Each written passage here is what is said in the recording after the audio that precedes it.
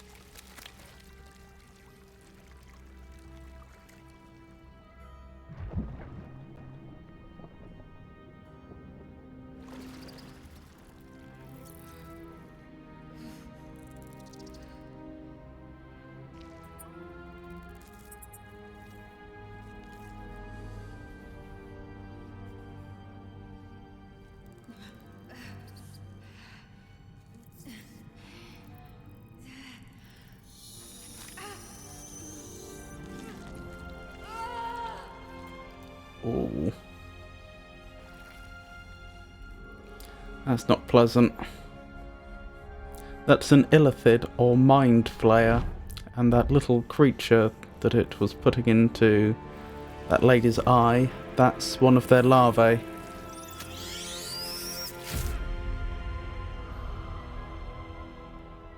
That's how they reproduce. They put their larvae into the brains of other sentient beings, and then the larvae ultimately eat and replace the brain of the organism. So that creature we just saw there, originally that would have been some other sentient creature that had one of those larvae put in it, and then that's what it matured into. We're going to play as Lae'zel, and we're going to build her into being a mage slayer monk is what I'm hoping to do, although she will retain a few levels of her base fighter class. That's the plan anyway. Let's play her introduction.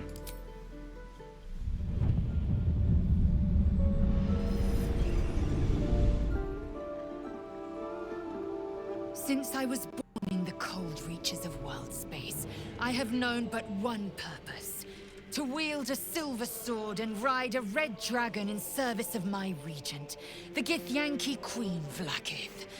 My first step on this path is to slay a mind flayer and bring its head to my queen. There is no flesh I will not carve, and no barrier I will not shatter to see it done. I am the one who sunders. I am the Undying Queen's most unshakable warrior. I am Lae'zel of Kalir.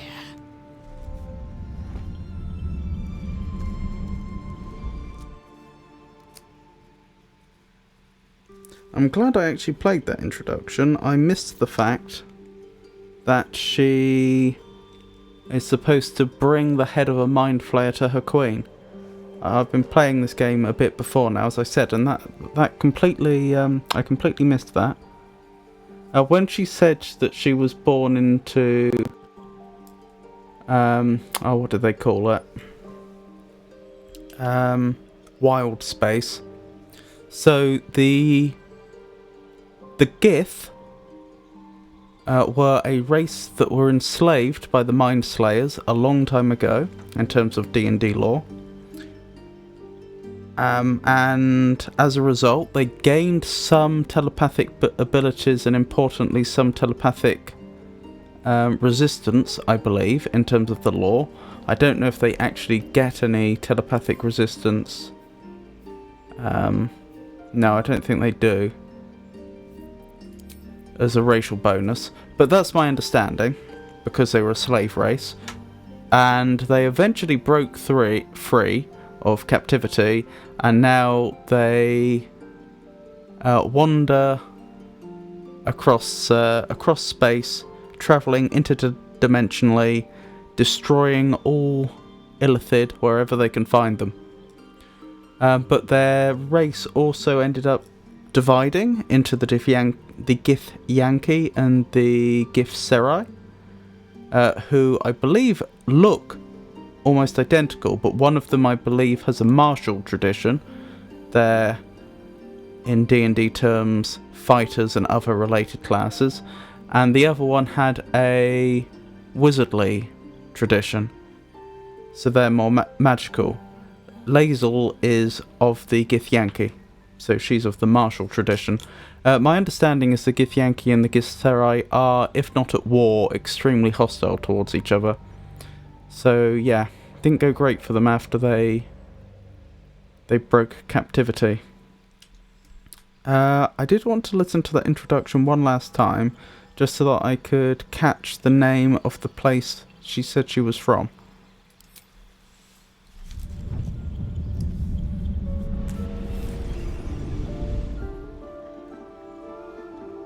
Since I was born in the cold reaches of world space, I have known but one purpose. To wield a silver sword and ride a red dragon in service of my regent, the Githyanki Queen Vlaakith. Vlaakith? My first step on this path is to slay a mind flayer and bring its head to my queen. There is no flesh I will not carve, and no barrier I will not shatter to see it done.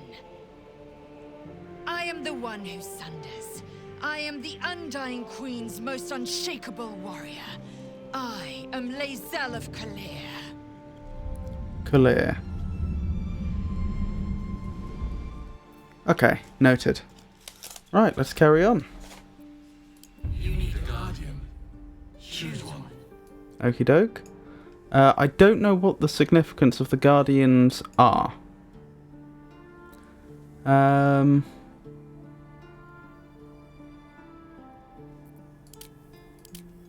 So I don't know if there's a reason why we would want to pick any particular race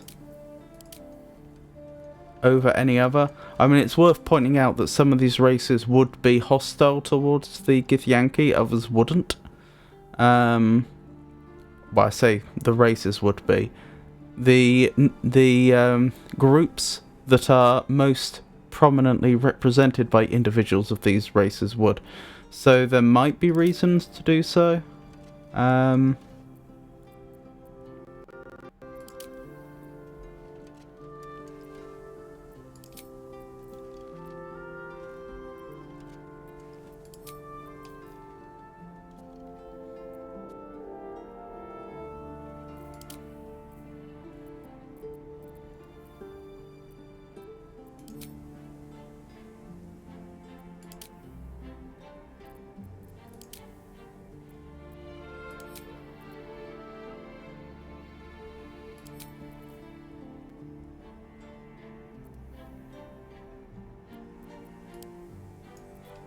There we go.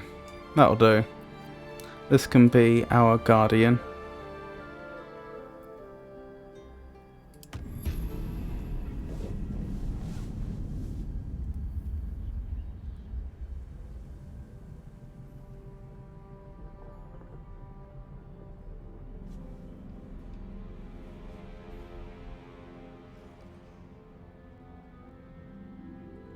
So from the bodies there, we can tell they've already been attacked at some point.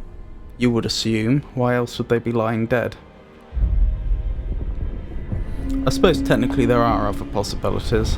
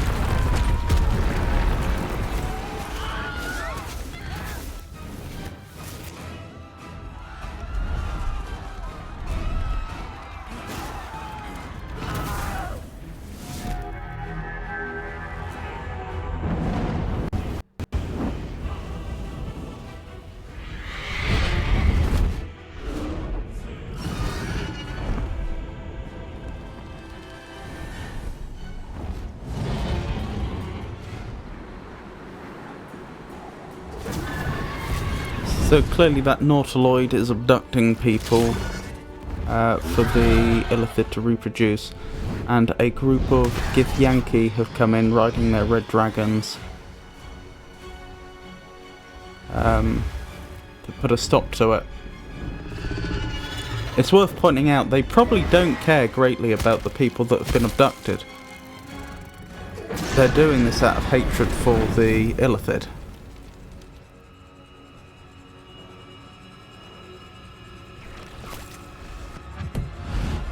And here we have an interdimensional jump.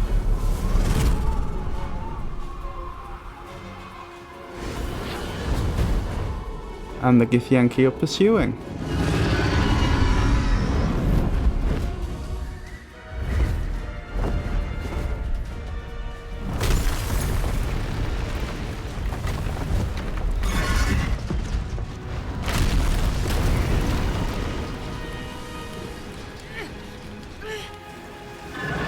There's Lazel.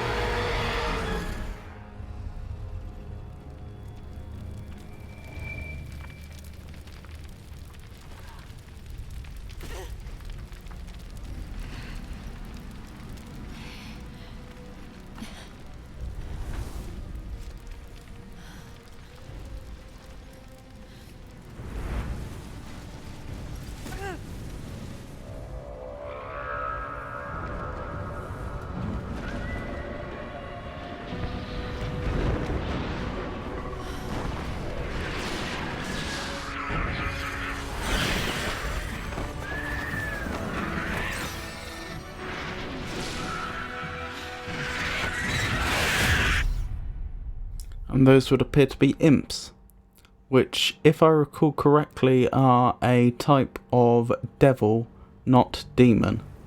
So in D&D, there is a very, very large group of creatures known as fiends, and within fiends you have devils that are lawful evil and demons that are chaotic evil. The demons come from the abyss. The devils come from the 9 hells. The devils and the demons absolutely despise each other.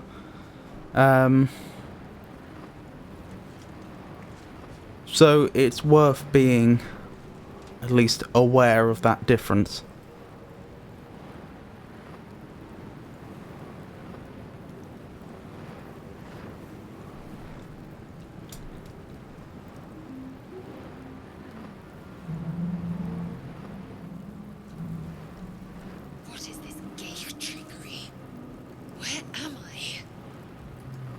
Geek, I believe, is a derogatory term in Lazel's language.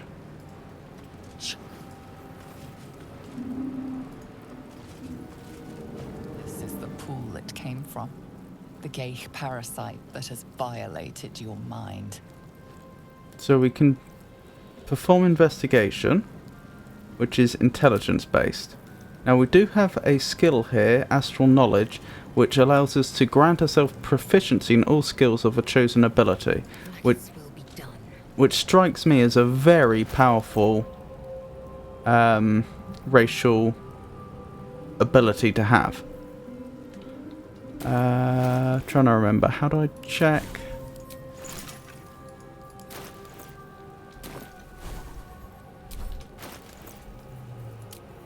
Ah, here we go.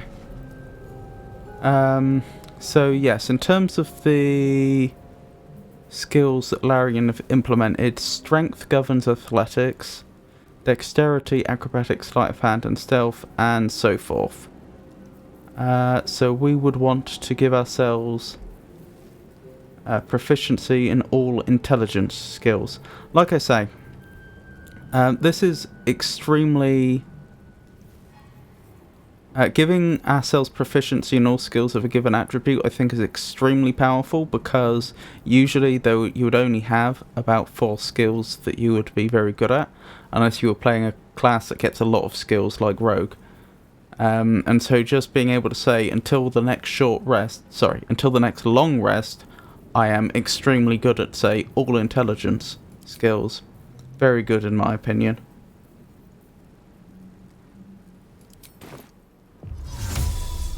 We'll just confirm that. And if we check again... Yeah, now we're getting a +2 in all of those. +2 is currently our proficiency bonus, but that's because we're so low level. As we level up, that'll increase. May as well make our first save.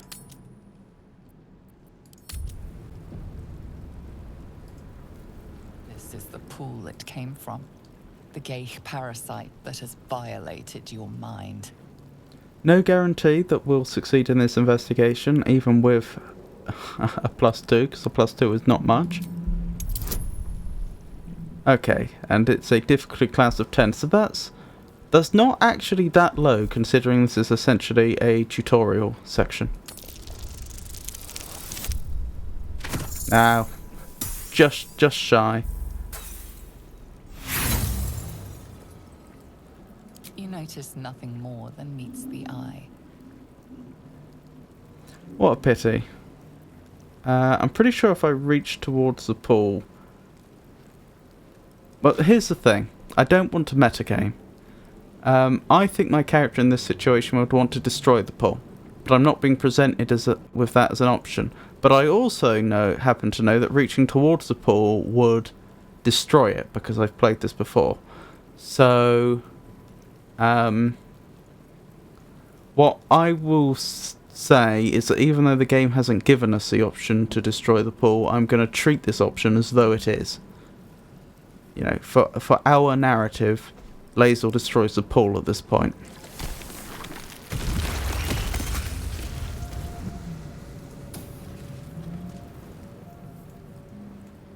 One true way. And also, to be fair, had I had to play that straight, I would also have reached towards the pool at that point.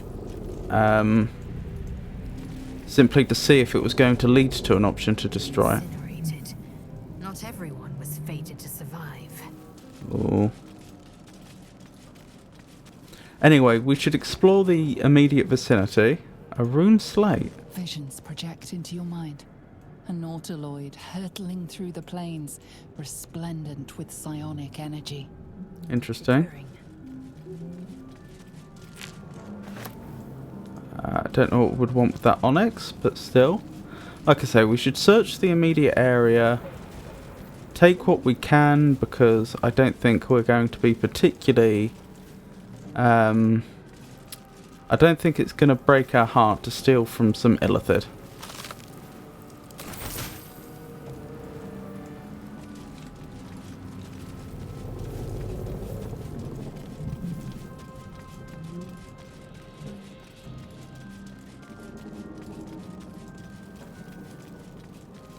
I mean, that would be true of our character being a a Githyanki that was raised in Githyanki culture, but doubly so now that they've put one of their parasites in our brain.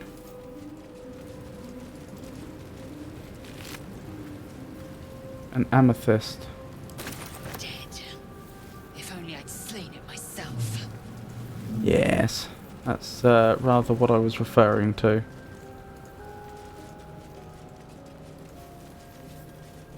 So let's keep going.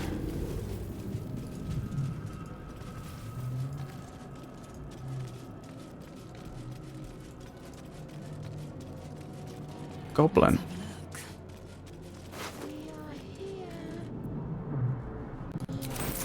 Again, normally I would leave items on dead bodies because the items on them should really go to their next of kin, but under the circumstances, it's extremely unlikely their body will ever be recovered by their next of kin. Images of goblins, their habits and histories flash into your mind. Interesting. Also, did anyone else notice the creature talking to us?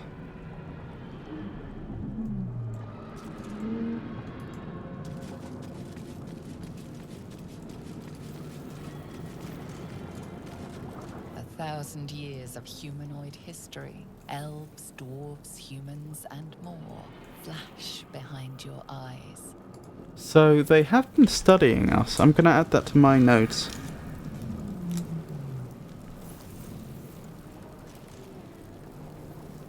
Illithid studying history and habits of humanoids.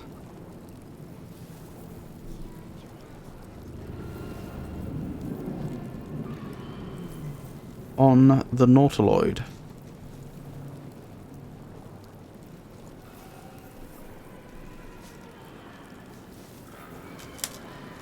Quite a mouthful, isn't it? Illithid studying history and habits of humanoids on the Nautiloid.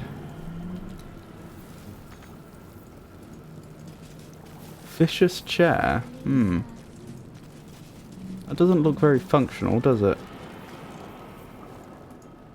Maybe it's supposed to be a torture device.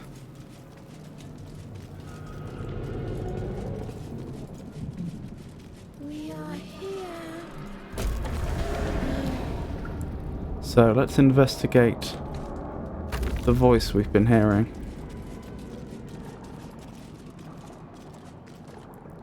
Murnath.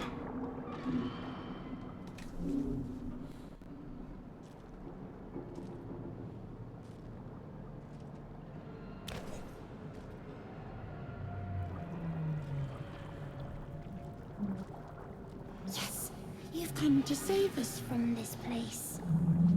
From this place, you'll free us. The exposed brain quivers in expectation. You realize you're talking to an intellect devourer, a minion of the mind flayers who abducted you. Please. Before they return! They return. So that isn't clearly the person talking to us. It appears as though it's their brain, but it's actually a brain that has been infected with some sort of parasite that's going to turn into an intellect devourer instead of an illithid. Exactly what process leads to one rather than the other, I'm not sure. It might be the same type of parasite treated in a different way, I don't know. But the creature now feels trapped in the skull and it wants to be freed. And we have a Githyanki only option here. Oh, it even gives us a bit of a description. With a ruthlessness born from mind flayer enslavement, Githyanki ride the astral sea atop red dragons, bringing their silver swords and psionic might to bear against any trace of the illithid menace. And the choice we're getting is a pet of geek scum. Destroy the intellect devourer while it's vulnerable. Which is what we'll do.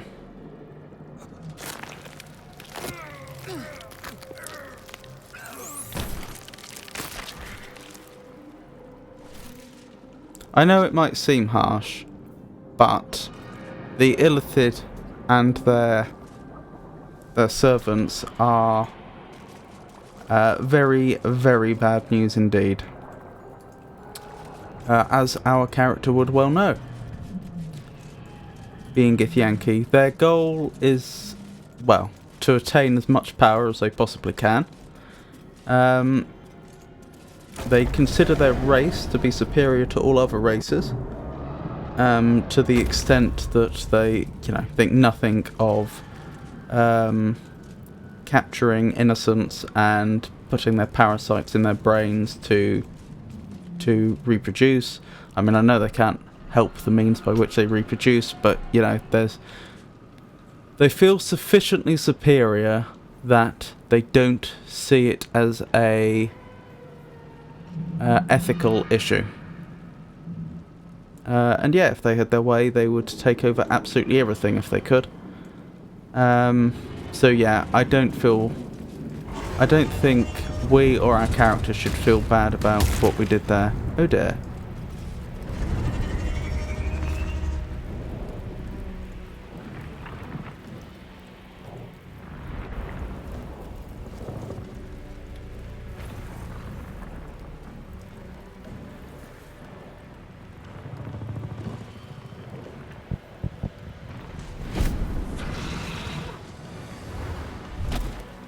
Lae'zel, you still live.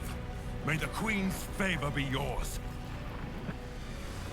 Your head throbs and your skin tingles. Visions rush past. A dragon's wing, a silver sword, and a flash of your face seen through the Gith man's eyes. By Vlaakith's touch, what is this? Skvar, the parasite has already taken hold. We must take you to a creche to be cleansed. But first, we must get to the helm.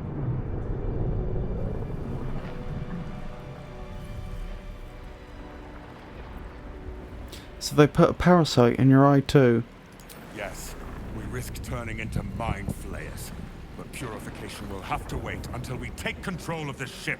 Let us see what a soldier of Kresh Kalir can do.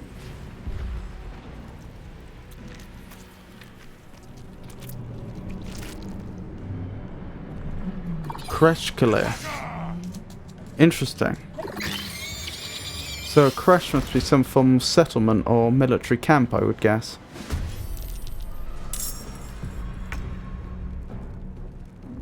Right, so just dealing with a few imps. 3 in total. That shouldn't be a major problem, I don't think. Right, we can't use lacerate until another short rest, so we won't do that. Yeah, let's just... I don't think there's anything particularly clever we can do yet, because our character's quite limited. Well, that went extremely well. Although I did technically only daze them. They're not actually dead yet. Yet, I say. What else do we have here? Ooh. What does he have on him, actually? Very useful. Now, if I was metagaming, I would transfer those items to Lae'zel, but I won't.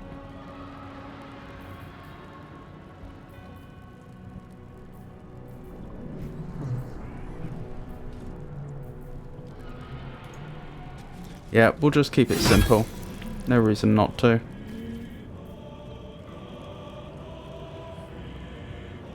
Interesting. He can't use Pummel Strike then. I wonder why not. Is he of a different class and so doesn't have that? No, he's a fighter. Huh, I don't know. I don't know why he can't Pummel Strike.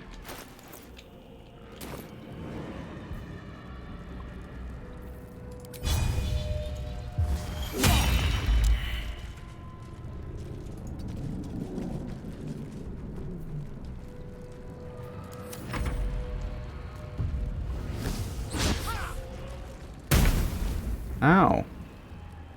Oh, it didn't actually hurt us. That's alright. Make way. Maybe I ended up taking them out non-lethally when I used Pummel strike and flourish. Yeah, it must be, because the combat's technically Continue to over. helm. I would love a light crossbow. It seems harsh, but I don't see any reason to leave these creatures alive. They're not nice creatures. Of course I'll take a scimitar. Is that better than my... It's not better than my longsword. Not even close.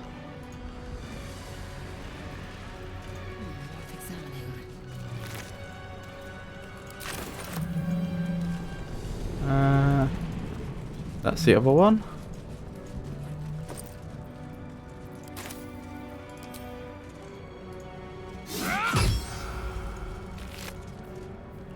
We must be auto-critting or something to be doing that much damage. Incinerated Mind Flayer. Potion of Speed? Don't mind if I do.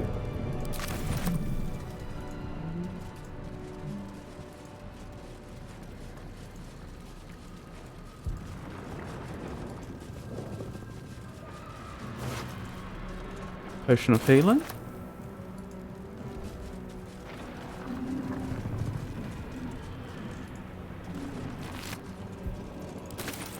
I could be wrong. I think a thrall... Nautiloid won't withstand these dragon attacks for long. Forward!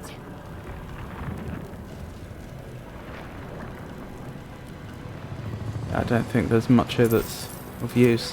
What was I thinking? I think a thrall is a individual infected with one of the illithid parasites that doesn't end up developing into a full illithid for whatever reason. They don't. The head never sprouts, so they still look like a normal person, but they have the mind of an illithid, I think. What I've just described definitely exists in the lore. It's possible I've got the name wrong and that's not a thrall, that's something else. But the creatures I just described are often spies for the illithid. The only alternative I can think of would be if that's a creature that's been mentally enslaved by the illithid without being infected, but I doubt it, because I believe there's dialogue about, which admittedly we haven't encountered in this run, but I think there's dialogue about having not yet turned into a thrall or something like that, which suggests that infection is part of the process. Oh, this is a restoration point. Okay, I think we could fully heal if we wanted. But I don't think we've used anything up. Possibly Losir used up their flourish? Yeah. I wonder if activating this restoration point will restore that. It seems to have. Okay, good to know. Right, I think we're very much done here. Let's keep going.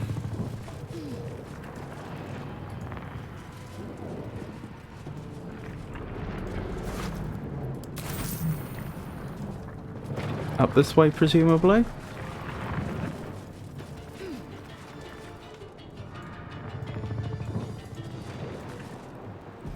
Oh, the game's saving for us. That's a good indicator that bad things may be about to happen. Hands off those levers! Who's to say what they'll do?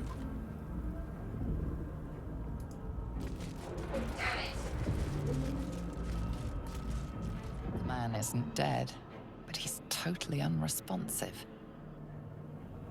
Not ideal. Life flickers in his eyes, but he seems totally unaware of his surroundings. They're too far gone, unfortunately. This is just a mercy.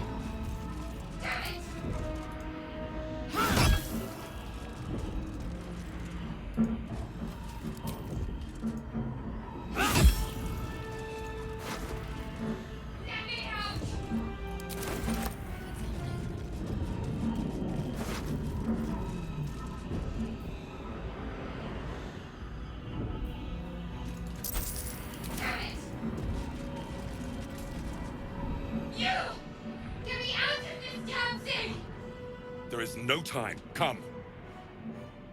We can't just leave her behind. She could be a useful ally.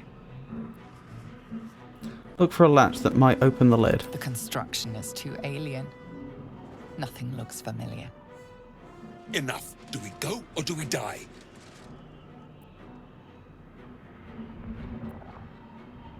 I'll go look around. There must be some way to get this thing open.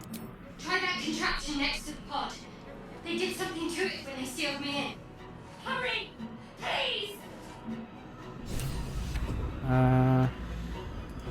This?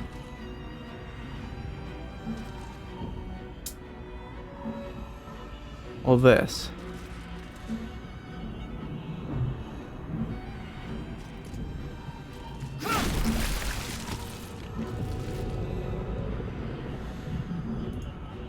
Come on! Get me out of this thing! Stay calm, I'll find a way to get this open. Keep looking! I'm a little concerned about what this mysterious liquid is, but we'll worry about that in due course. The console appears dormant. Look for a switch or release. The mechanisms are completely unrecognizable at first, but then you spy an empty socket. I don't think hitting it's going to achieve anything. Locked down. It needs whatever fits in that socket. Reliquary. It requires a key. Dark mind? Brain. Geich. I don't want that.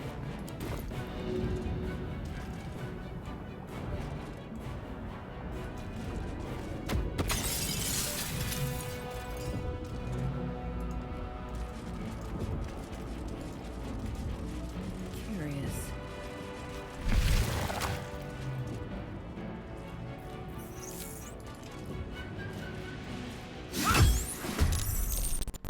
I'm well aware that creature wasn't attacking us before.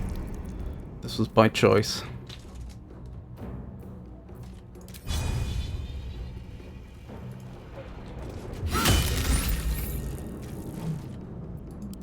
Oh dear.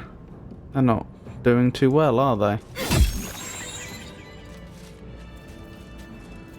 We should have them perform a second wind. Excellent. Blackets will be done. Oh, there are sorting options. Ooh, An efficient. that's a nice little feature.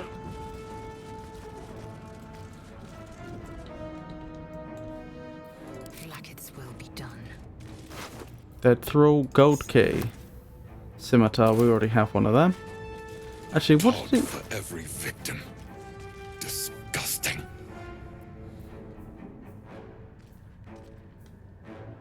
I see. So you get flourish from having a scimitar. So pommel strike we must have got from the longsword. A dazed woman is trapped inside the pod. She doesn't notice you.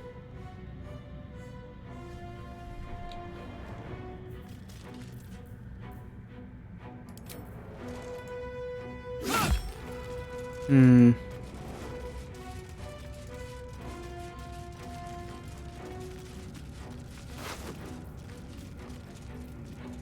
A strange energy buzzes through this alien object. You're sure you've never seen any of the like. Yet part of you recognizes it as a component of some bigger machine. This must fit the device near that pod. Ah!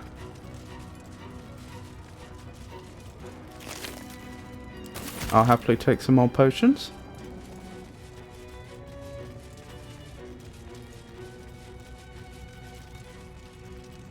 I don't think we can do anything for the woman in there. Perhaps we'll go back there in a moment. After we've freed Shadowheart. Shadowheart certainly seems to be less far gone, so she would be the priority to rescue. Insert the rune into the socket.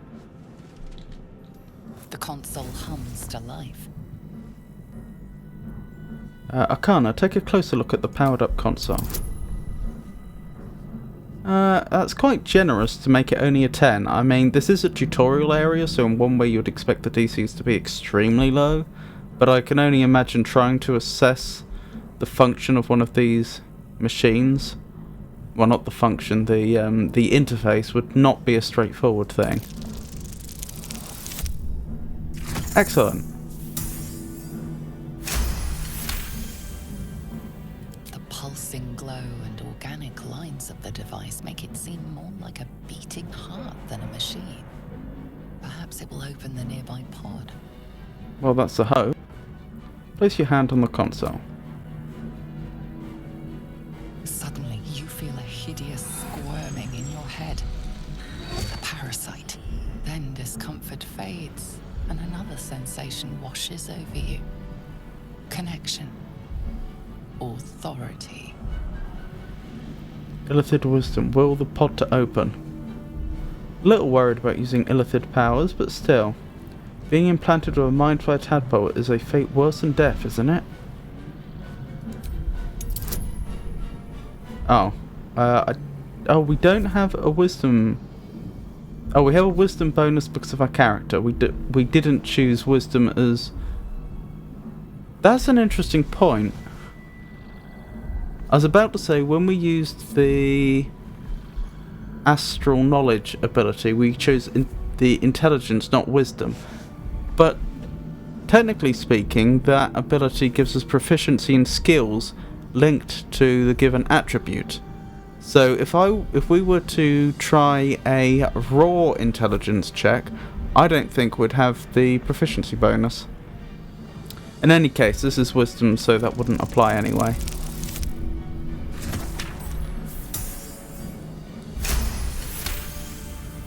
You Excellent. feel the biomechanical brain of the console process your command and yield to it. A shiver runs across your mind. You feel sated. That's not good.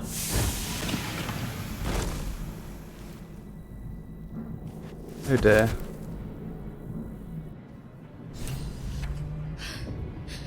At last. Thought I was done for.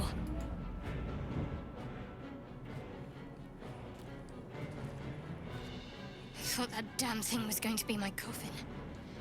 Thank you. Your mind lurches into her thoughts. Her gratitude is mixed with wariness. Because you're a gift. You're a Gith. Why did you help me?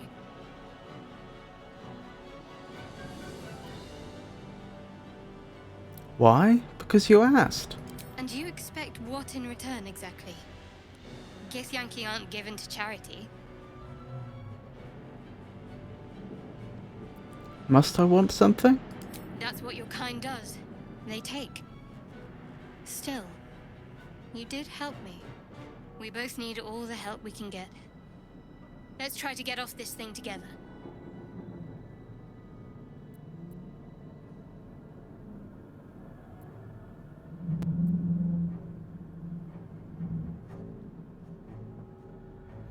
First you beg for help, then you cast suspicion on me, and now you want to join me? You're an odd one. I suppose I am. Fitting company for a decidedly odd situation, wouldn't you say? We both need to get off this thing. Let's help each other. Come with me then. One moment.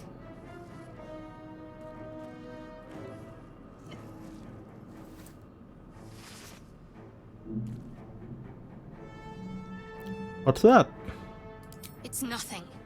Trust me, there's no time to spare. Lead the way. Okie doke.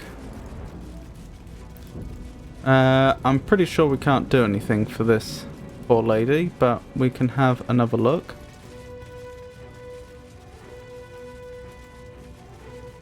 Curious.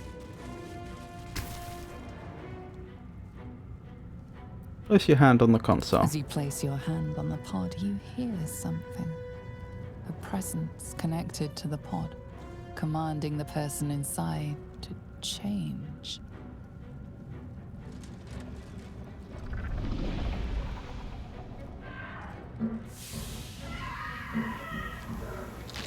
Uh-oh. I think we may have done this.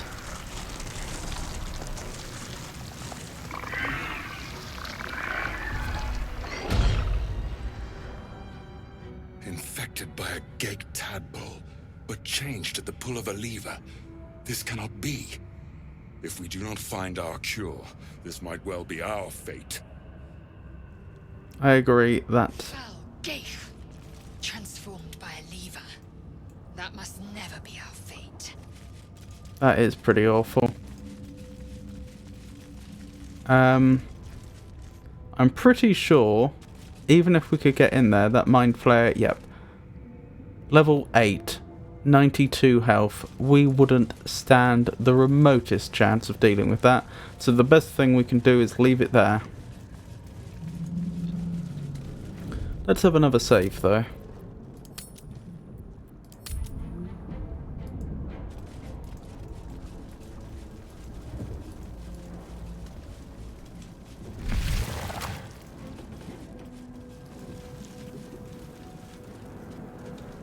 I just had a thought. Can I rename that? No. Okie doke. Cerebral Aquarium. Collected for study by Gaith. Hmm. Foliage. Collected from the many planes for study by Gaith. May as well restore everyone. This is it. The helm. The Gake who infected us will be inside. Do not let it overcome you. I'll try not to.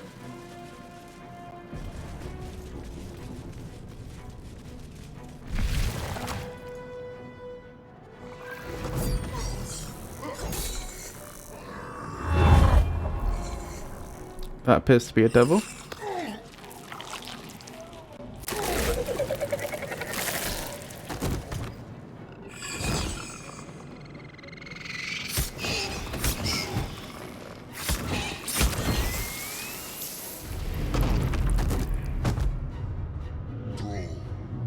Connect the nerves of the transponder. We must escape. Now. Do as it says. We will decide how to deal with the Gake once we escape this place. Yeah, I would tend to agree because we are in the 9 hells right now and that is not helping us.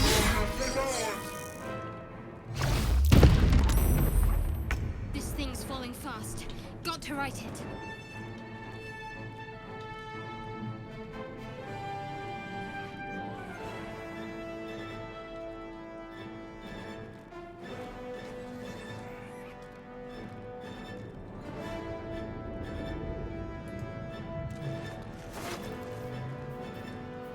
Ooh.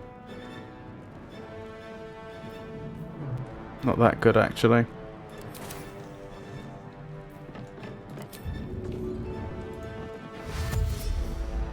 Onward. I am making it a priority to get to the console.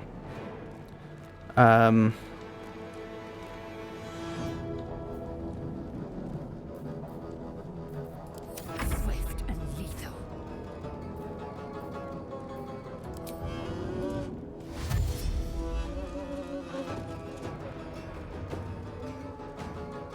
On the move. Oh, dear. I didn't mean to do that. I meant to go round. Oh well, too late now. Just have to live with that.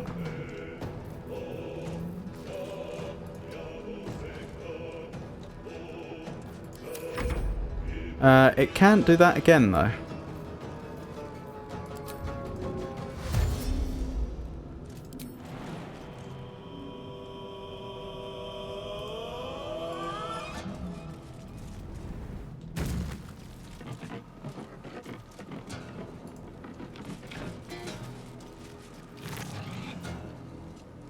Yeah, nothing all that useful there. What was I saying? Yeah, I don't see it being necessarily all that inconsistent with us giving a very quick glance at whether these individuals had anything useful on them as we go. Take this, or show your hand.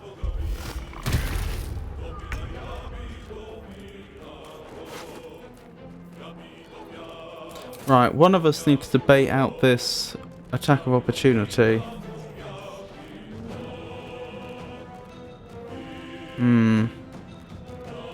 Probably have to be Shadowheart since she has the most health remaining. Poor Shadowheart. On my way.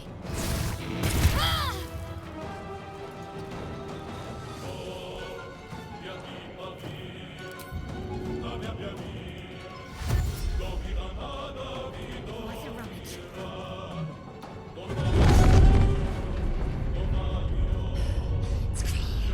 Hurry! Before they strike!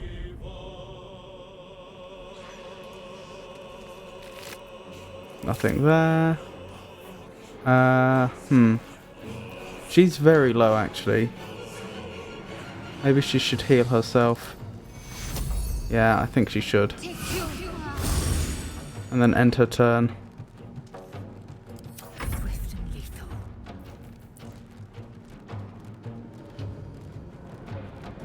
A second window bonus action. Yes. Probably worth it, though.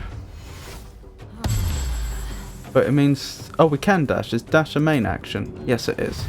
Oh, it's rogues that get it as a bonus action, isn't it?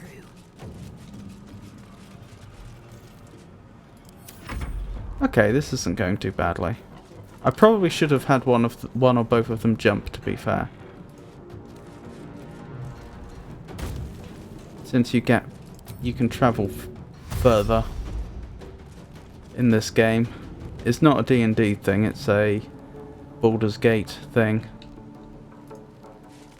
Baldur's Gate 3 thing.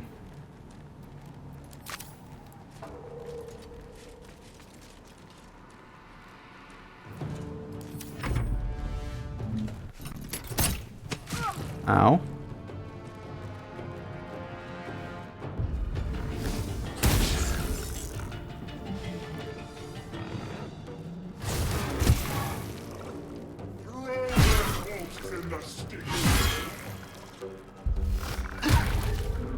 What's his name?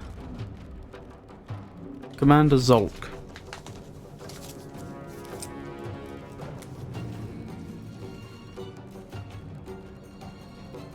Commander Zolk.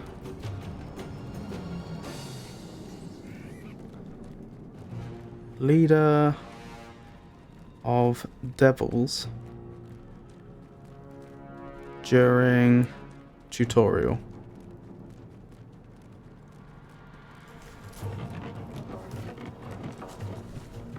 Right, I think we've got it now.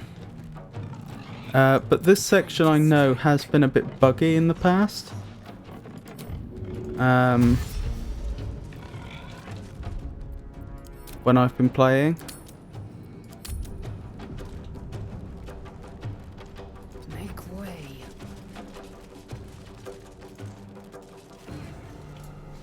So we'll try to make sure Helm's alien transponder. the quest updates Made properly. it in time.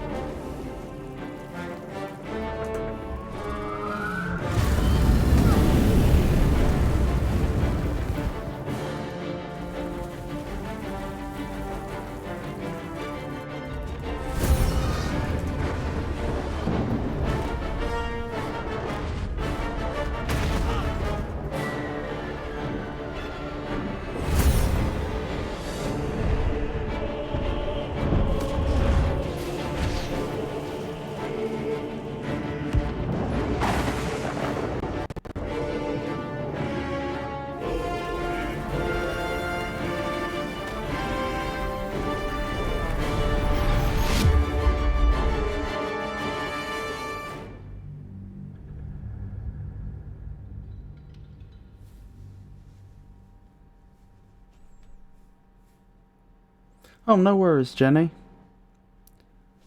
I hope you have a lovely night. Good night.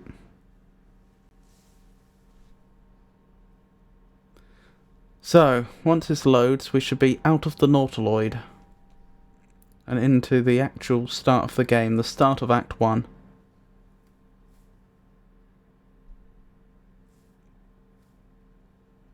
Githyanki Knights are gifted red dragon mounts as part of a pact between Gith, their first leader, and the evil goddess Tiamat.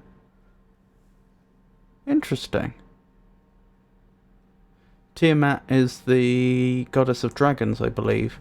I believe she is a dragon-like creature herself, or at least her avatar is, and she has multiple heads of different species of dragon.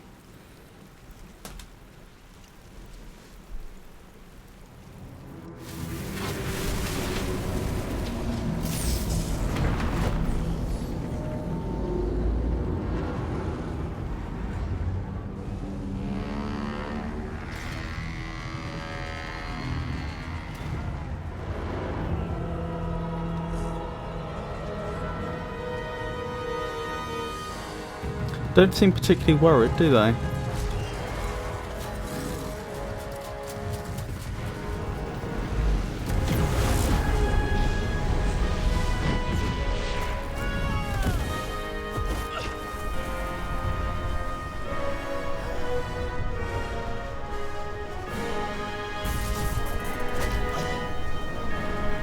Suboptimal.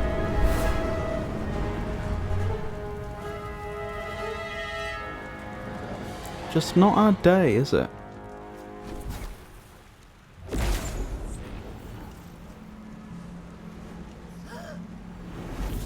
And that was very strange.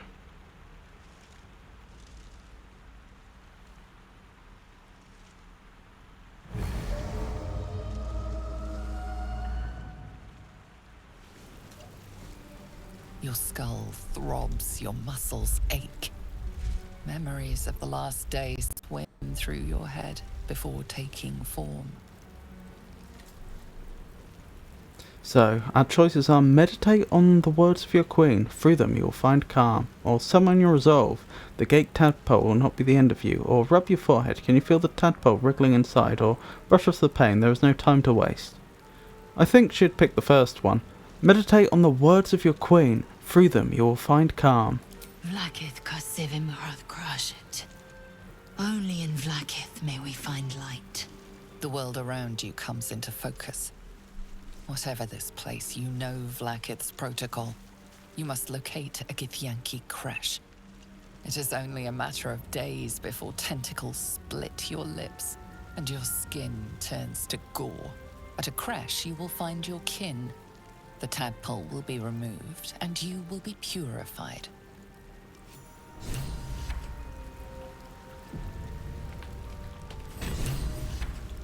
Complete. Escape the Nautiloid. Excellent. We've escaped the hells on the Nautiloid and crashed somewhere back in the material plane. We need to explore the area and find a healer. So that has updated successfully. Like I say, in the game I did with some friends that didn't update correctly.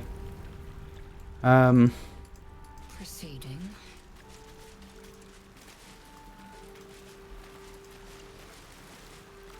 Fresh water. There will be a settlement near.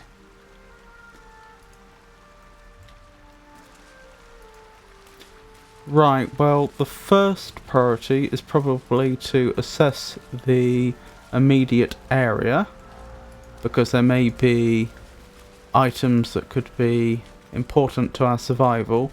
Second priority is going to be to search the wider area for a settlement and find directions towards the creche if we can, if not a healer. Ooh, Shadowheart. I didn't check her health, actually.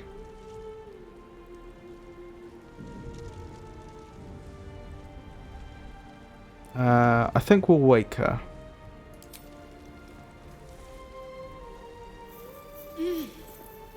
You're alive. I'm alive. How is this possible? I was hoping you might know that. I remember the ship.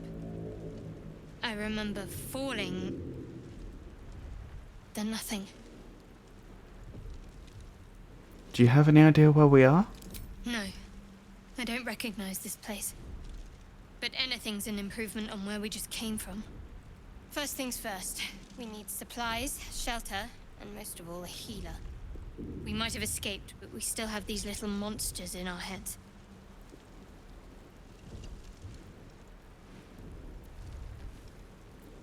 We? You want to stay together?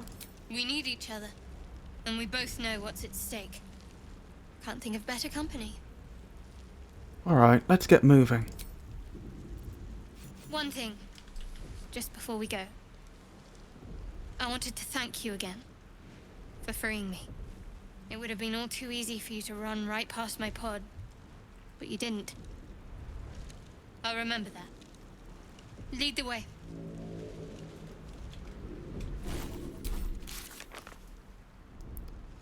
Daughter of Darkness, we recruited a half-elf named Shadowheart. She was also aboard the Nautiloid and infected with a parasite.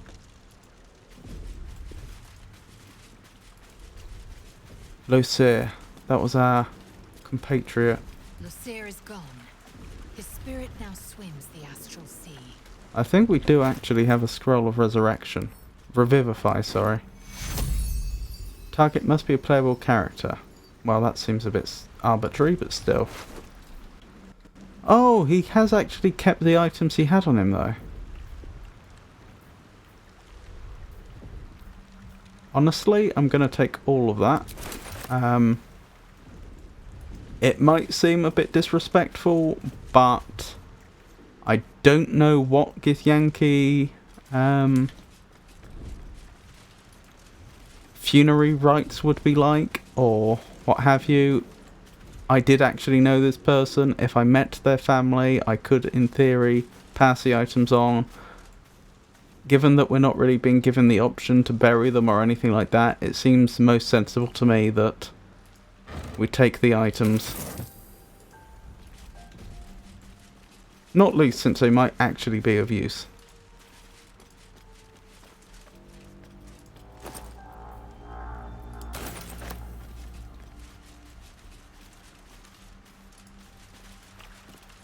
Murgrass. Suspension of murgrass. Huh. Oh, it's a recipe, not a quest, I see. Action, not reaction. How long before we level, incidentally? How do I check that?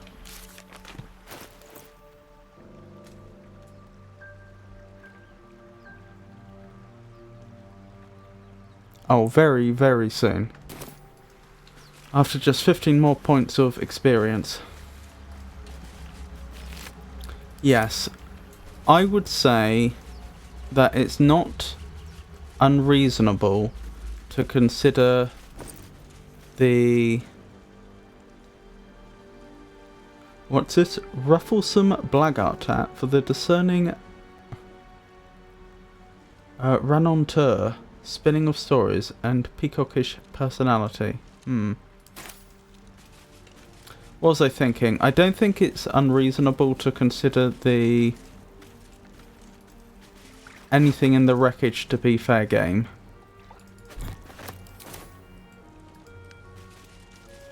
Since it's very unlikely any of this stuff would be going back to the next of kin anyway, it would probably just be looted by the next people that get here. Perfumed letter. Bit rude to read their letter, but again, under the circumstances,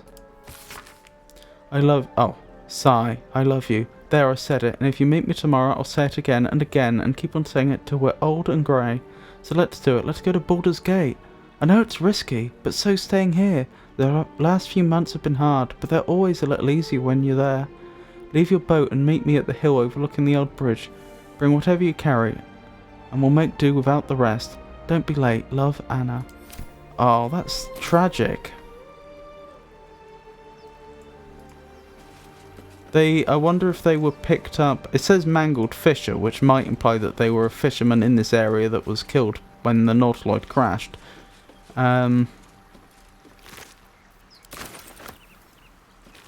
But since it talked about Baldur's Gate, I wonder if they could have actually been... I assume the town at the beginning of the game... I assume the town at the beginning of the game was Baldur's Gate. Could be wrong. So I wonder if he was waiting for his love after he received that perfume's letter and then was picked up, and this is what happened. If we get the chance, we should probably find Anna and tell her what happened, produce a letter.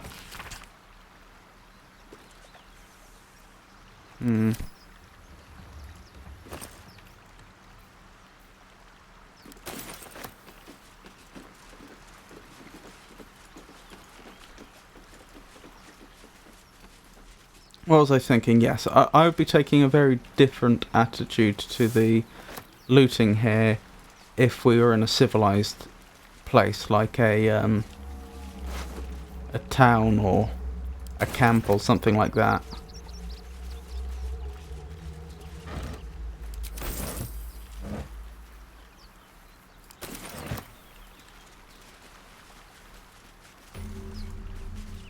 Waypoint discovered, interesting. Sublimate of Belladonna.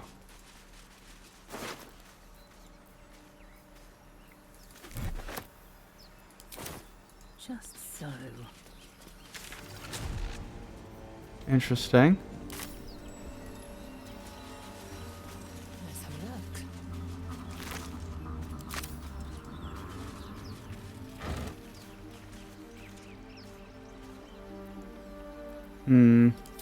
We don't have anyone that's proficient with musical instruments yet.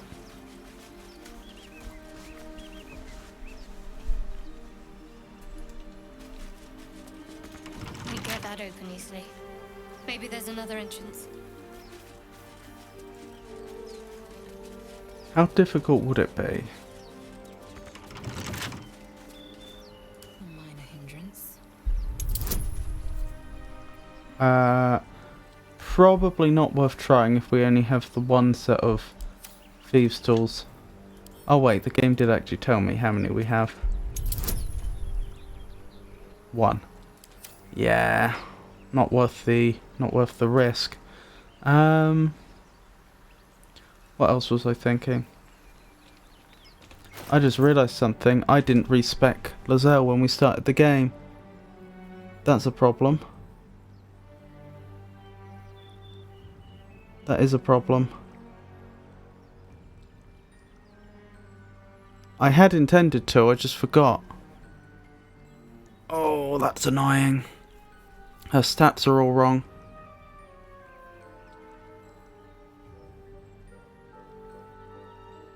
We'll have to wait till we unlock it. I hadn't intended on respecking any characters in this game, because it strikes me as being a bit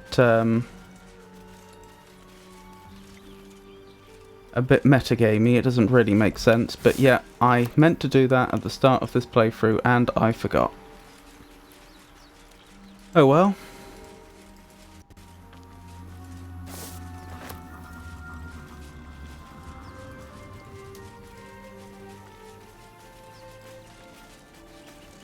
More of the Mind Flayer's pets.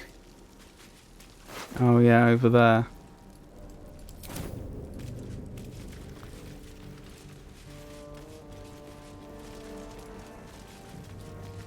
I was just thinking, because our odds to actually do that lockpicking were really low, even though we have really high dexterity. But we don't have really high dexterity because I forgot. Ouch! That's bad.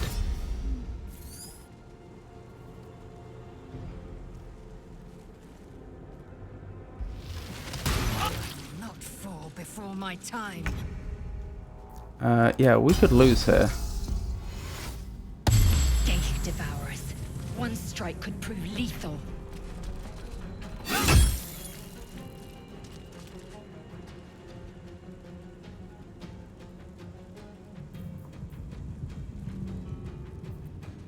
Have to focus.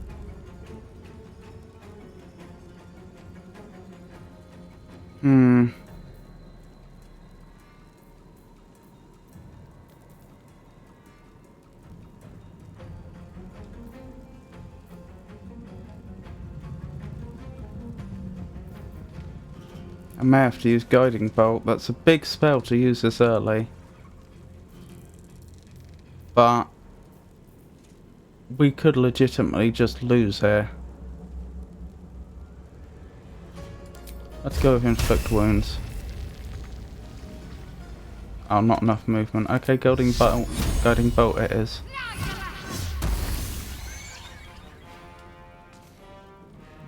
On I go. I'm still going to preserve as much of our abilities as I can, though. Wait, why did she take so much damage? Oh, because she ran through the fire. Okay, that's a problem.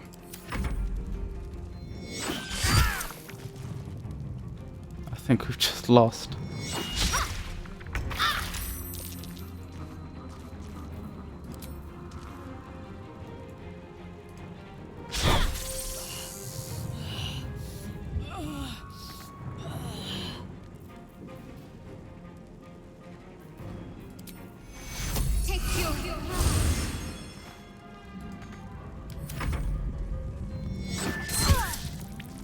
Okay, I hope you'll forgive me. What I think I'll do is I'll restart the game, but I will go through it as quickly as I can. And this time we'll make sure we get Lazelle's stats correct. And we'll do everything exactly the same. Yeah, sorry about that.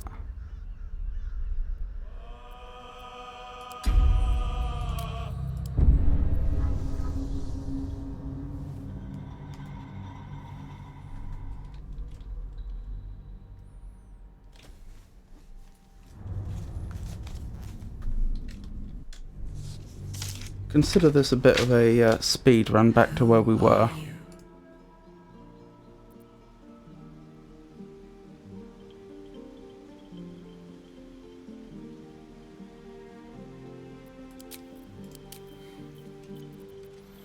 Right, let's get this correct. We can't change her class because she's an Origins character. So...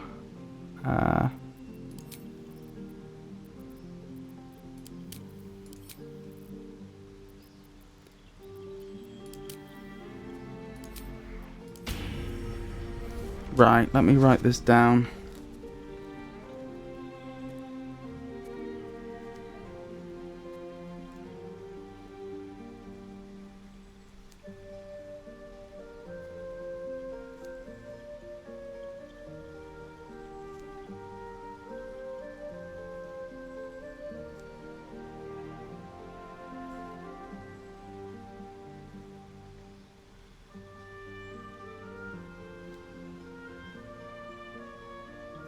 Okay, I've got that recorded. Back to Lazelle. Now we change this round.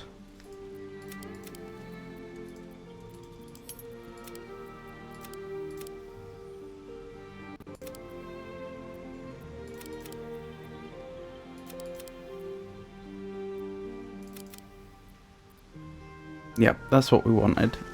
That's what I should have done the first time.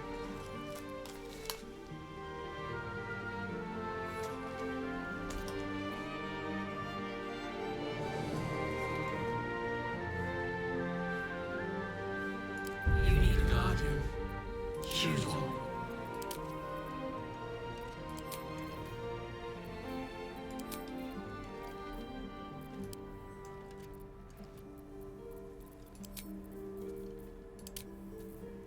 There we go. So, how long do we think it's going to take for me to get back to where we should have been?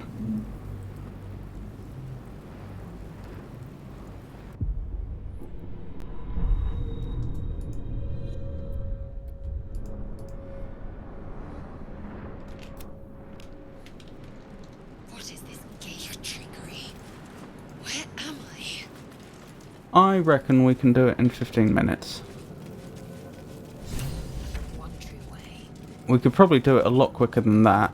In fact, a lot quicker than that if I weren't looting. In fact, maybe I the problem with not looting is that we may not get Within reach. some potions that we really need. I will take my pick.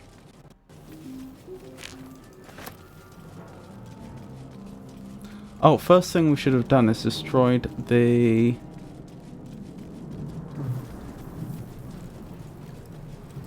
the nursery, shouldn't we? Astral knowledge, intelligence. This is the pool it came from. The gay parasite that has violated your mind.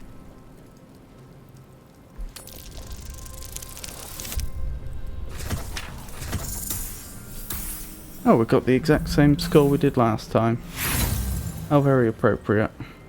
You notice nothing more than meets the eye. Ow.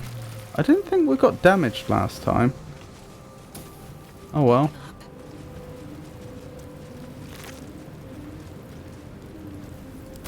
Dead. If only I'd slain it myself.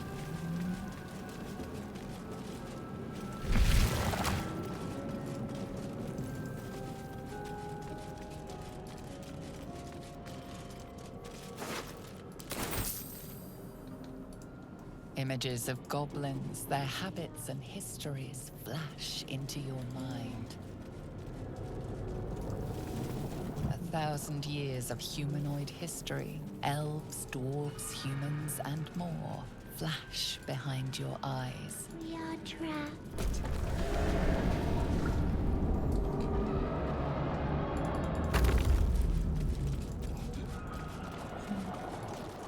How peculiar.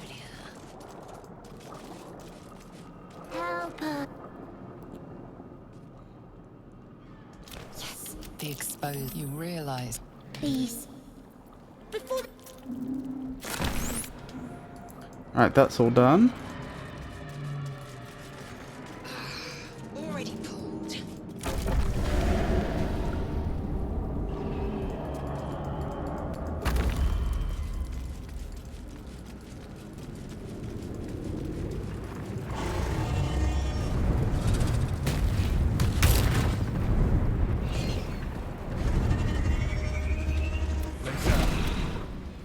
you head through. By Vlacus. Bah.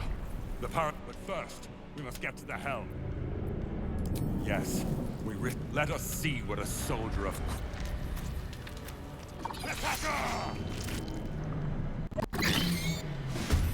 Okie dokie.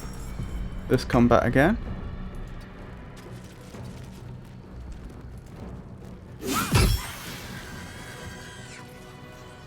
That went better.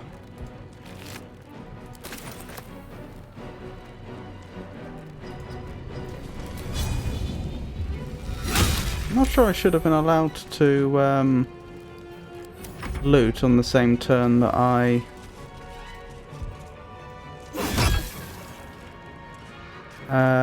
use, say, an action and a bonus action, but still.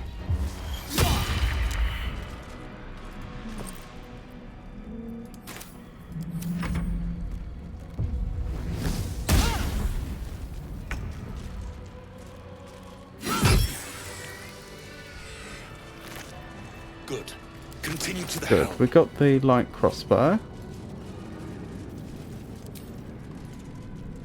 Lies within.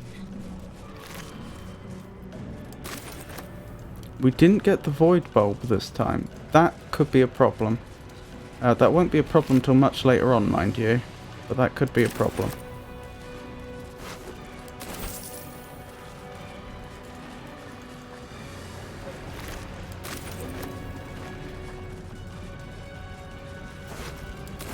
Just so.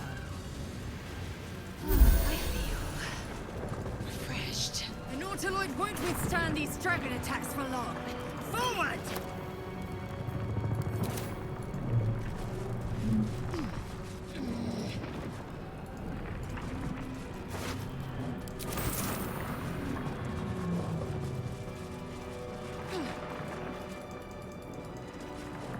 So we've got to save Shadowheart again. That shouldn't be too difficult.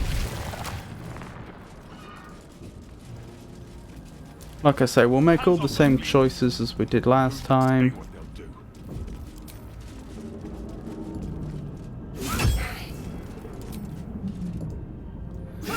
do. Oops.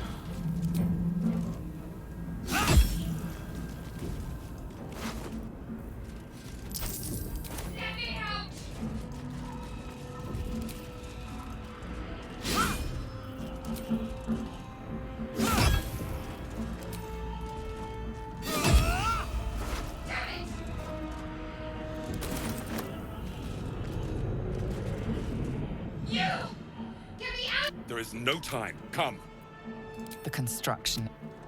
Enough. Do we go or do we die? Hurry!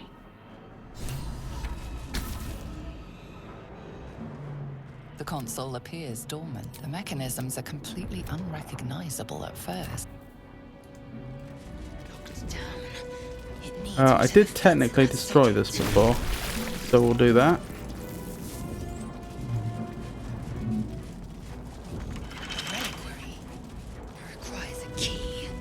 I've forgotten if we remembered to go in there last time.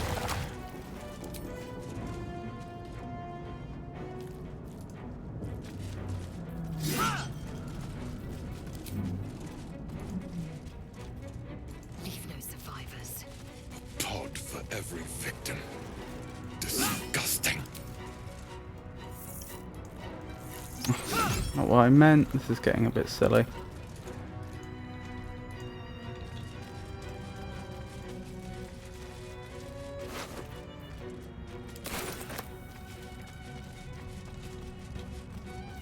Enough waiting. I crave blood. Right, he'll be back round here in a second.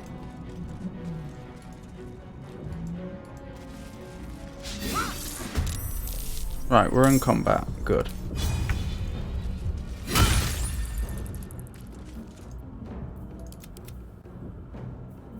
Oh, it's its turn next. Okay.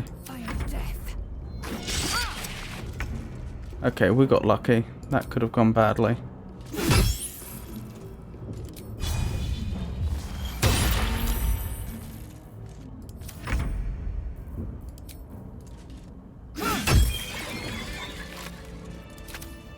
Oh, was it?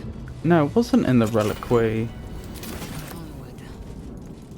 that we found the Eldritch tablet, or what, or the whatever the relevant name of the item was.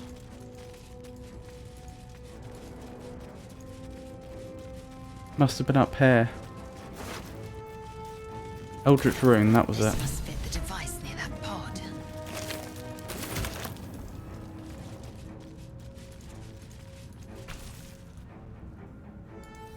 And yep, we'll As you even make place the your same hand- mistakes.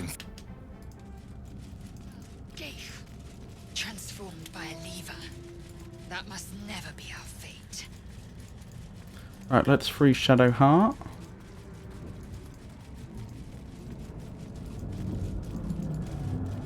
Consider me intrigued. Oh wait. Come on! Get me out of this thing! Good. Try using it on that machine next to me. Hurry! Please!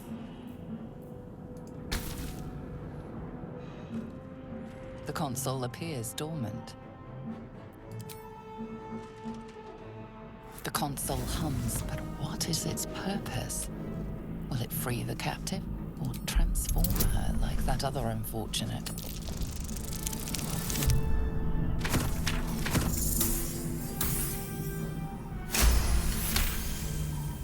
The pulsing this device is different from the one that caused the other captive to transform. Perhaps it will open the nearby pod. Suddenly, you feel a hideous score, then discomfort fades, and another sensation washes over you. Connection. Authority. Excellent. You feel a shiver.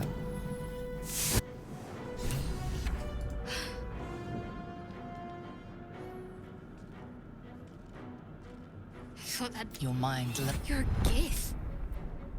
Why did... And you expect what in return, exactly? Githyanki aren't given to charity. That's what you're... We both need all the help we can get. Let's try to get off this... I suppose we both need to get off this thing. One moment. It's nothing. There's no time to... Excellent.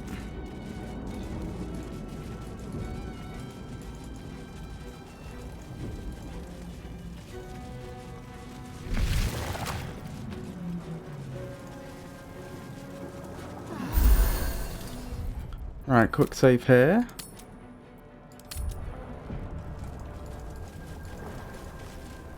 This is it. The helm. And we're almost all the way back.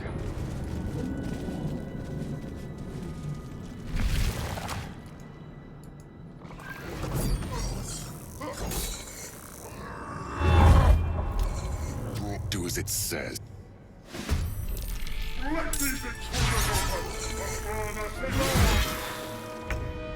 is imminent. I must connect the helm. Oh, I shouldn't have gotten there. I'm probably going to provoke. Oh no, I think I can just about get around without provoking an attack opportunity. That's nice.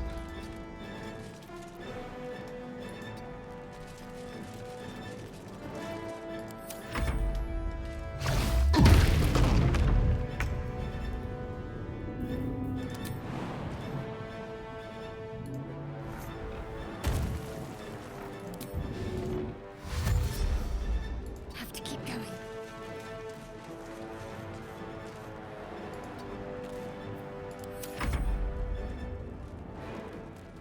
Not ideal.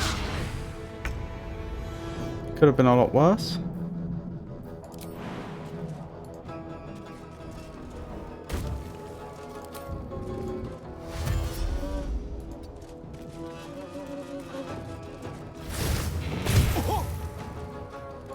Right, he baited the attack of opportunity. Which I believe comes back on his next turn, not when the round is over.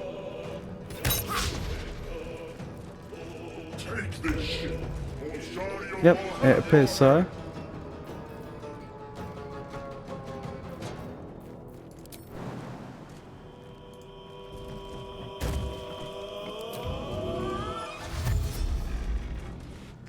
My path be true. Oh, that's slightly different. Shadowheart made the rush for it last time. Was that an Elder Brain?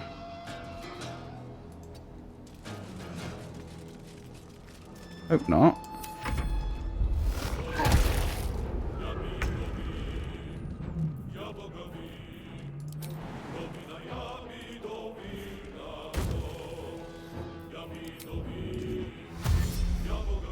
Got to move. I need to get to that transponder. Oh dear.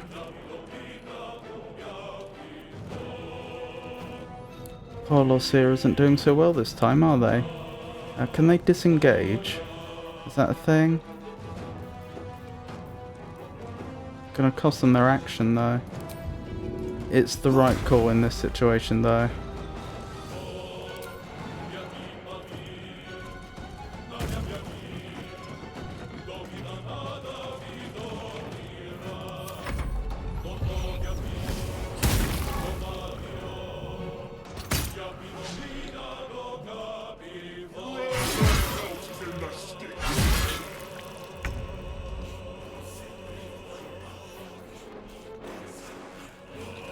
Alright, quick save here in case the Make way. quest doesn't update properly.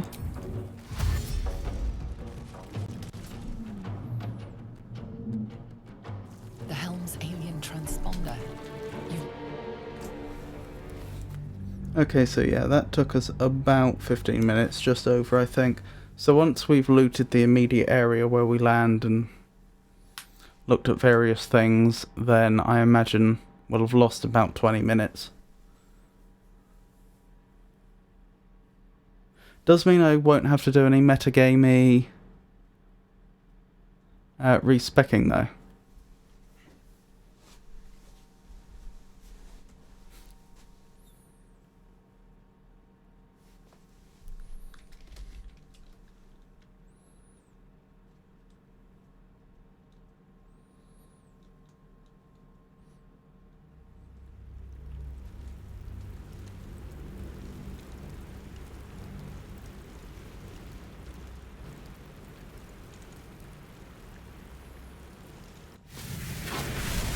Here we go.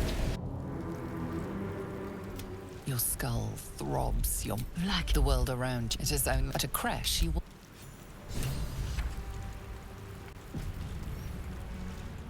Objective noted.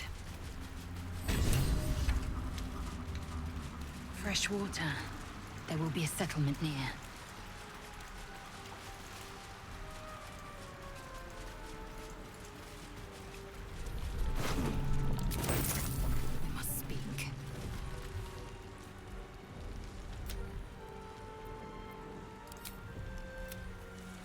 alive. I'm alive. I remember the ship. No, first things first. We might have escaped, but we still have these we need each other. And we both know what's at stake. Can't think of one thing. Just before we go. Lead the way. Excellent.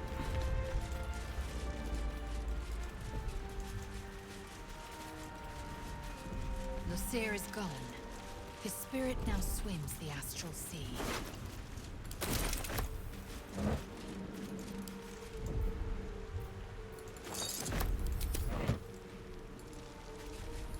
What was that special type of grass we picked up before? There.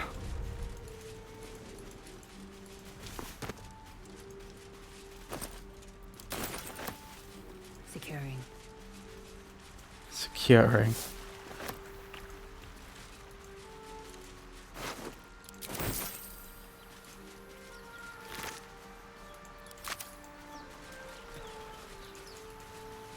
What lies within?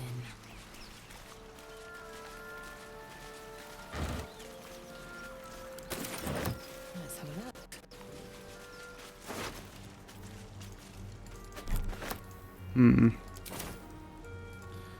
Not gonna go up that way yet.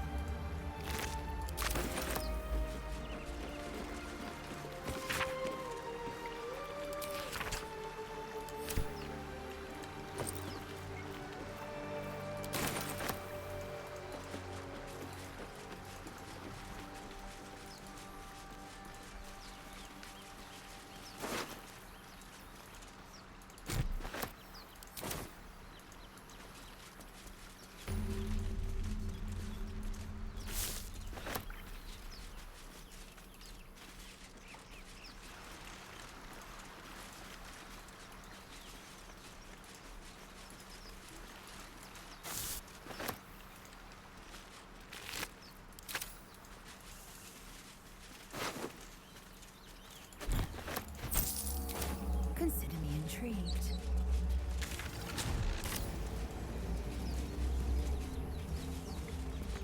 Can't get that open easily. Maybe there's another entrance. Right, there we go. +3 from dexterity. I'm still not going to try it with only one set of thieves' tools. But now we are officially back where we should have been, and it took us 20 minutes. Right, let's hope the encounter up here goes a little better. More of the Mind Flayer's pets.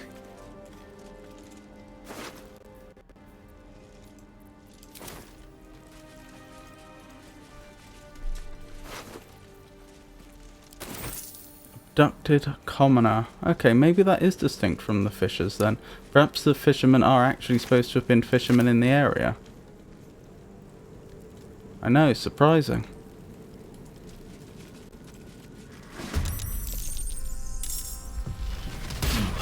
Ow. Geisha devourers.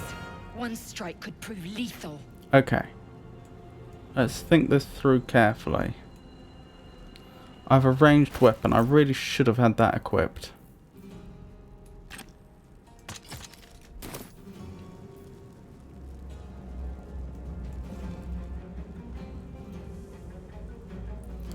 Right, hide round the corner. Yeah, and you probably do drink a potion.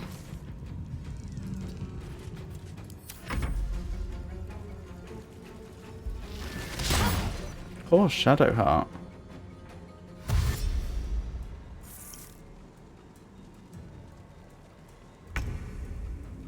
Right, Shadowheart, could you join?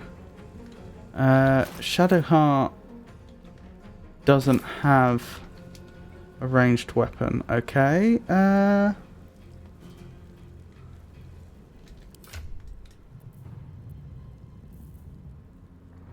she could have a light crossbow.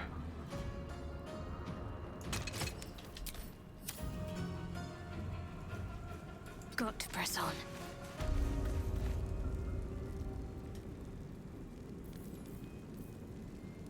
I think that's her turn. Yep. Oh, I didn't realise they could keep doing that. I assumed that was a one-time thing for them. You bow. Apparently I assumed wrong.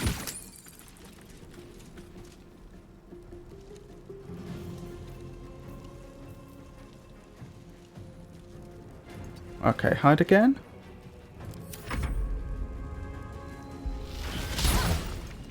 Shadowheart might be in trouble here. Oh, there are 4 of them. Okay, this is really bad. How much health is it on? We can take this down, but then we're not bringing Shadowheart up again this turn. I think that's probably the right call. Okay.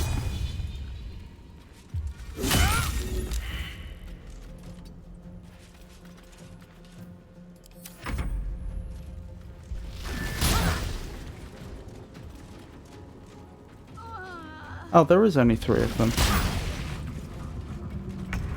Shadowheart's actually rolling really well on her death saves. Wait, we can just help her, can't we? Is help a main action or a bonus action? I was thinking we'd have to use one of the Revivify scrolls, but no, of course. She's only down right now. She's not dead yet.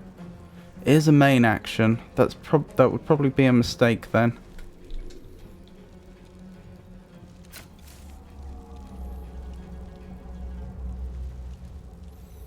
Right, 4 to 11 or 2 to 11. Well, we're clearly going to choose 4 to 11, aren't we?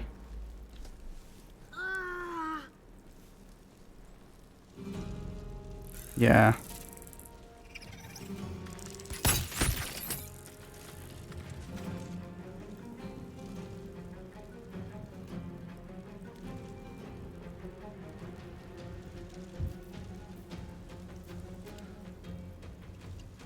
Oh, I can't use Pommel Strike again until I have a short rest. Okay.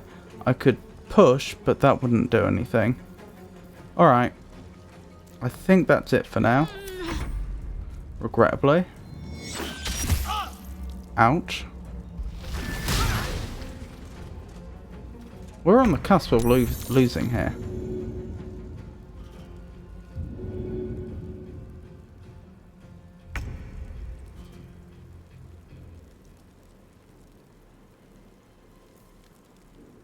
It's a bonus action to second wind. I think that's probably what we do then. I just have to hope that we get the kill here.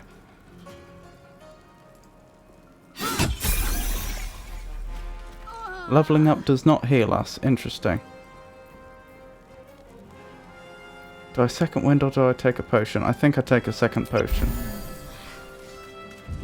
Okay, not quite what I'd hoped for, but it is what it is.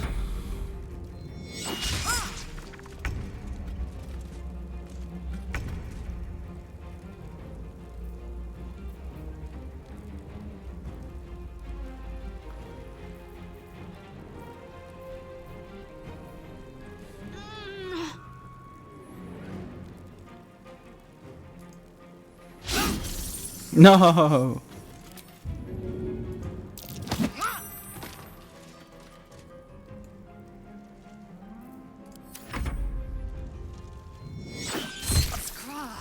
My injuries need tending. They really do. Alright, time for second wind, I think. Oh no. That may have cost us this.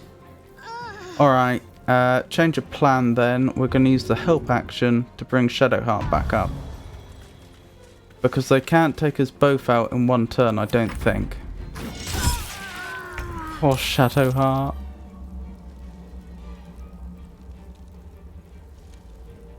This could be abused.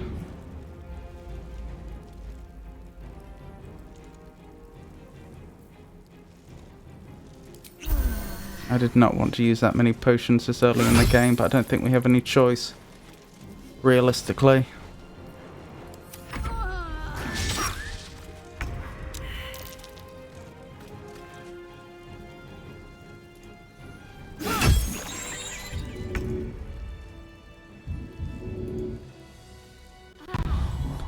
Oh, goodness me. Intellect Devourer Cerebellum. Elixir of Psychic Resistance.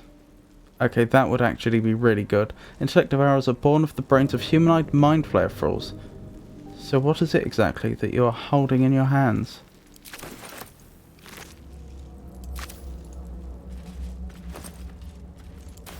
Right, let's actually do the level up and see if that heals us. I wouldn't be surprised if it doesn't.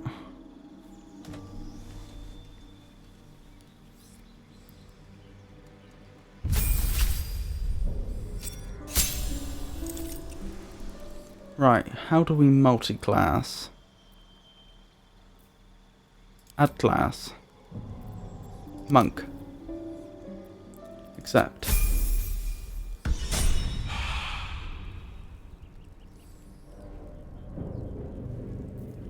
Excellent. And our AC even went up.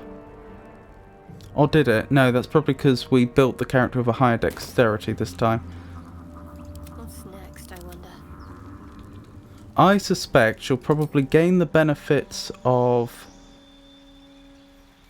the extra HP she gains, so 7 in this case, but she won't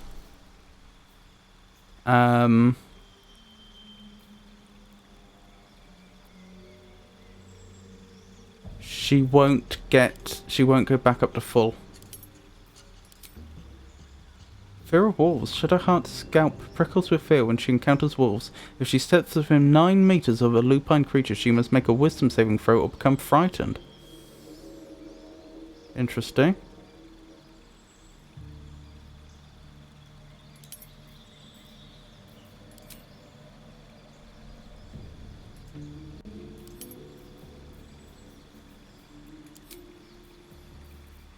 Right, Shield of Faith. Right, these are all great spells. Is there anything else that's really, really good? Not really. Bless, arguably.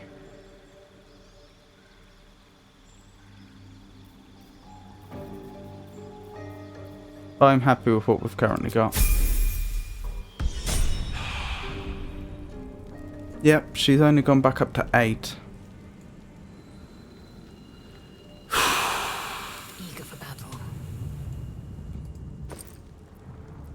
Oh wait, is this one still alive? Well, let's deal with that, shall we?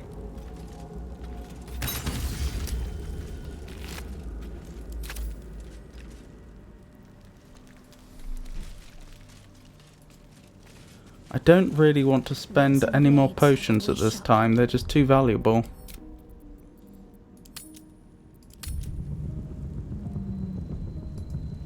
Objective noted.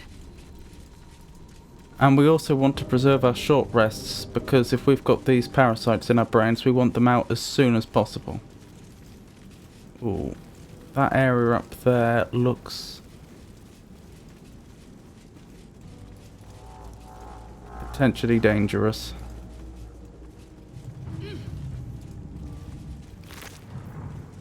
Ah, a void bulb, excellent.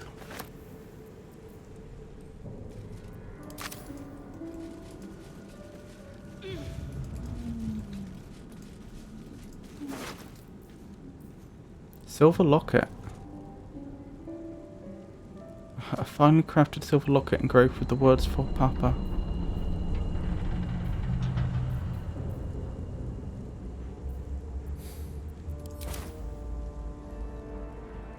Abducted nobleman.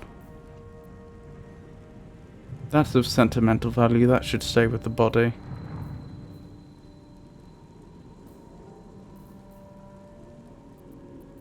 But let's face it, everything else will just get looted by, will almost certainly get looted by the next people that are here.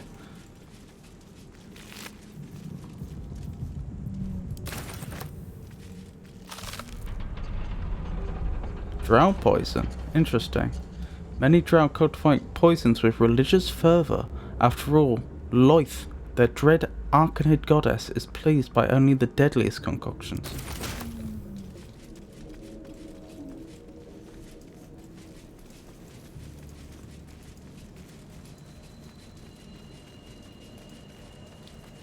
this was not the direction we came.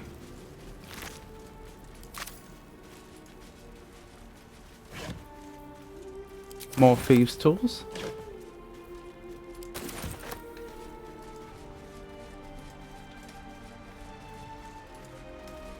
Let's save again.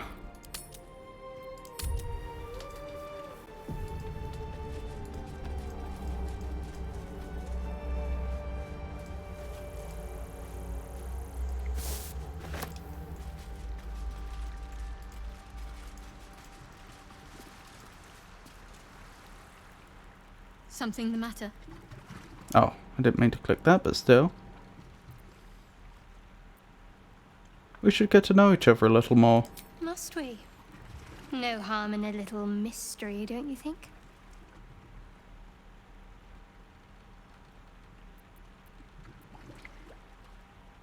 If you're not comfortable, I won't press you. Thank you. I'm sure we'll get along perfectly well. Shadowheart approves.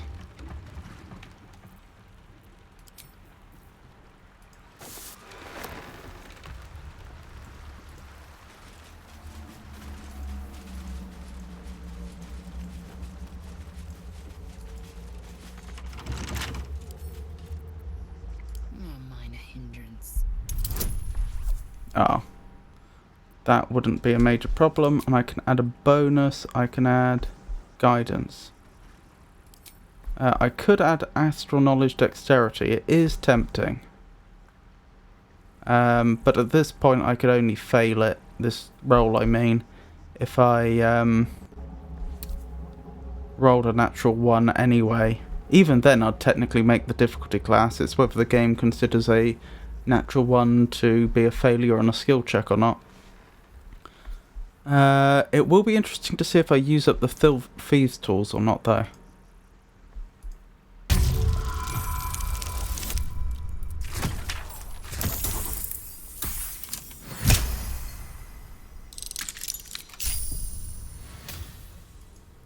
Used thieves tools, but does that mean used up?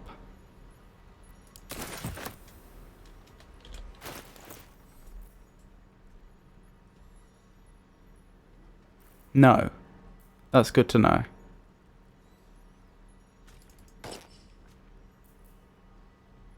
I mean, I don't know why I wouldn't want a +1 to dexterity saving throws. As silly as this looks.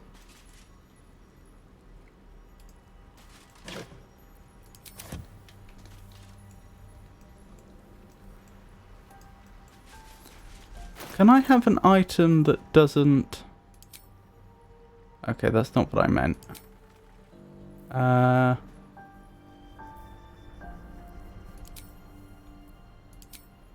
There we go.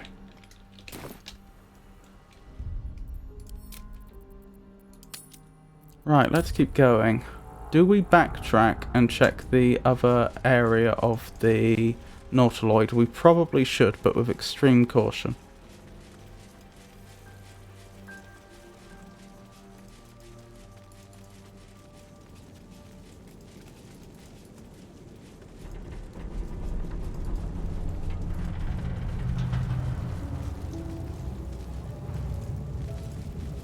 Dead Mind Flayer.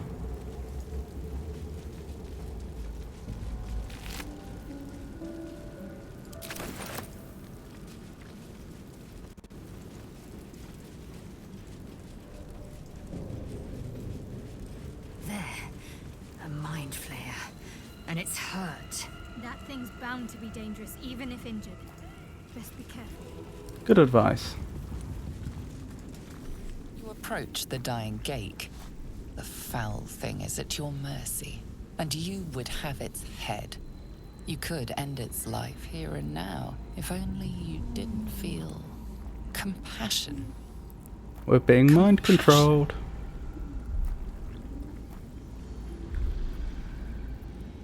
No, you should be furious, shouldn't you? Yes, you feel hate, and you deserve to be punished for it.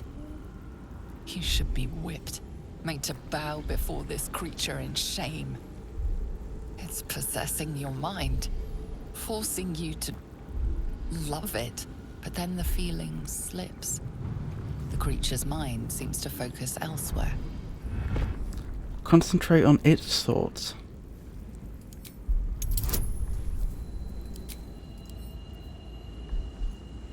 Could go either way.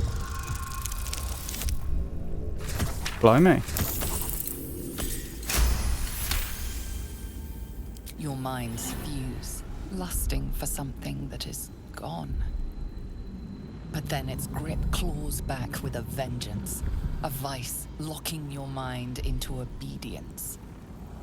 It needs sustenance to survive, and with your very body, you can provide. Resist the intrusion with everything you have. Interesting, I can't seem to add... Of course I wouldn't be able to add astral knowledge as an additional bonus because this isn't a skill check, as we were discussing earlier. Well, fingers crossed. Yep, we've got it.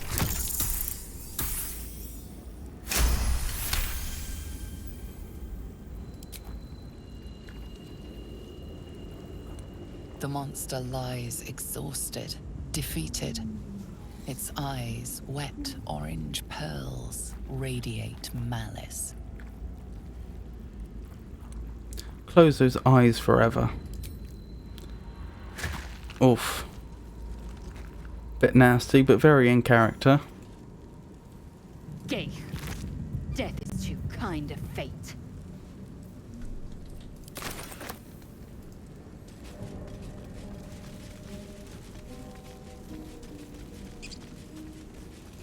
Okay, I suggest we go back then and make our way back here the other way.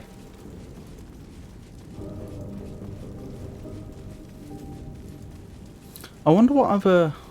Once we start finding the other characters, I wonder what other classes we will want in the party.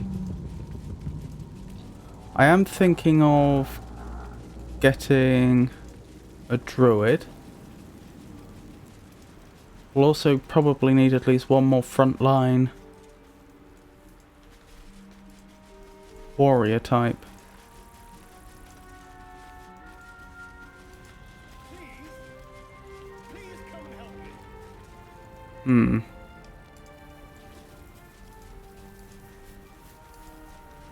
This'll do.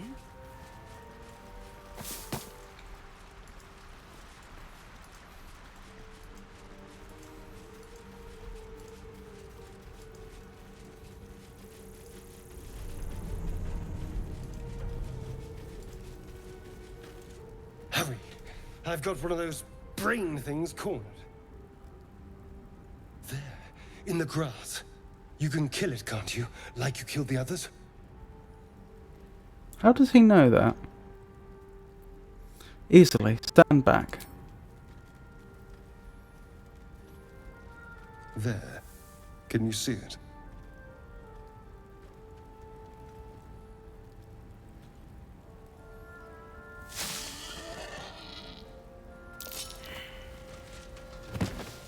Saved, failed perception. Shh. Not a sound. Not if you want to keep that darling neck of yours. And you, keep your distance. No need for this to get messy. I need her alive. Stow that blade, or I'll show you just how messy things can get. Promises, promises. But I have other business, I'm afraid. Now, I saw you on the ship, didn't I? Nod? Melee attack. Headbutt the elf. Ooh, this actually isn't going to be easy. That's a shame. We've got a better than 50-50 odds though, but not much better. Hey, we did it. Quite convincingly, as it turned out. You wretched little... Your mind twists.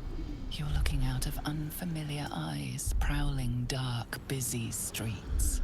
You try to hold the memory, but it fades to the worm. The light, the fear. What was that? What's going on?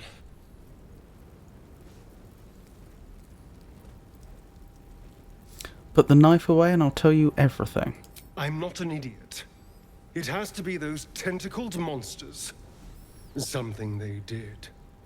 They took you too.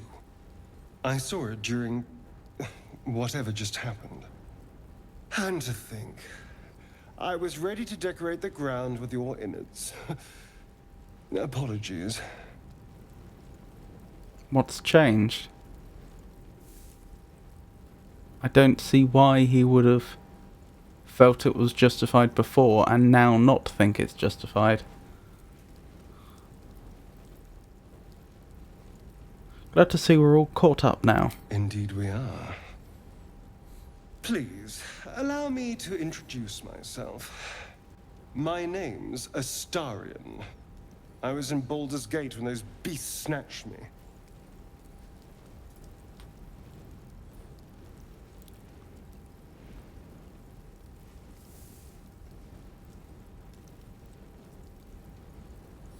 I may as well tell him my name and story. Since my story would essentially be that I hunt Illithid. That is my life. My, you've been busy. So, did you learn anything about these worms while wandering the ship?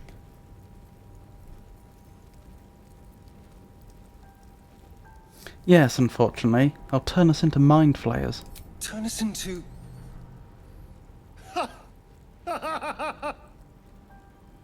Of course it'll turn me into a monster. What else did I expect? Although, it hasn't happened yet. If we can find an expert, someone that can control these things, there might still be time.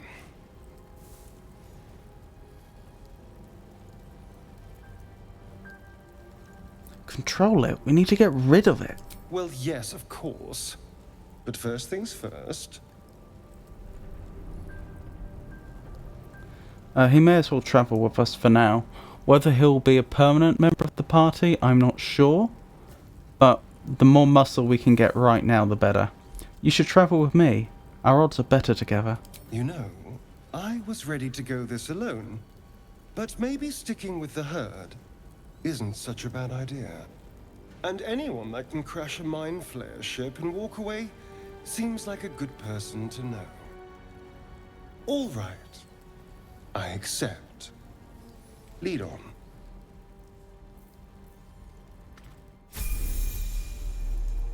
Alright, let's have a look at him.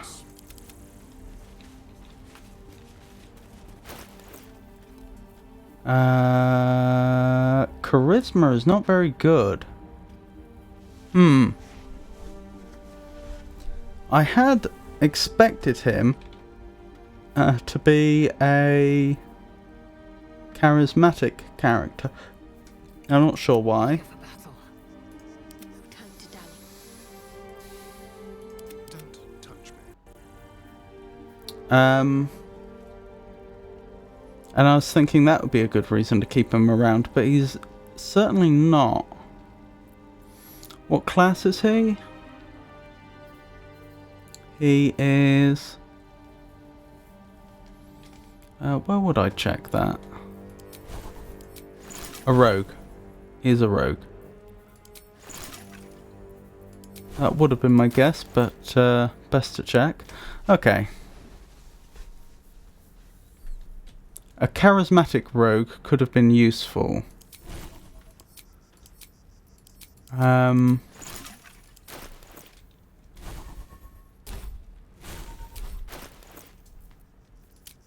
That's what I was looking for.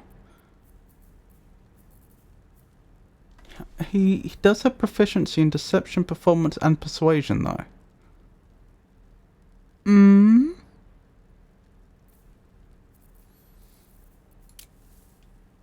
I still think it would have been a lot better if he had a high charisma score, though. Well, we may as well level him at least. And I see no reason not to keep him with us, at least until we have more party members available than we have slots. We won't be multi-classing him right now, I don't really see the point. Yes, and I don't think there's even anything for us to choose at this point, so accept. Excellent. Action, not reaction. An efficient path.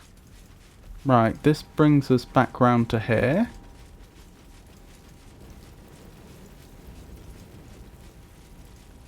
So we head out this way, I assume.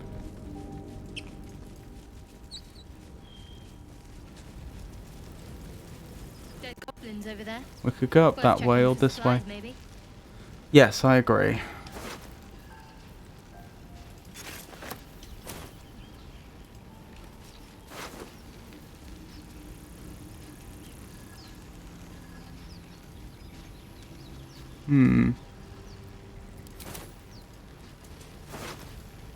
Ooh.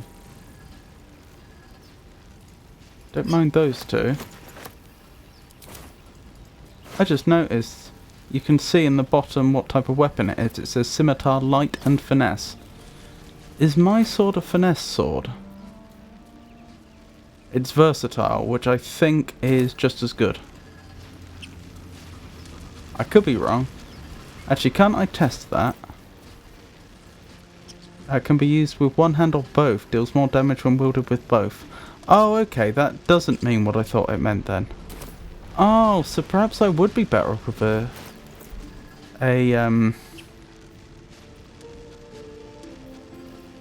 finesse weapon. I'd have a much better to hit, but I'd lose out on damage at present because I don't have a scimitar that's as good as my longsword. Okay.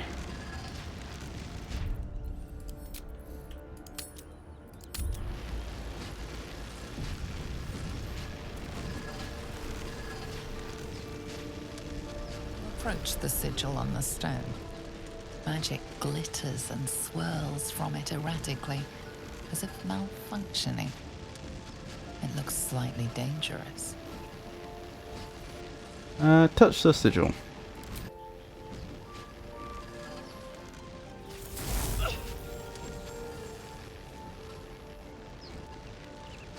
That may not have been the smartest thing to do, actually, but what's done is done. A hand? Anyone?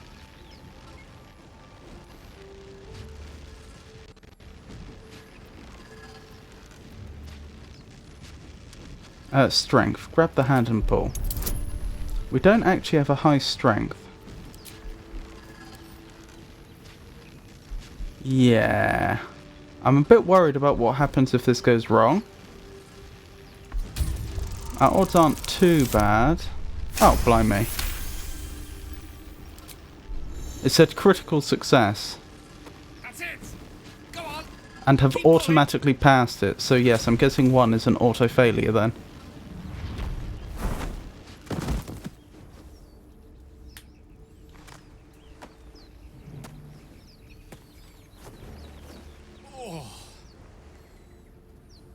This Hello. poor beard. I'm Gale of Waterdeep. Apologies. Usually better at this.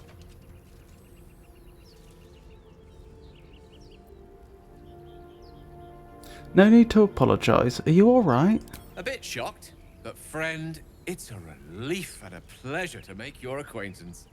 Say, but I know you, don't I? In a manner of speaking. You were on the Norse Lloyd as well.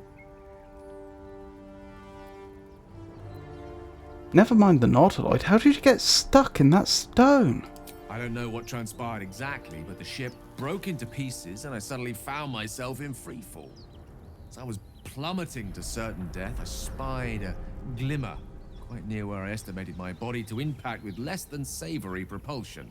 Recognizing this glimmer to be magical in nature, I reached out to it with a weaving of words and found myself on the other side, as it were.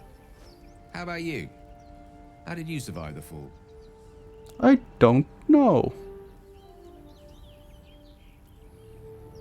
I took control of the ship, landed it safely, and saved the day. That's not what happened. To be honest, I haven't a clue. Fair enough. But even so, I have the unfortunate suspicion your survival is still very much in jeopardy. Back on the ship, you too were on the receiving end of a rather unwelcome insertion in the ocular region. Were you not? Couldn't have phrased it more repellently myself. No use sugarcoating it, is there? As a Gith Yankee, it's no news to you that this parasite will soon turn us into mind flayers. An outcome I'd rather like to avoid. You don't happen to be a cleric by any chance, do you? A doctor? Surgeon? Uncannily adroit with a knitting needle? No, you would not want to use a knitting needle for that You sort seem of to job. know enough about our condition to realize it's beyond most clerics' skills. Most, no doubt, but I find myself hoping to be in the presence of the few. You don't happen to be one of them.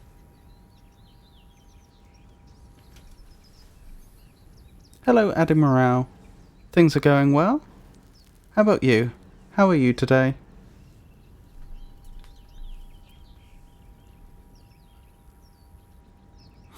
My hands are better suited to less delicate pursuits. I can offer you a swift end, but I can't cure you.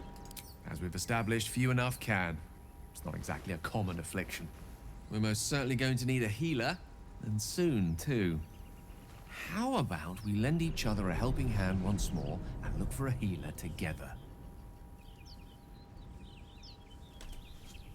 Oh, I'm sorry to hear that.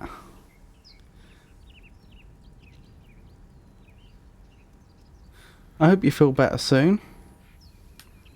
I am enjoying the game. I've played the game with some friends slightly further. I've got up to the Goblin Camp, which I understand to still be quite early in the game. But so this really early stuff I am familiar with. But yeah, I have been enjoying it. Sounds like a plan. You're welcome to join me. Again, we need as much muscle, as it were, even if that's magical muscle, as we can possibly get right now. We can worry about picking and choosing characters more carefully when we have more options. Most excellent. A parasite shared is a parasite halved. Or something to that effect. Oh, but before you think you're about to embark on a journey with most ill-mannered a man, thank you for pulling me out of that stone. It was an act of foresighted kindness, I assure you. For I have the feeling ample opportunities will present themselves for me to return the favor. Have you been playing the game at all? Ah, he's leveled. I'm guessing he's a wizard. So might as well. He is a wizard. He has slightly better charisma. What skills does he have? Arcana, History, and Investigation, which he's actually pretty good at. Let me double check his stats again.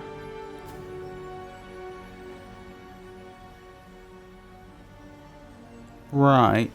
What does a druid need? What is a druid's casting skills? Because I want to have at least one druid in the party for the talking to animals, which I understand is a big part of this game. I say it's a big part of this game. I understand you could play the entire game without it and not even know it's there. But apparently that's it's a part that you wouldn't want to miss out on if you could help it. Yes, I'm in Act 2. Wonderful. Well ahead of me then. How are you liking it?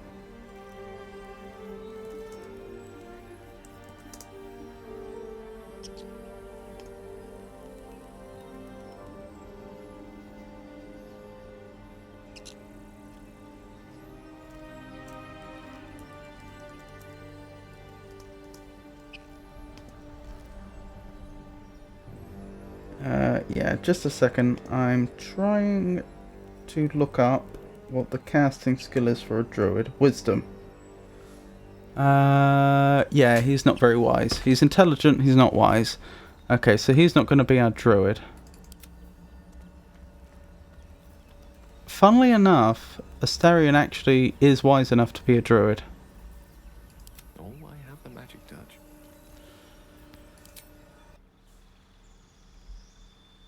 I think for now we'll just give him another level of wizard.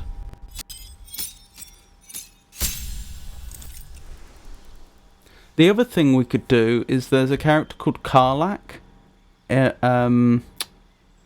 that we'll encounter soon, who's a barbarian, but I understand being a... oh, what is it called? I think it's a totem druid combined with a barbarian is a very strong choice. Apparently you can create an exceptionally tanky character, because they can wild shape themselves into a grizzly bear and still gain all the benefits of being a barbarian. And because they would mostly be just have a few levels of druid to let them do the wild shaping, the fact that they'd have a low wisdom wouldn't really matter, because they wouldn't be casting a lot of spells on other characters anyway. I think that's 3 levels of druid they'd have to take for that to work. That's also tempting. One thing that makes me slightly reluctant to do that is because that is exactly the choice a friend of mine made in the group game we were doing. I don't know if we're going to continue it, but if we do, that might be getting a bit close to what they were doing. But I must admit, it is a very tempting choice. It's the first in years I've played a game every day for hours on end. Oh my goodness.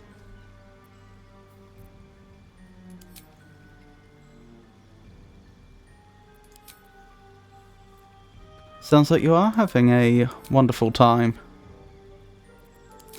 Right, we have to choose our subclass here. Again, I don't know how long we're going to be playing with him in our party. You know, I could actually go for having Gale being a permanent party member and perhaps swapping out Astarion for Karlach. I think that could work. Because, of course, Gale could act as a very strong magical DPS.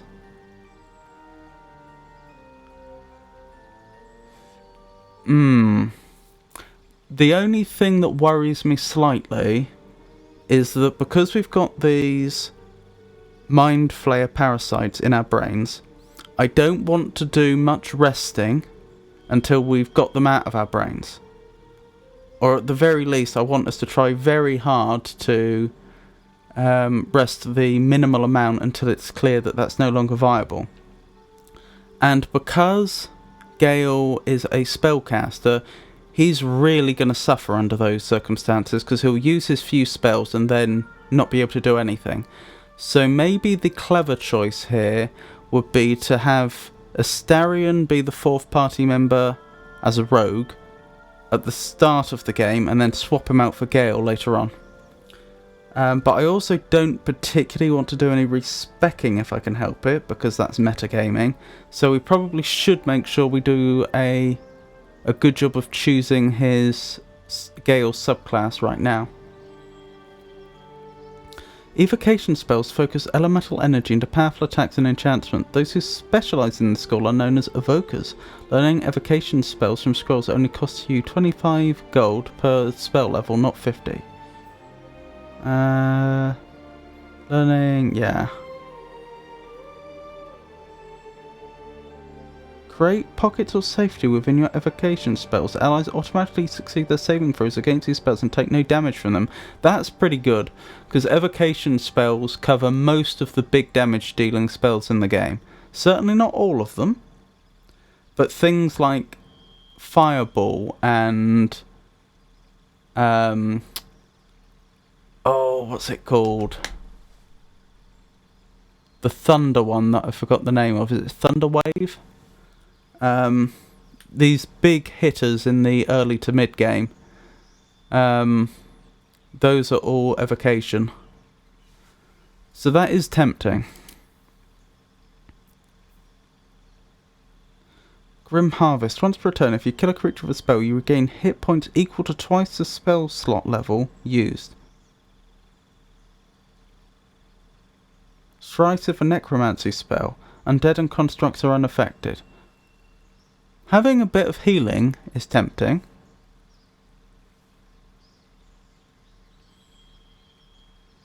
It doesn't have to be metagaming. Well, I haven't actually unlocked the ability to respec characters yet, but it just strikes me that how would you justify having them losing a lifetime's worth of experience in one profession and gaining a lifetime's of experience in another? It strikes me as a little hard to justify. Conjuration. Compelled by shape and motion, your favoured arcane style involves summoning creatures and objects as well as displacing them in space. Learning conjuration spells from scrolls only costs you 25 gold per level. I was actually going to suggest we don't want conjuration because we want to have some heavy hitting spells. But I mean, since we're playing on Tactician, the ability to summon in creatures that will fight on our behalf, and then when they're killed, well, we can just summon them again. That's tempting, that is tempting. The only problem is most of the creatures that we can summon aren't going to be as powerful as a party member. I mean, we get them in addition to the party member. You know, if we summon a creature, we get Gale and the creature he summoned. But my point is, it's at any given level, we wouldn't expect the conjured creatures to be punching quite as hard as the other characters do, which would tend to suggest evocation.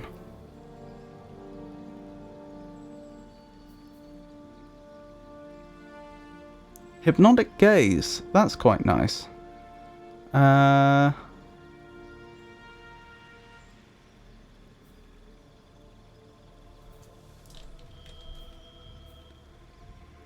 You can maintain your hypnotic gaze each turn to extend its duration.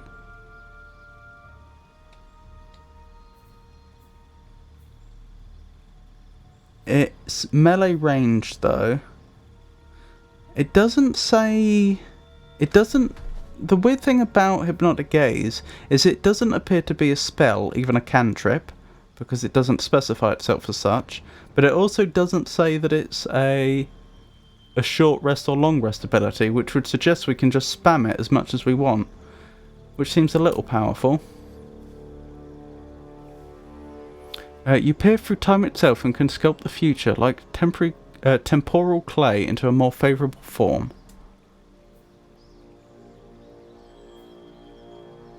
Portent. Your dreams grant you glimpses that let you influence the future.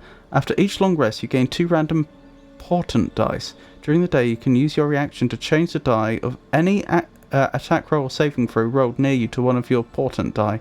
Each portent die can only be used once, and you lose your unused portent die at the end of the day.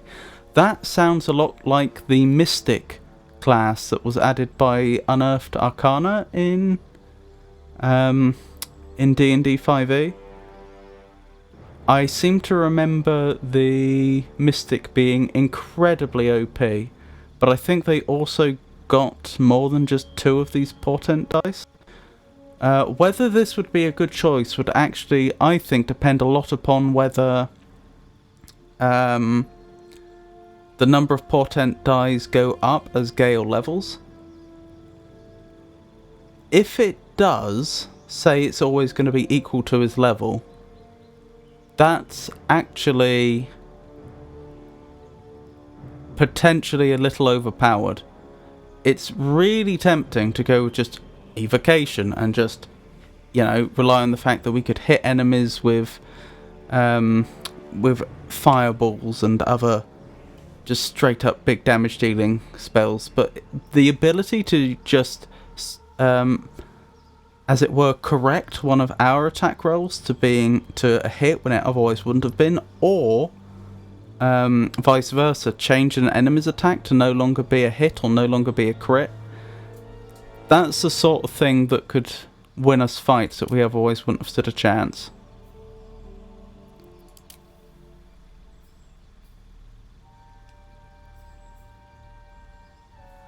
What are we thinking? I'm most tempted, I think, by Evocation, Necromancy, for the damage dealing potential, but possibly divination. You know, I might actually just do a very quick look online and see whether we get more portent. What do they call them? Portent die?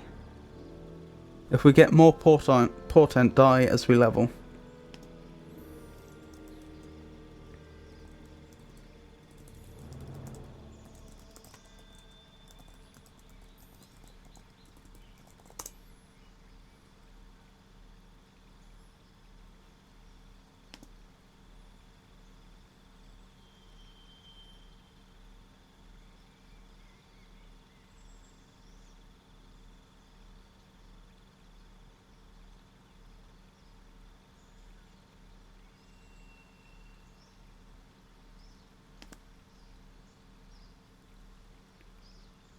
By the way, did you enjoy Rebirth? I missed like every stream of it, but I've been watching the VODs. I did enjoy it. I enjoyed it quite a lot. I'm still kicking myself for not managing to solve my memory.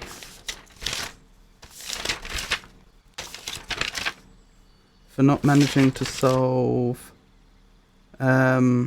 quantum quarantine on my own, because once I realised what the solution was, it seemed so obvious.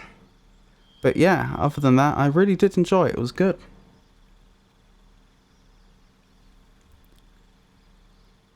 I think the thing that probably most let it down was the fact that the difficulty seemed very variable. Some of the puzzles were extremely easy, some of them were extremely difficult. They didn't really lead up to the more difficult ones. They didn't like introduce the basic concepts and then give you, you know, like a series of harder puzzles. You would just suddenly be expected to solve a puzzle which to originate a solution to a puzzle which is not at all obvious. And like I say, it was just it was like a proverbial roller coaster ride. Like, you could go straight from a very hard one to a very easy one, back to a very hard one, one after another, all in the same area. But if you can see past that, it had some of the most ingenious puzzles I think I have played whatsoever, both in the base game and with the other mods.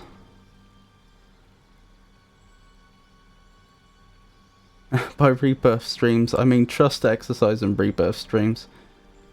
Oh yeah, Trust Exercise was another one that I struggled with. Yeah,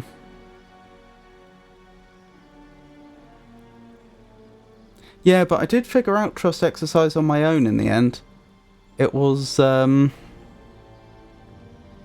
yeah, it was that first stream I did of Rebirth, wasn't it? Where I spent, was it like 3 hours on Trust Exercise and still couldn't get it? Yeah.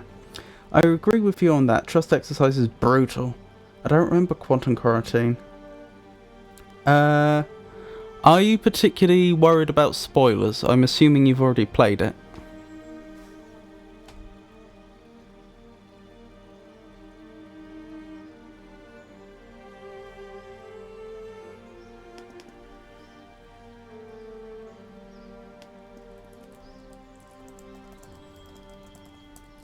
Okay, Quantum Quarantine is the one where it's one of the gold sigil puzzles, and you start in an area with a recorder and a platform, and there's a connector, I think, on the other side of a large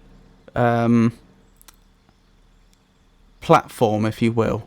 Like, it's like it's only about as high as the player's head, but it's too high for them to jump up to, so you have to use the recorder and the platform to get the player over to the other side. And it turns out that the solution to it is to position the connector very carefully so that you can break one of the beams with the platform, which is a non-obvious thing to do.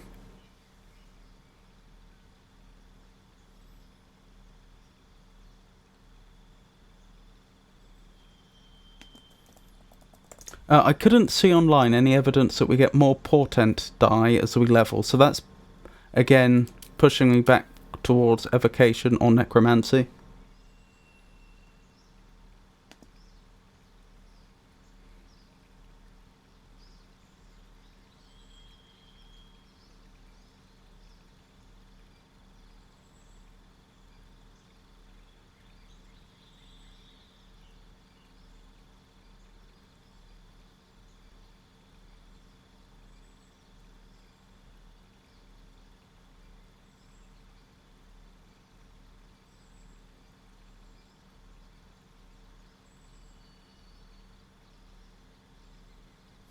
Yeah, I've just had a very quick look online. I mean, obviously, all the schools have their place, but it looks like evocation is a top choice. Divination, if anything, might be more useful out of combat, because it would be another way that you could essentially force success. Is that right? Did the portent die apply to skill checks? Oh no, only to attack rolls and saving throws, so you couldn't. Abjuration, of course, would be another great choice if we were going defensive.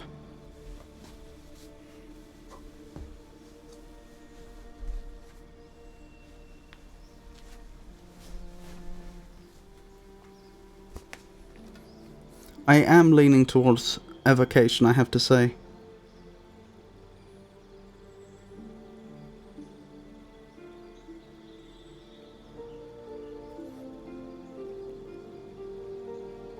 Yeah, I think it's got to be evocation. I mean, I kind of was leaning towards that to begin with anyway. It's the obvious choice. It's just that I didn't want to possibly pass up on other opportunities that I didn't know about. Right.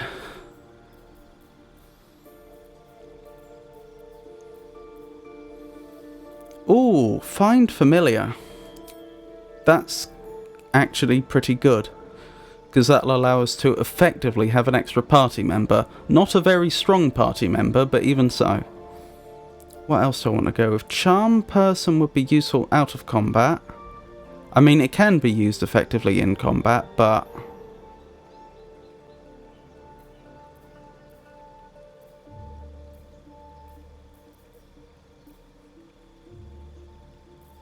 I think Burning Hands.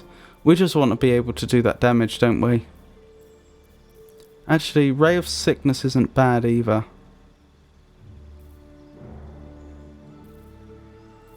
Burning Hands does more damage, add it to AoE, which is pretty amazing.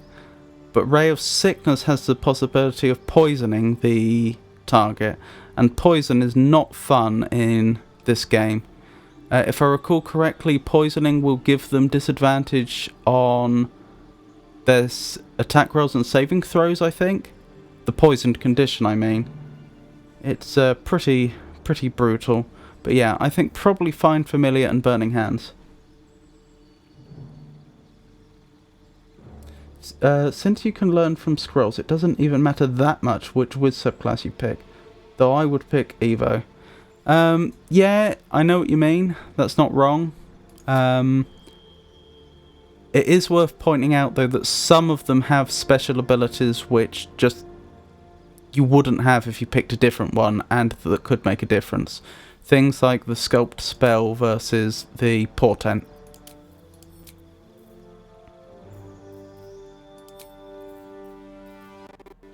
I've got to say, even now I'm slightly tempted by the Portent. Even though it's only 2 die per long rest, that could literally save a fight. You know, you could turn you could turn a critical hit against one of your party members into a miss, for example. And as you say, we have access to the scrolls. The main disadvantage is I'd have to be a lot more careful about like dropping fireballs on party members. Do you know what? I think I might actually go divination.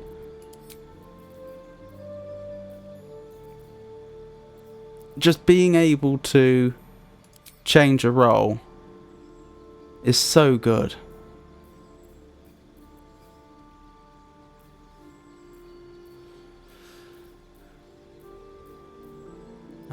Which was the other one? Burning Hands.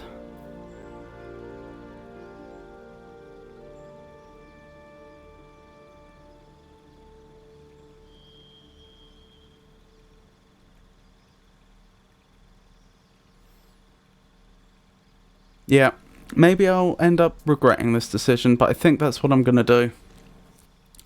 Having thought about it, I think the most likely situation in which I would use Portent is either to force success on a saving throw that went badly, because you could have some really nasty wisdom saves, for example.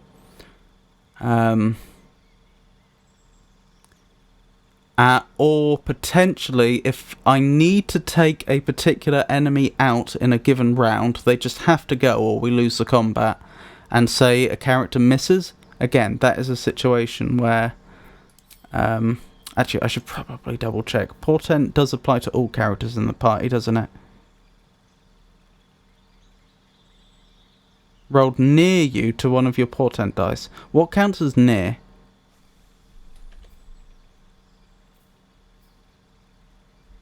It doesn't say. I'm playing on Tactician. Mage Armor's good, but the problem is, although Mage Armor's really good, if we're not resting, then I'm not sure I'm going to want to use up a level 1 spell on a Mage Armor. Or Grease. Definitely going to want Find Familiar. Definitely going to want Burning Hands. Witch Bolt's great. Thunder Wave is great. Yeah, this looks more like it. Oh, am I definitely going with Divination?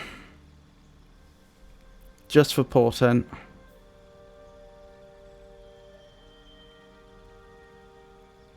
I think I am. Being able to sculpt spells is really tempting, but the thing is, it only lets me force party members to succeed. It doesn't mean that, for example, they take no damage. Like with a fireball, if they succeeded and they didn't have one of the special abilities that allows them to nullify half damage, like evasion, then they would still take half damage, so I'd still not want to drop spells on my own party members. Yeah, I think this is the right choice. I took a long time over making it, but I think it's the right choice. Right.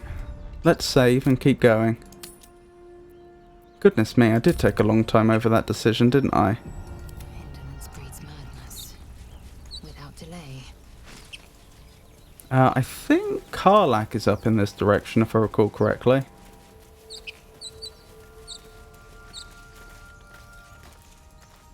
I realise that's a little bit metagaming.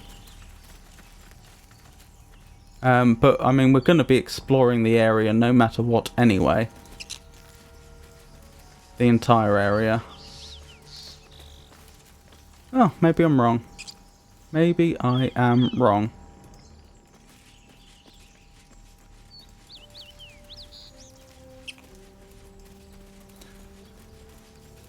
Metagaming police is going to come through your door.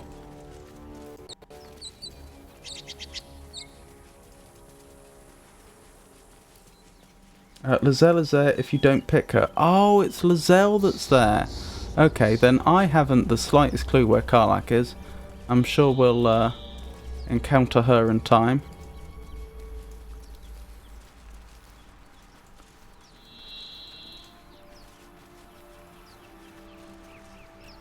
Right, who's most charismatic?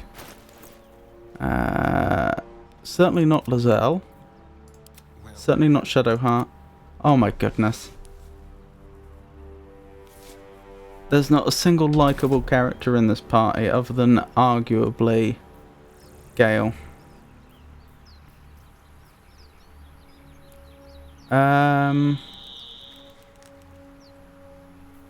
can I force a ritual cast?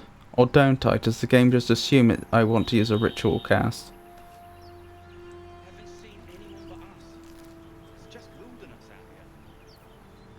Or...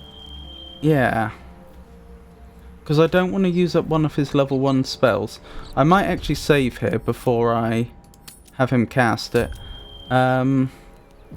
Because if this happens to use up one of his level 1 spells, I don't think it would be fair to call it metagaming if I reloaded, because I knew what I wanted to do, I just don't know how to do it through the interface. Oh, I get to choose. That's nice. Ooh. I wonder if this is a permanent choice or a temporary one. So a spider with a poisonous bite, that could actually be a really, really good if it inflicts the poison condition. A raven familiar that can blind enemies with its beak. To be fair, that also could be very good, because that could cause serious problems for spellcasters, although I am hoping to build Lozelle into the ultimate mage killer, so... Infectious bite, not so impressed. Buffotoxin, don't know what that is. A crippling pinch. A familiar that can meow to distract your enemies. What does that mean? What does distract my enemies mean? Does that mean they're going to run over and attack the cat? So it's essentially taking aggro? Or does it mean something else?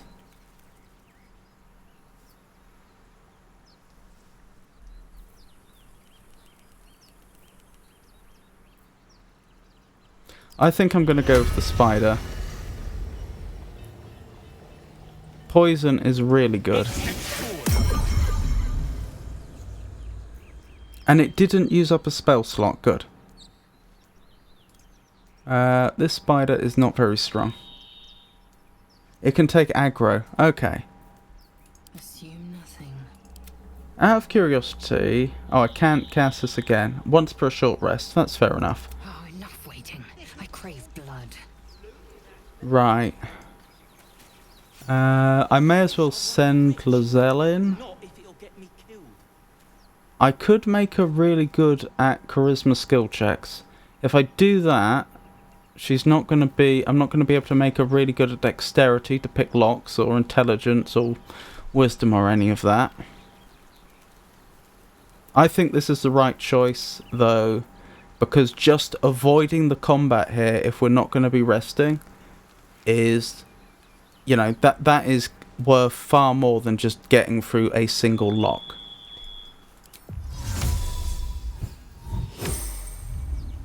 Repositioning. You're both twice as tall as me, but have half the bloody backbone. But we don't know what that thing even is.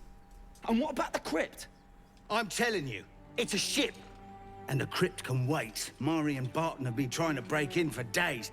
Now we... Stop! Got ourselves competition already. I don't know what the hells you are, but that's our ship. So my choices are persuade... well, I mean no harm, I'm just looking around, or persuasion. That ship is full of monsters, I wouldn't go near it. Or deception, I think that ship's an invasion force, run while you can, or intimidation. The only thing you owe is your life. Leave before I take that too. Sorry, the only thing you own. I think Lozelle is likely to try the intimidation. Add bonus, I'll take guidance. Odds aren't brilliant, but they aren't terrible either. Blimey. Well, in that case, come on you lot. No point in getting killed. Second worm gets the cheese and all. Second mouse gets the cheese, no? Nobody's getting any damn cheese! Now move it! Right, that was big. Avoiding that combat was big. Bandits valued their own hides over their loot. Cracked stone. There's something underneath here. Oh, I see what we do.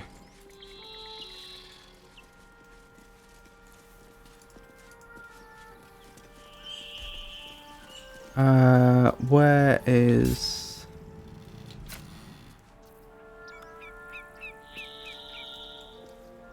Where's ranged attack? There it is.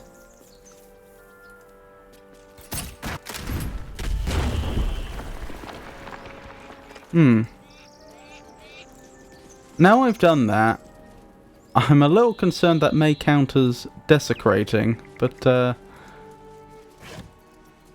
what's done is done. We shouldn't dwell on the past.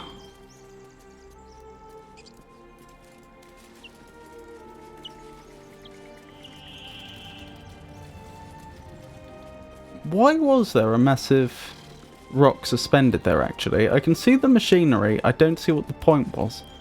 Maybe they were planning to do exactly what we did, but if so, why? Huh, strange that all these crates are completely empty, though. Ooh, a plaque. Time and the elements have left the plaque unreadable. Okie dokie.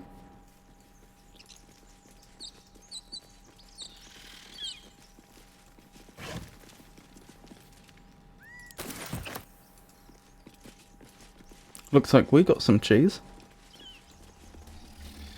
Right, quick save and we'll jump down there. Because I've played this before, I happen to know there's a fight up ahead, which I don't think we can avoid.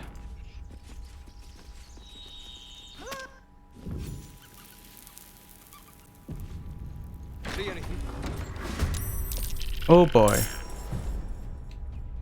We have a problem. Right, that is... I don't know what I did there, but still. Why does he have... Why does Astarion the Rogue have Firebolt?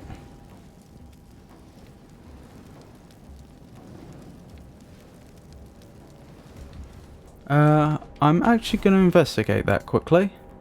Why does he have that? Does everyone have it? It just says... Common... Cantrips, Firebolt. Huh, maybe everyone does. Anywho, can I do any better than that? Probably not. No, probably not. So. Come on then. Perform 5 attacks in one turn. Your enemies won't know what hit them. Oh, Action Surge. The game thought I must have action surged because of the number of enemies I hit just then.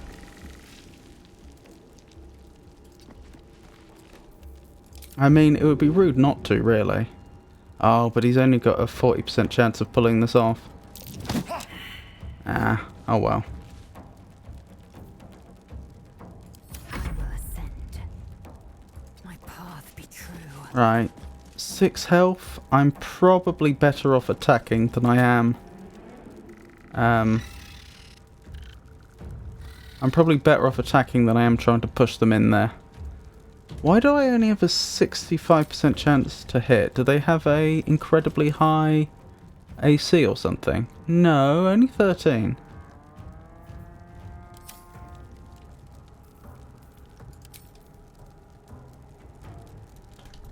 That's odd. Why would my chance to hit be so low? I'm just going to do the maths quickly. What's my melee attack proficiency bonus? Probably the same as my normal proficiency bonus. I don't know that though. Say it's +2. And from strength I'm getting +1, so that's +3. And I'd have to hit a 13. That would only give me a 50% chance to hit. So no, actually, maybe the game is being quite generous to me here. Fair enough. Excellent.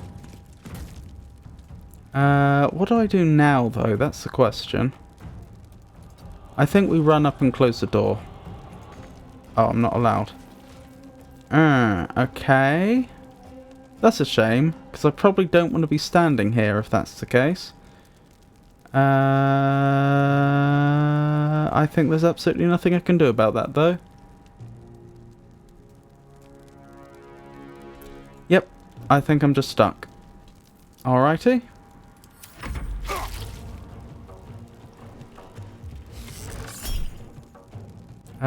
Barton used hamstring on Astarion. Barton needs a 14 to hit. They rolled 17. Portent die 7.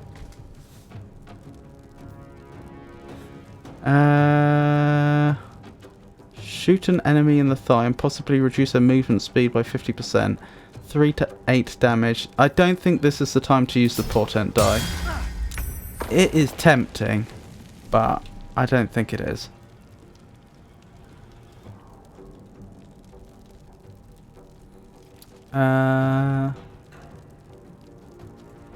How healthy is everybody?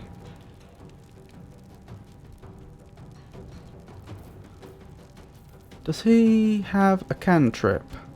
Yes, he knows Firebolt. Firebolt would do it. What's his likelihood to hit? Not enough movement. Really? Not enough movement to Firebolt.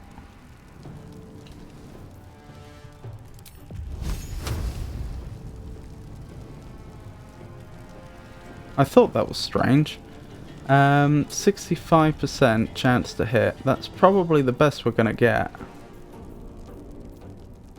Yeah, let's go with that. I could try sleep instead. I'd have to reposition slightly. Oh, is sleep a level 1? Yeah, it's not a cantrip. Then yeah, Firebolt's the best bet. One by one. Yep, that works. Can you shut the door by any chance? Good. To me. Oh, that may have been not so helpful thinking about it.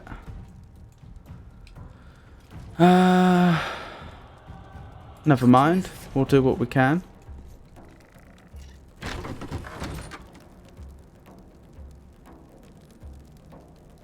I'm wondering if she has enough movement to run up. How much movement does she have left? 2 out of 9. That is not a lot.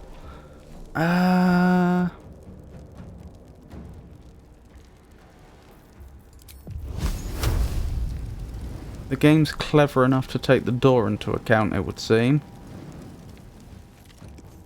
Yeah. I don't think there's actually anything Shadowheart can do here usefully.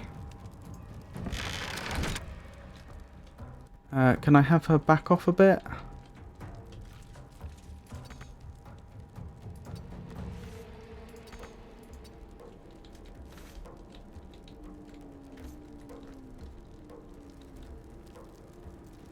This'll do. Not a very impressive term, but it is what it is. Can I have the little spider jump? Wow, they can really jump. Can they use doors?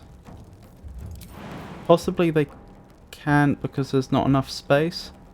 Okay, I may have mucked this up a bit, I have to admit. Yeah, I think I mucked this up a bit.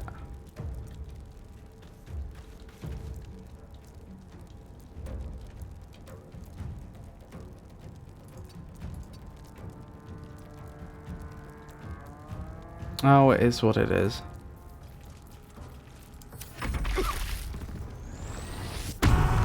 Oh, they're a barbarian that can rage. That could be a problem.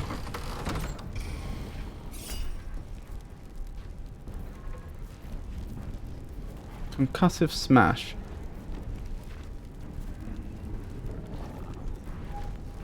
Yeah, unfortunately, I think that is the time to use the portent die. Why did she still take 1 damage though? So 2 damage. That's a bit strange. Right, he shouldn't have resistance against Firebolt.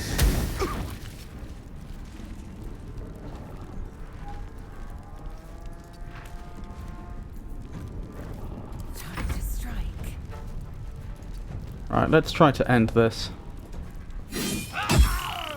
Excellent. Quite well. Perhaps our survival isn't such a distant prospect. I definitely could have done better there had I been paying more attention. When you miss an attack, you deal 1 bludgeoning damage anyway. Interesting. Maybe that's why he still did damage. Shame to use Portent so early.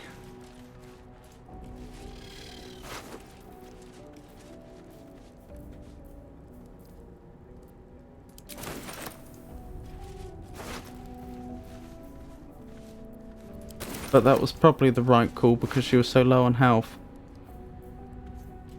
Journey through the jungle. The sun had just fallen below the horizon when I first heard its call. 1,000 reed pipes at once, whistling a single beautiful, terrible song.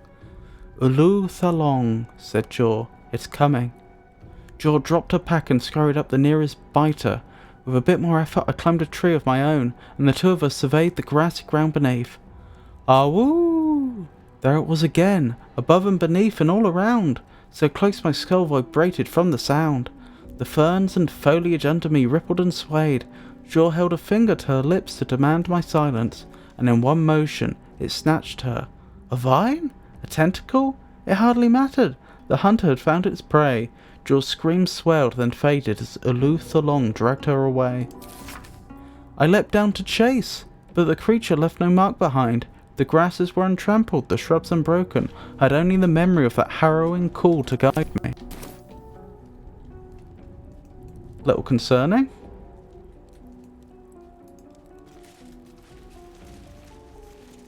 An efficient path. I don't think we should be looting here. This is a chapel. I mean, the bodies of the bandits that had broken in here is a different matter, of course. Fine dust coats the pages of this weathered book. Beneath the bone-white powder, hundreds of short obituaries are recorded in tiny script. Robian Tipple, Ilmater drowning. Ivan Arkinson, Ogma, internal rot. Devrin Stout, Salune, fever. That must be the gods they worship. After the comma. And the fact that the game has bothered to list those 3 out of hundreds of short obituaries makes me think this might actually be important information. So I will make a note of it.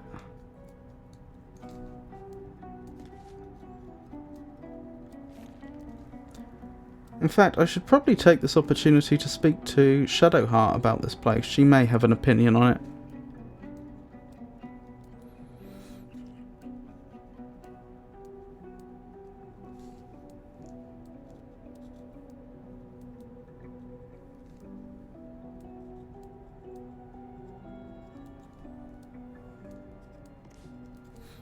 And Devrin Stout.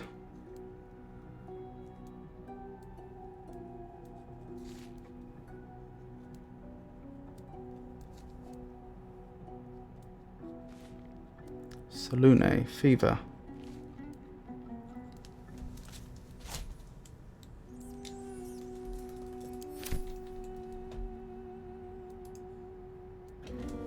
I've heard you can't get blood from a stone, but apparently you can get a wizard from one.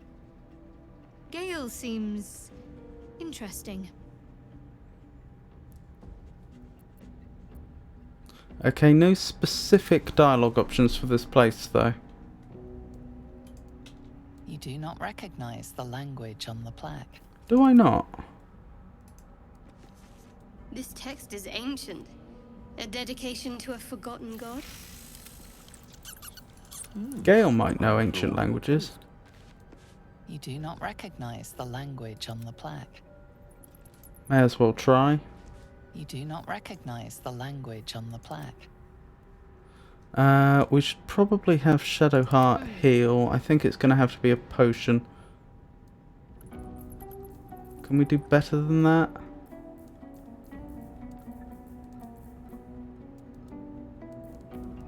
It should probably be a potion. Oh. Oh, I don't mind that.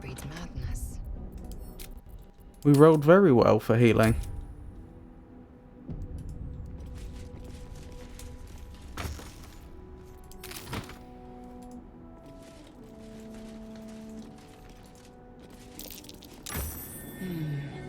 What's that?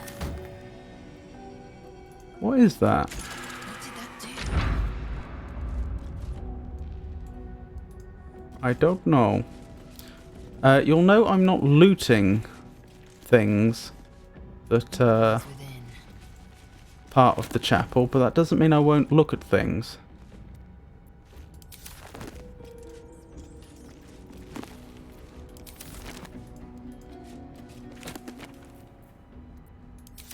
Quickly then. Huh. Some interesting books here.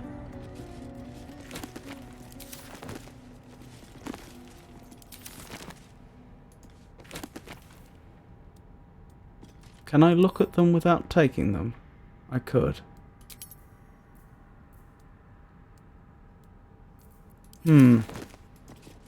Interesting.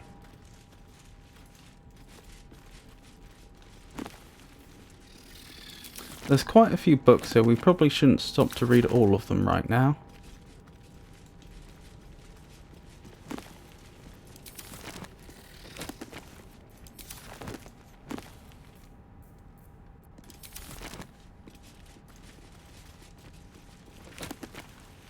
Why are there so many books on the Curse of the Vampire? Perhaps we should look at that one. I feel like I'm being given a hint. And The Unclaimed. That's another one that keeps popping up.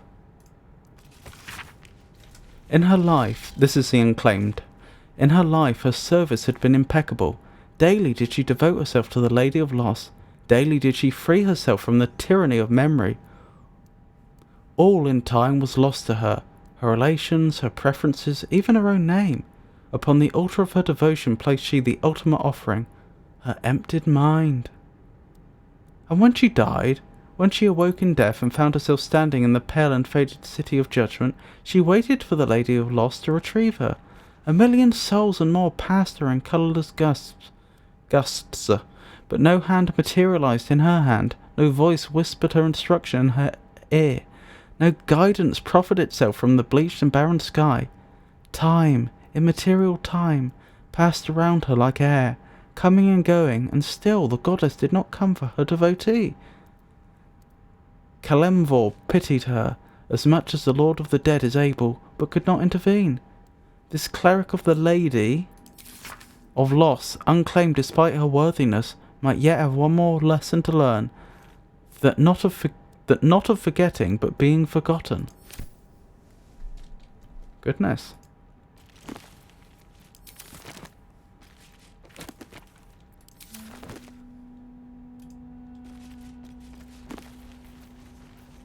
And we'll have a quick read of the Curse of the Vampire.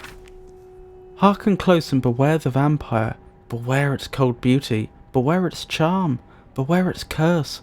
Above all, beware the pale noble, for the vampire cannot bear to be of the common folk. How doth one protect from the beast?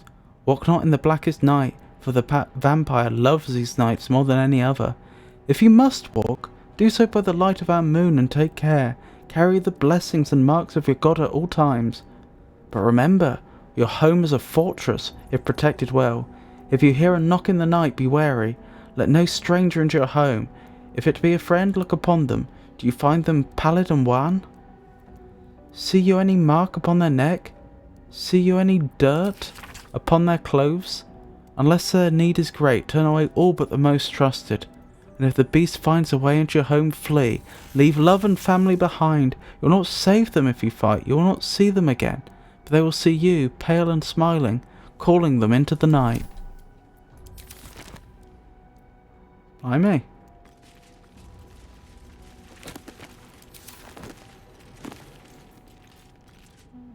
Death and Divinity, a godly guide. We've seen that one a few times as well. Death is too powerful a force for even a single god to contain. It is a duty that has been passed from hand to hand, splintered into smaller pieces. Disease, war, funeral rites. There must always be an overseer of the cycle as life falls away. For countless eons it was Jurgil, the lord of the end of everything, presided over mortality with his unblinking stare until even he grew weary. Young Bao, Bane and Markle must have thought themselves conquerors when they came for the god of death, yet used their ambitions to free himself. Markle claimed primacy over death from Jurgil's bargain, but even he does not rule death alone. What is murder if not the most violent of deaths, seized by Bal and his incessant greed? What need would there be for noble Kelemvor to judge passing souls if one deity could hold the process entire? Even gods can die after all. Those who worship death should remember that above all else. Isn't that sacrilege? I mean, it may be true, but isn't that sacrilege in this universe? Maybe not.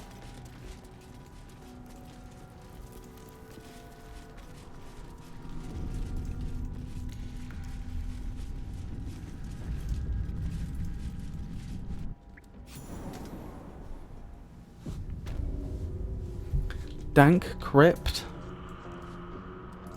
Again, I'm not going to just start looting everything, because this is... What riches might it contain? Yeah, that's not really the question to be asking yourself. Lockpick. That actually wouldn't be that difficult to lockpick. I might do that. Within reach. Okay. Failed a perception check. No, thank you. Oh, but that is metagaming, because I wouldn't know I failed a perception check. Well, we're definitely saving.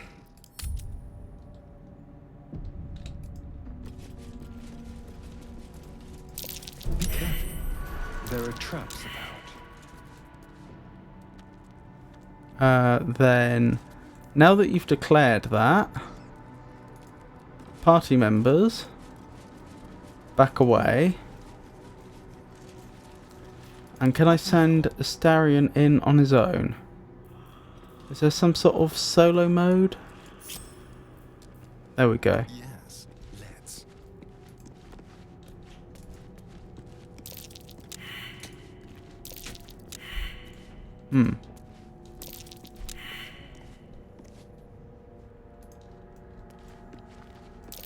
A trap. Someone doesn't like visitors. Oh dear. Someone's left a trap out for us. Can these be disabled? No trap disarm kit available. How hard would this be to lockpick? Much harder. Oh, he's good at it though. I did not realise how good he was.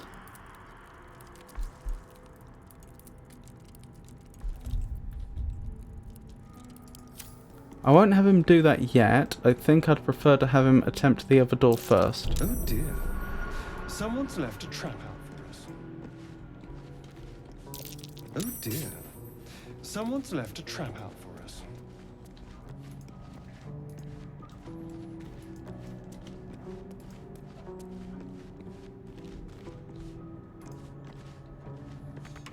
Right. Can you attempt to lockpick this?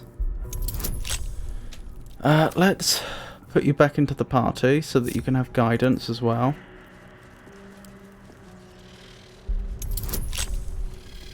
Can you not have guidance? You should be able to.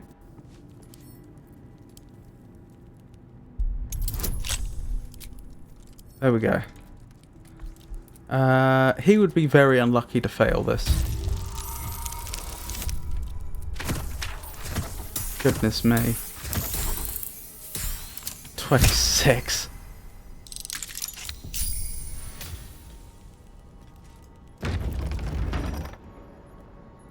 Ooh.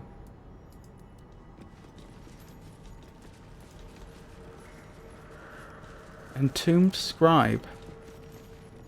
Scribes with swords? So much for the quill being mightier. Again, not looting, but looking. The bones are intact. Would not scavengers have disturbed them? That's a very good point. And there's more than one.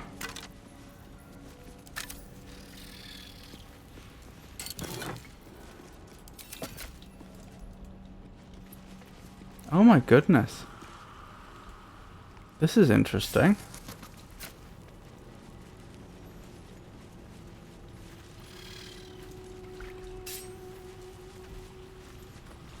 What is that noise we keep hearing? Like a lockpick breaking.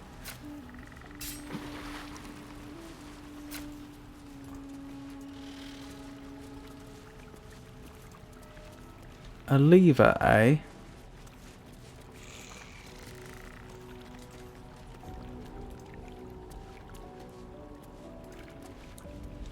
We'll come back for that in just a second. Let's check the remaining area here before we pull the lever.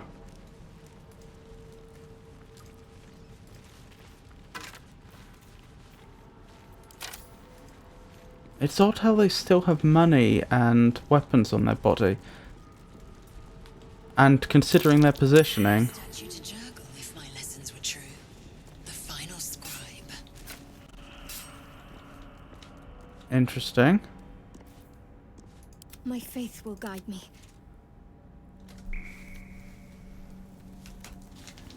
Let's write that down. Jurgle, God, final scribe.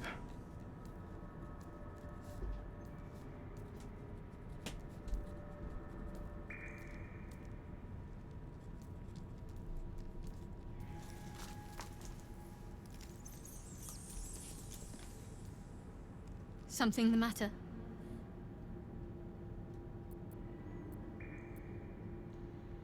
What do you think of all that's happened to us so far?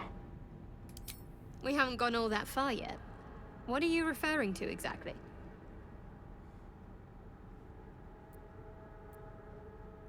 How am I holding up in your estimations?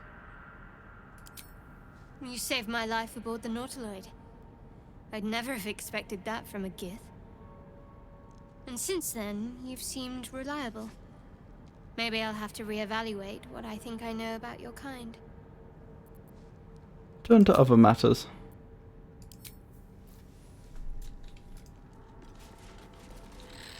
Watch your back. Yes, what was I saying? That when you consider the positions their bodies are in, and the fact that they still have money and weapons on them and what have you, it really doesn't seem like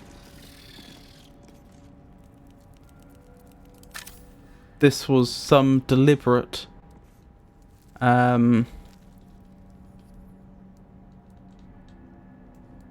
these people haven't been laying here as some part of some funeral rites, I'd suggest, and I'd also suggest they weren't expecting to die. Something went wrong. This is a good example of what I mean by not looting everything from the dead in a place like this. I will take the key because that may allow us to investigate further. We actually have a legitimate need for that, but I'm not going to just pick the gold off their bodies, for example.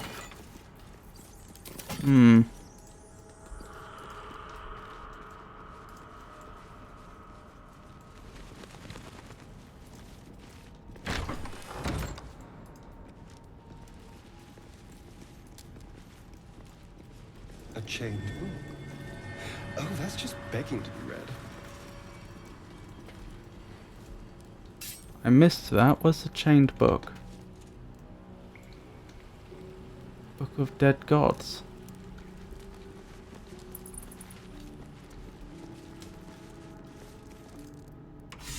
This book is far lighter than it should be with such a massive lock.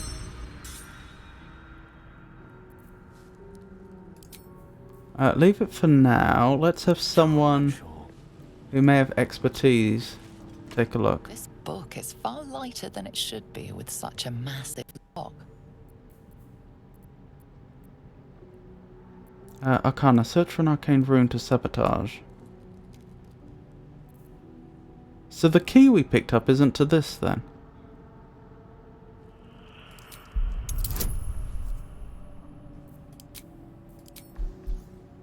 We don't have great odds, but we don't have terrible odds either.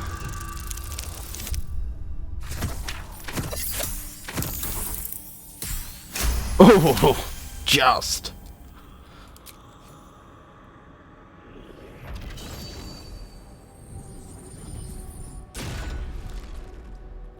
As the lock opens, a loose page comes with it. Magic pulses from the parchment. Goodness. What was once script is now an obliterated scrawl. You have a sense these are names, a list. But of what? Examine the book more closely. It's a shame we can't have Shadowheart do that, because you'd have thought they'd pass the book around the party and let the most qualified person have a look, but still. Excellent. Gods. These are the names of gods, once lost but now restored after the Second Sundering. Shadowheart approves.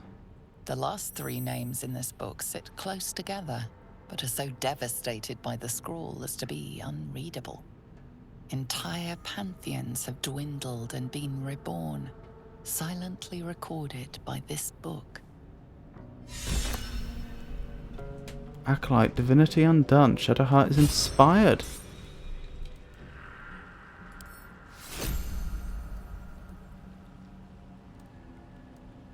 We probably should take that. Enough waiting. I crave blood. I say that because this place has clearly not only undergone some calamities some unknown number of years ago, but is now completely unguarded. Anyone could stumble across this. Without delay.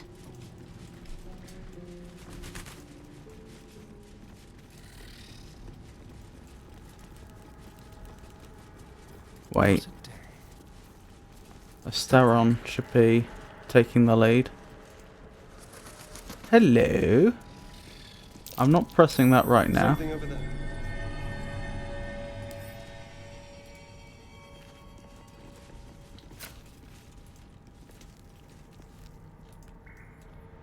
We haven't even checked the other direction. The other door that was coming from the tomb. Let's go that way first, actually. Because it may be a dead end. And then we'll go back for the lever and the button. I'm a little worried the button might just trigger defences though.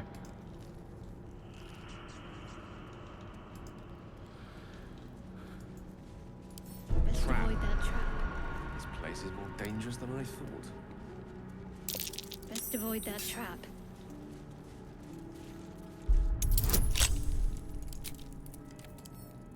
Right. Our odds aren't bad. We could still fail it, but our odds aren't bad.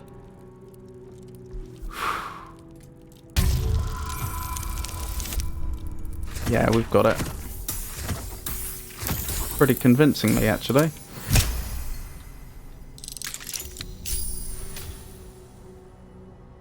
I just want to double check. We aren't using up the thieves' tools, are we? I don't think we are. I think it's only if we fail that they get used up. Where would thieves' tools be? There. Yeah, we've not been using them up. Oh, this is an entirely new area. Goodness. Oh! That's where we are. That's interesting. So there was a back entrance that was supposed to take us directly into this tomb. That makes me think this may have been a very important person.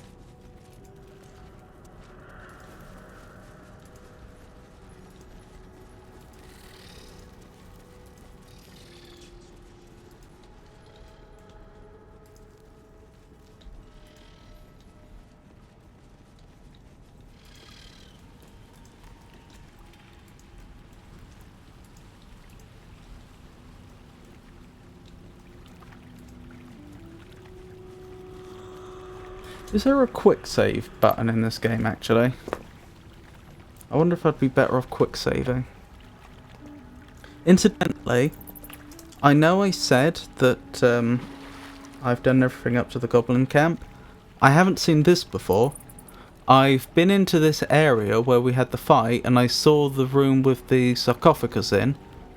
But I have not been past either of those two locked doors before. So a lot of this is genuinely new to me.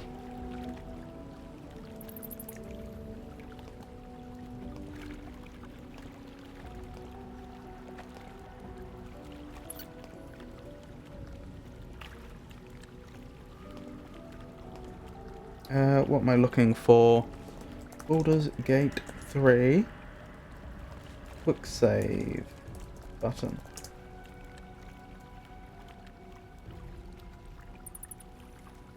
F5 apparently. Yep, that seems to have done it. Excellent.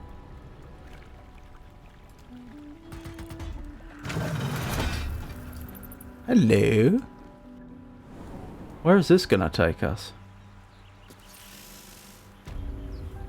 Oh, this is where it takes us. I have been here before, in my previous playthrough.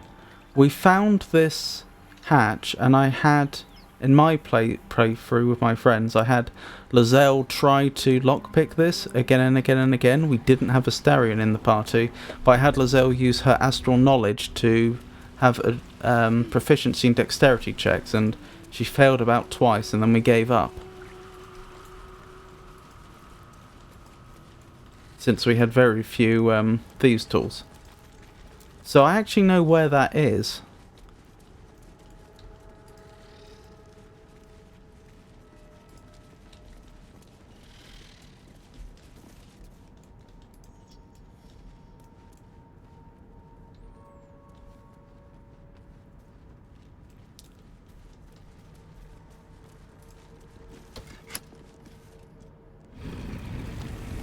Okay, so far so good.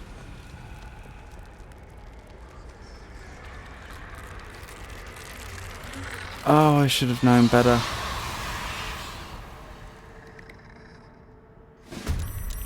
Hells. Something just woke up down here. Yep, I saw.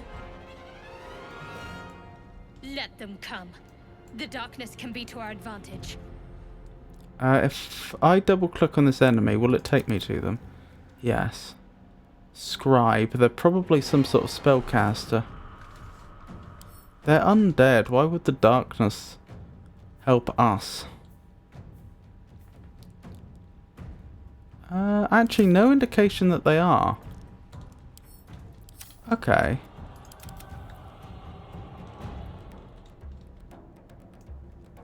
Alright, then this is the plan. Everyone get in here.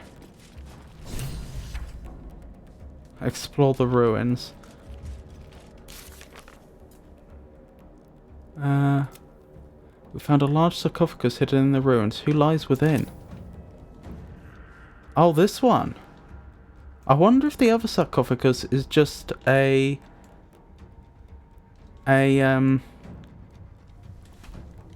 what would you call it? A decoy for this one, and doesn't actually have a body in. What I probably should have done is fired an arrow and then run round the corner, but never mind. What's done is done.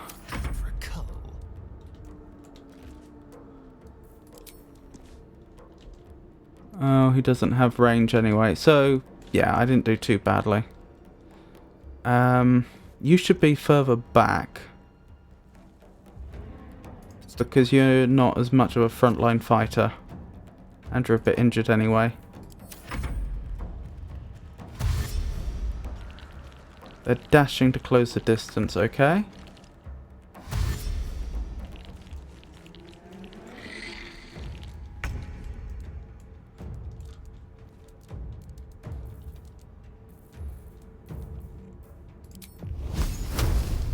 Oh my goodness, I've just seen how much health they have.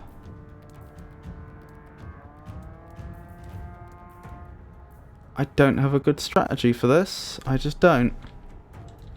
Alright, everyone in here. I definitely want you to dash. Get as far back as you reasonably can. And turn. Finish this.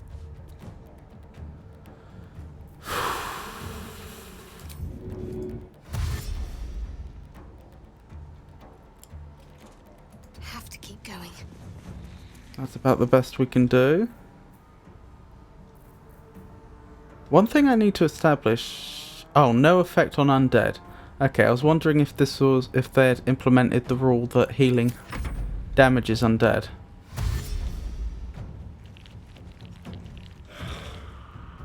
I don't know, it feels like the warrior is by far the worst one here.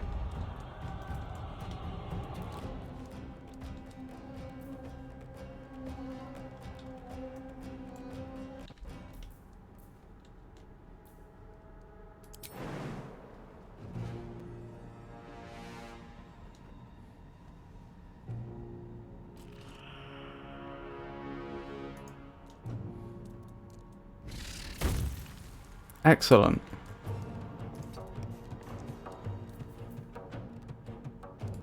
Well, not excellent, but... Oh, sorry.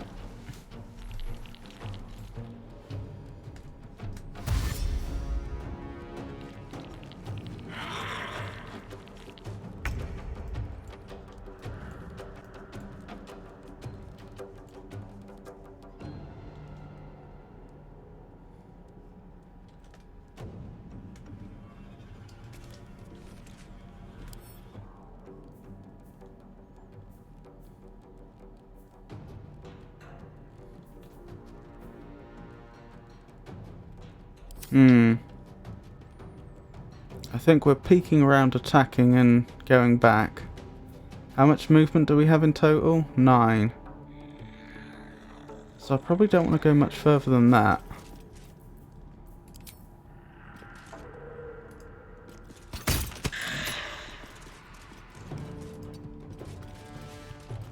Okay, and turn.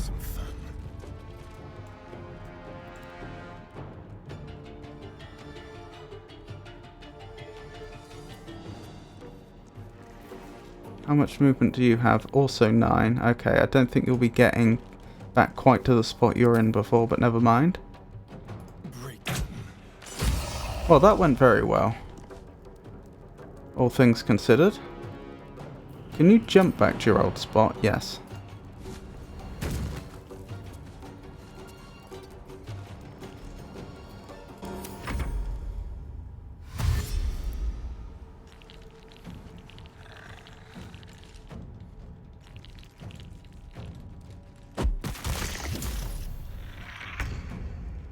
Well, that was a bit rude. Oh, what do we even have here? Probably Witch Bolt. It's a level 1 spell, but I think now's the time. Now is the time. Okay.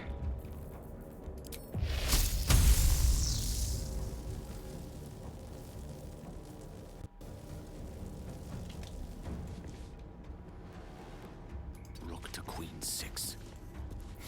Rook to Queen 6. Let's hope he hits. Oh, critically. Well, you don't mind that.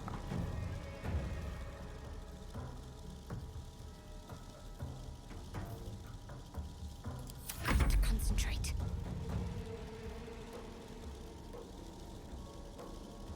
We probably have to try and focus down the Entombed Warrior at this point. Maybe we use another level 1 for a Guiding Bolt. I do have Turn... Do I have Turn Undead? I should have Turn Undead.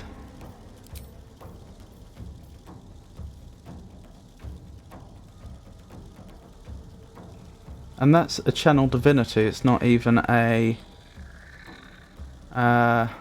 spell. But no, I think we're going with Guiding Bolt. 4d6 Radiant is not to be scoffed at for any undead. Wow, okay. very powerful undead wouldn't care, but at this stage in the game, that's pretty beastly.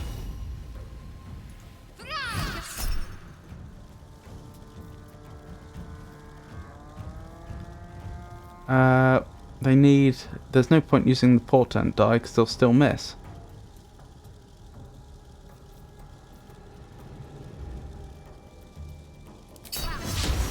That's a pity. That might have... If that had come off, that might have been the undead warrior dealt with.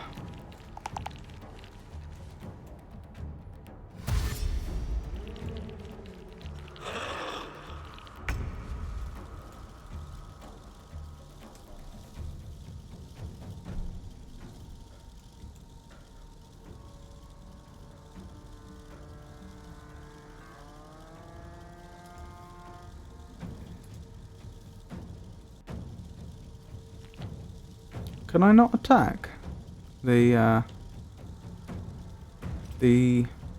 entombed scribe? Oh, I can.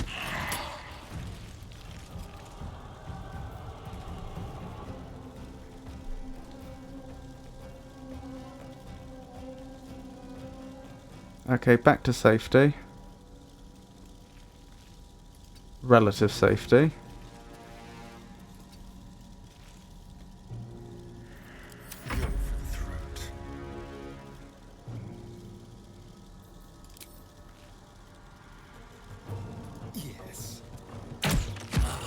Excellent. Right, the entombed warriors before anyone else in our party gets a turn. So this could be bad.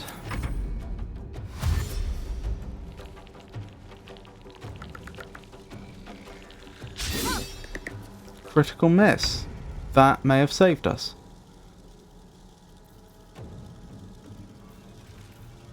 Yes, activate Witch Bolt.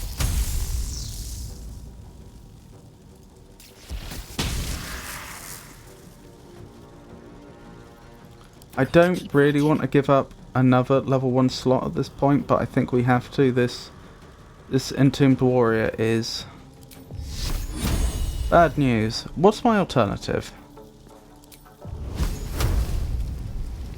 I do have 3 people that could act before they act again.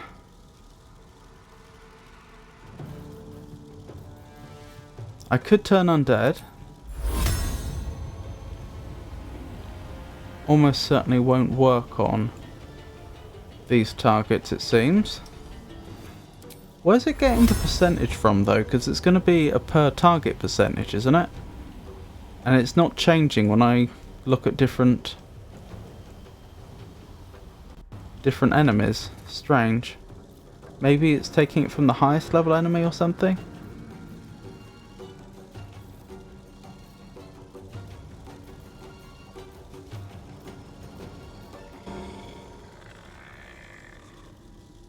Yeah, I hate this, but I think it's got to be...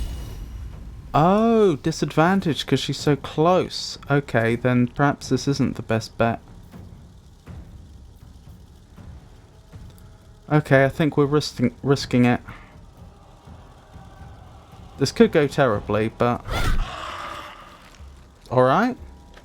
No, we actually stand a decent chance of taking the Entombed Warrior out now, if they've only got 10 health left. I'll take that. Oh my goodness! And the push came off as well, so now no one else is stuck too close to them. Maybe I'd have been better off doing it the other way round. Oh well, what's done is done. Yeah, you can end your turn. That's annoying. That's gonna prevent ranged attacks.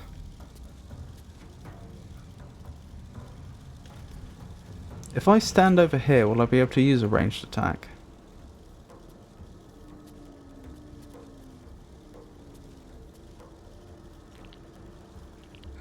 Maybe that is the right call. Take the other one out. I'm still worried about what this Entombed Warrior is going to do if they actually get a hit off. No, but... my chance to actually hit them with this disadvantage is just too low.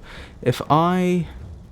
Are they concentrating on this spell? They are. If I take this Entombed Scribe out, or at least break their concentration, then other party members could do something. What about Astarion? What's your chance to hit?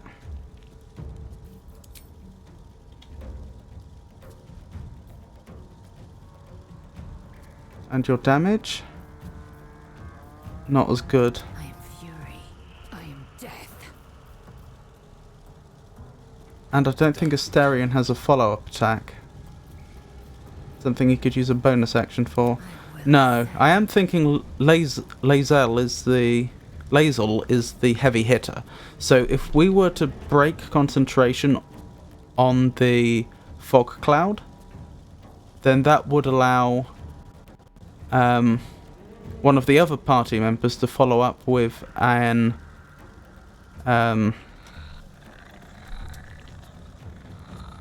attack without being blinded, of course.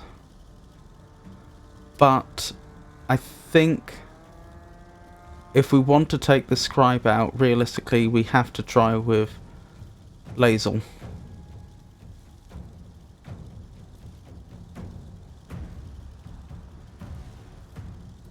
Although, maybe I go for the other Entombed Scribe.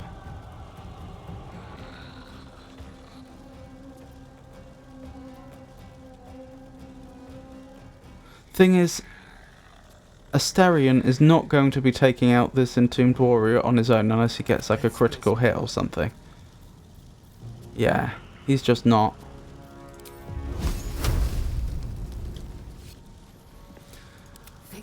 So the Entombed Warrior is going to get another attack. I suppose the argument is if I take the Entombed Scribe out that hasn't had a turn yet, that minimises damage to the party.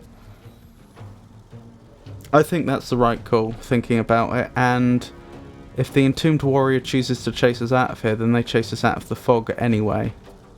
And if they don't, we should be able to take this Entombed Scribe out anyway. Yeah. Yeah, I think that's right.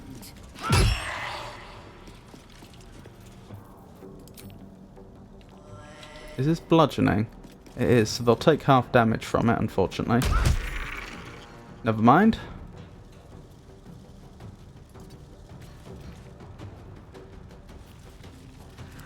Let's turn someone inside out.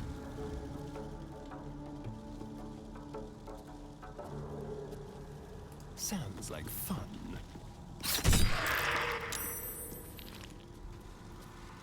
Oh, that went well.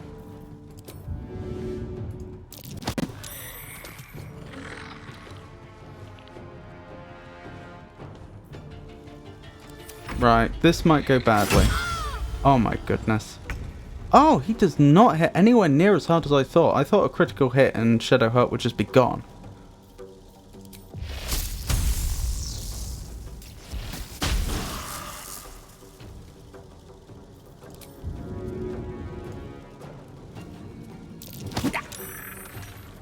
Oh yeah, they're not having a happy day at all, are they?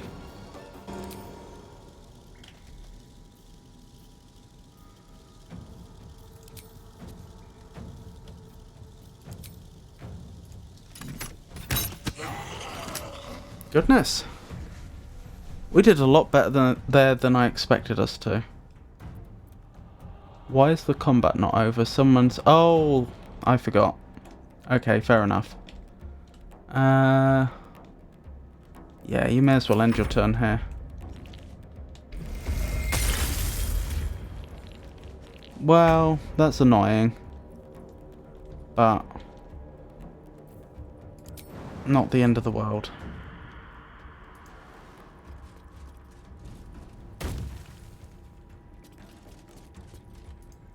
That was pathetic. Sorry bones guarding dusty old trinkets. Let us fill our packs and depart. Yeah. The dead need no trinkets, but we might make use of them. I actually agree in this case. I had a lot more sympathy before they turned on us.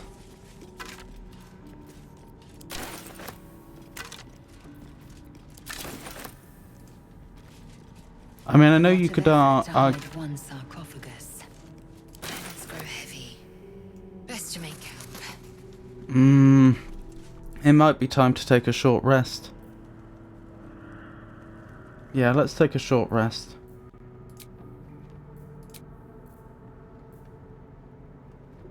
One of our two. Rested enough.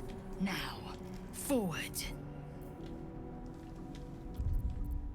What was I thinking? Yeah, you could argue, well, you know, they're just doing, serving their function of defending the tomb from attack, but at the same time, when you consider what triggered them just pressing that button, they had no way of knowing that it wouldn't be just a group of innocents that wandered in here.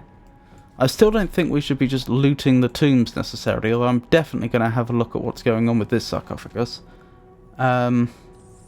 But yeah, I don't feel too bad about looting those undead now.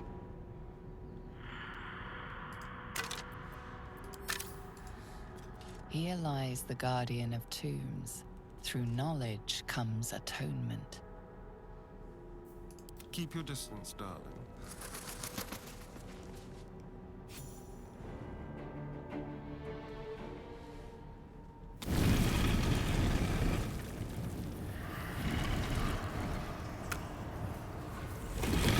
I may have made a poor choice here. Although again, I was just investigating.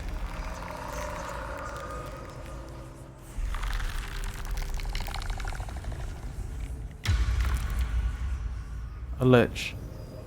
Or possibly the entity I've forgotten the name of, which is essentially a goodly lich. So he has spoken, and so thou standest before me. Right, as always. What a curious way to awaken. Now, I have a question for thee. What is the worth of a single mortal's life?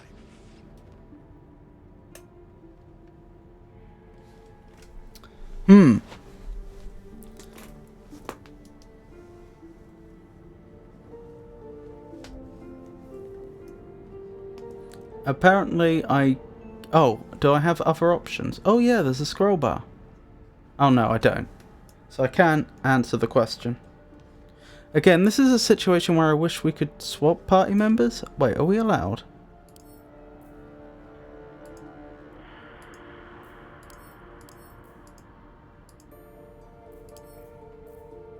Not really. Because I see no reason why another party member couldn't step up at this point. Hold on, I'm just looking at the name of the good lich creature.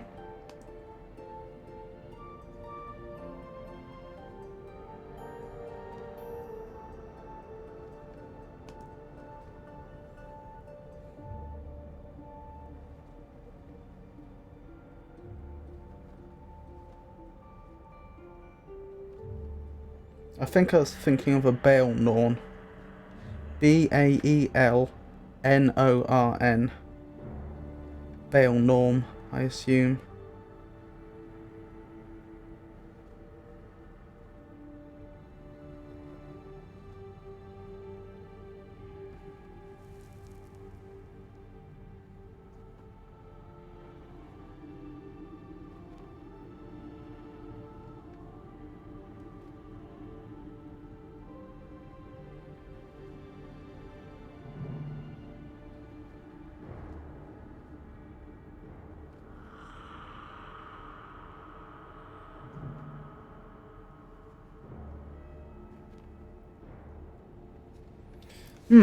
Anyway.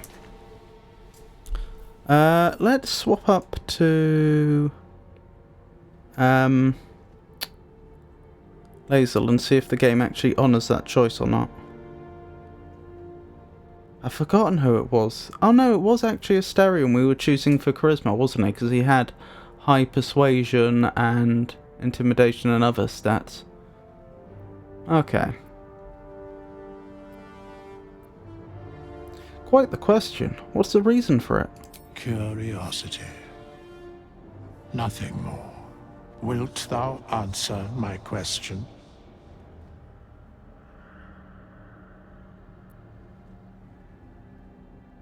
Yes, ask away. So, I ask again, what is the worth of a single mortal life? Interesting that I couldn't answer the question the first time. So my choices are: no one life is worth more than any other, we are all equal, or that depends on a person's deeds, or life's only value is currency, doesn't matter to me otherwise, or each life is of infinite value and merits sacrificing everything for. The only life that matters is mine, or depends on the mortal or elf. Some mortals live much longer than others, I can't compare them. I was going to suggest go back to Lae'zel and have her answer each life is of infinite value.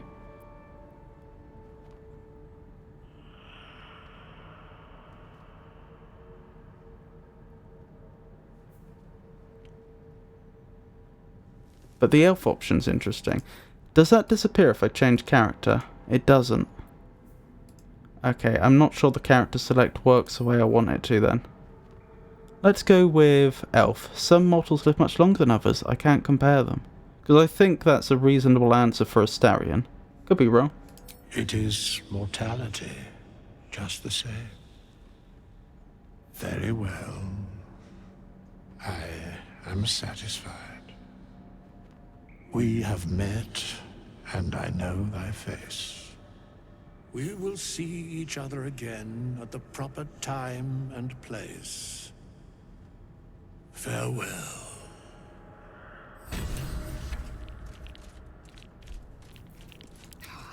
Can Lae'zel speak to him? I will be heard. Ah, thou as well. It is noted. I must attend this place after so many years away. We will see each other again soon.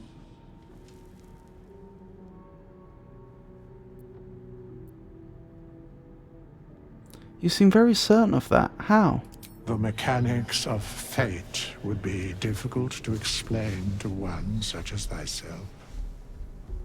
Regardless, it will occur. We do have a wizard of divination here, though.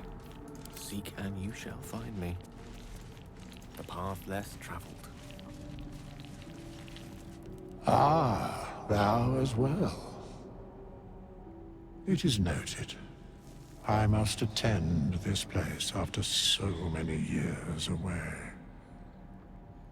We will see each other again soon. We may as well have Shadowheart say hello as well. We'll choose the same option. You seem very certain of that. How? The mechanics of fate okay, same answer. would be difficult to explain to one such as thyself. Regardless. Oh, we can attack people mid-dialogue. Occur. Obviously I'm not going to, but it's interesting that that's an option. I am ready.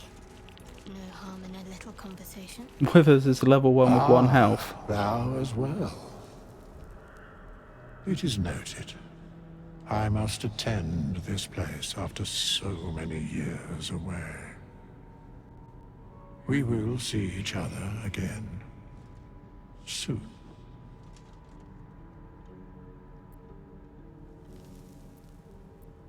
Yeah, I don't think, because Shadowheart loves mystery, I don't think she would pick the top one.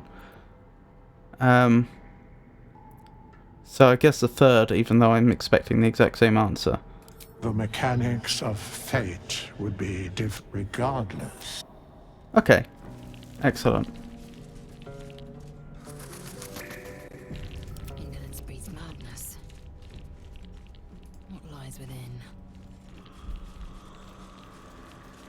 Again, I'm not necessarily thinking of stealing from him, but we may as well have a look. Soul coin. Strange, incomprehensible whispers emanate from this coin, pervading a mind with rage and despair. These coins can power infernal engines. Huh. Well, I'm not going to steal from him, but interesting. Not quite sure why you'd have something like that.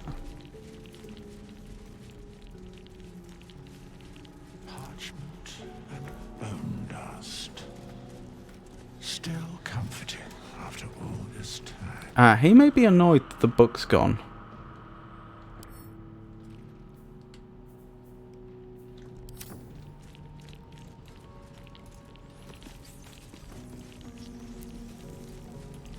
But I wasn't given the option to offer it back to him.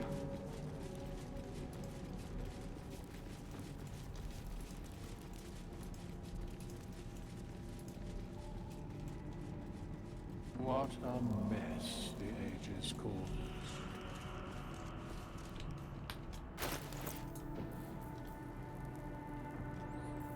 Where is the book?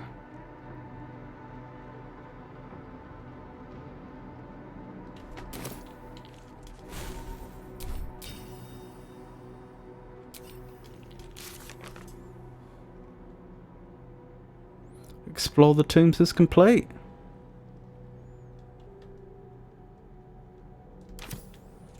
Okie dokie. Can I light that out of curiosity? Yes, very easily.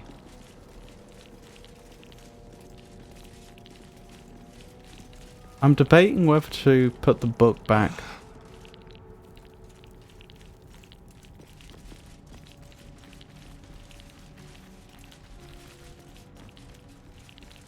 Parchment and bone dust. Still comforting after all this time.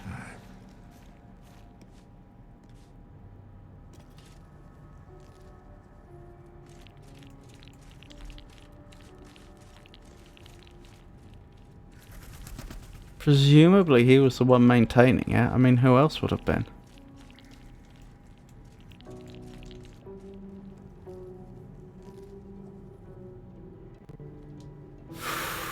Do we have any reason to believe it's likely to be useful to us in the future?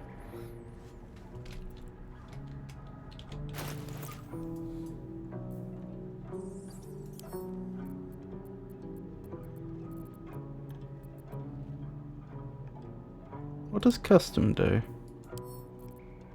Huh. I don't know. Add to wares?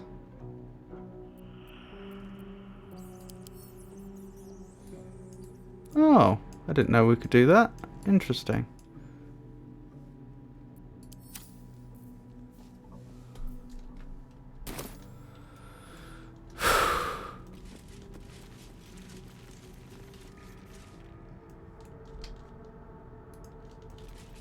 I think I'll return it to his sarcophagus if I can.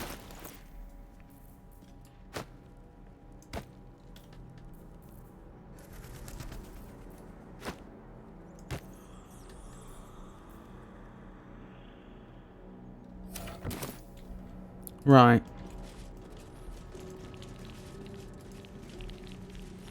Let's go.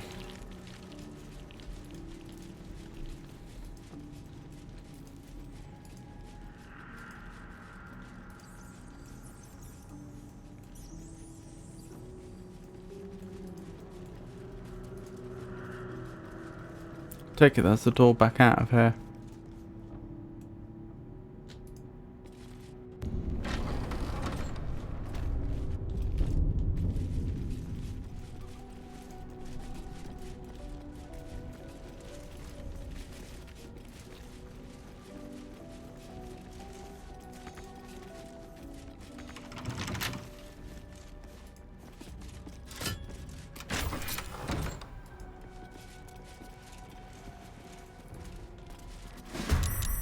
Oh, they're just going to attack us on sight.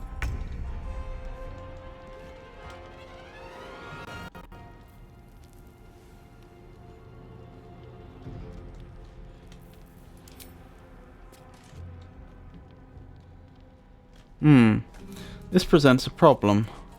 Can you feel death's cold grip?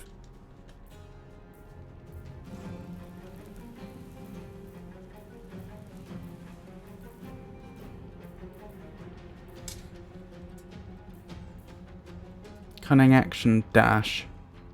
That's tempting. Or I could just use a ranged attack.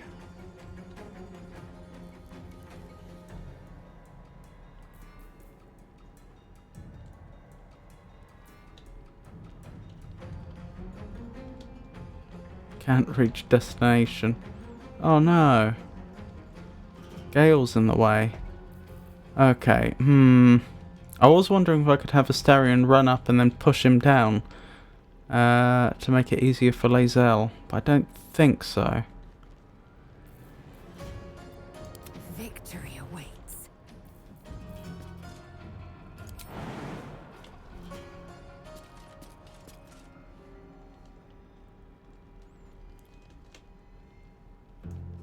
Wait, can she jump out of here?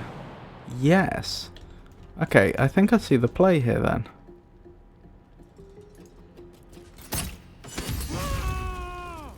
Blimey. I wasn't expecting it to be that effective.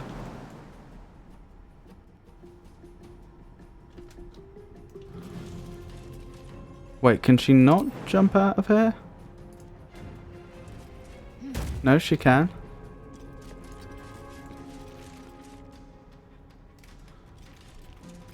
I'm ready.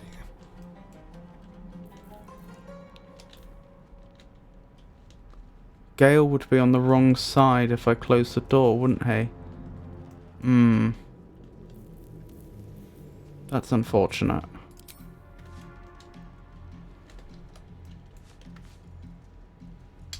Or would he? Could go either way, couldn't it?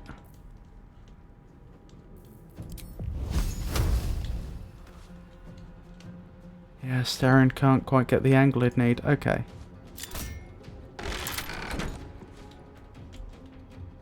I think Gale is on the other side, although it's not entirely clear. Oh well. Time to move. Time to strike.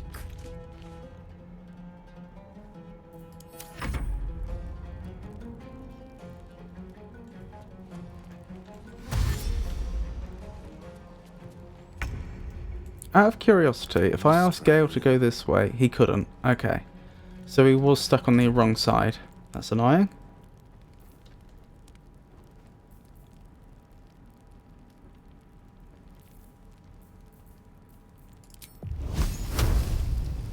Firebolt, I guess. Or he could open the door. That is actually probably the most useful thing he could do, sadly. And shelf with your bonus action. Never mind. Can you leave? No, you'll provoke an attack of opportunity. Okay, never mind. What should I do? Down with you.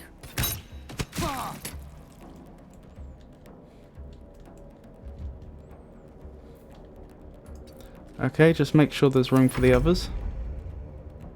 We should be able to end this now. This is your end.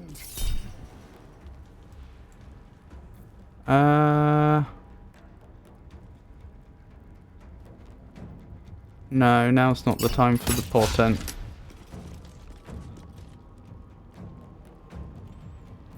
Shall we cut and run? No escape. There we go. Sorted. And no one was injured. Well, that was a bit strange. Oh, bandit's key. That might have been useful earlier on. Oh, I'll take a torch. Repositioning. Looter's trunk.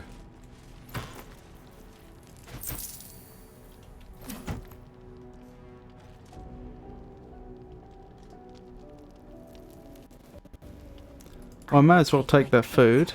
That's good camping supplies.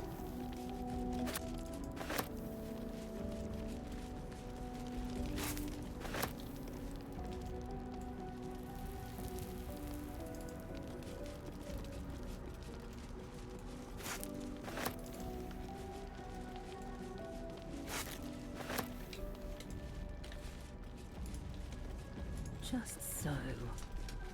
Ancient, indecipherable text covers the plaque. A dead tongue. Whoever worshipped here must be long gone. Ancient, indecipherable text covers the plaque. Dead tongue. Whoever worshipped here must be long gone. Ancient, indecipherable text covers the plaque. A dead tongue. Whoever worshipped here must be long gone. Indeed.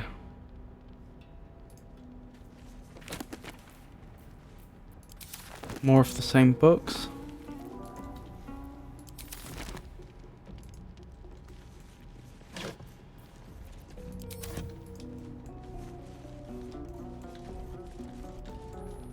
Okie doke. Action, not reaction. Onward. Right, I think we're done here for now. And presumably we use the key to open that door.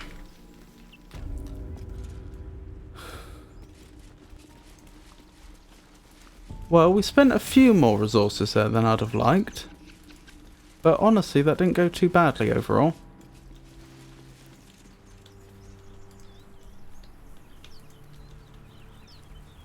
Right, this is the direction to get to the area that we... Something over there. Oh, I forgot about that. No hope of clearing this without a shovel. We'll have to come back for that. This is where we ended up after we took the ladder up. So that's where that all connects up. Is that a body? No idea why there's a body there.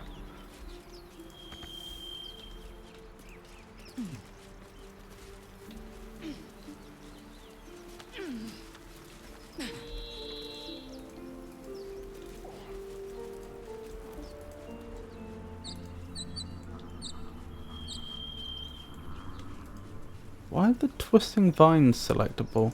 Are there some druid spells that can use that? I wonder.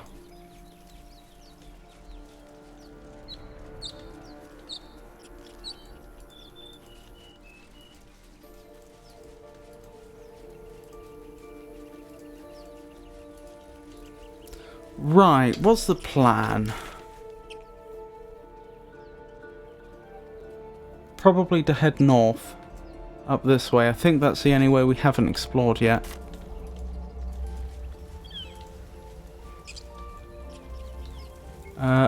Up here. This will be the way. Torn net trap. Torn net trap. Why is there a torn net trap here? Broken. Shoddy work. Bit weird. Was that for animals or people, I wonder?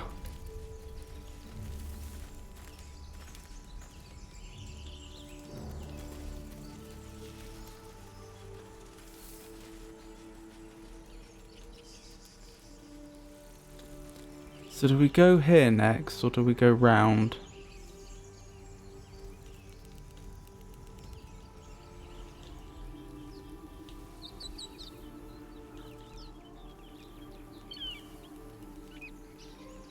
Sorry, just trying to...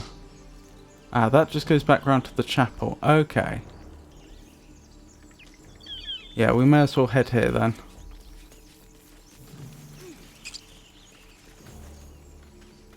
The maze.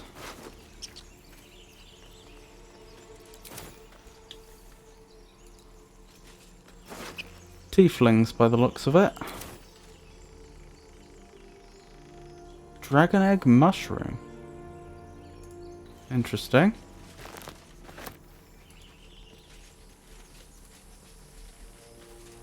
I must say, I do like the utility we have in the party at the moment. It does make me wonder if we do want to go for a barbarian or not.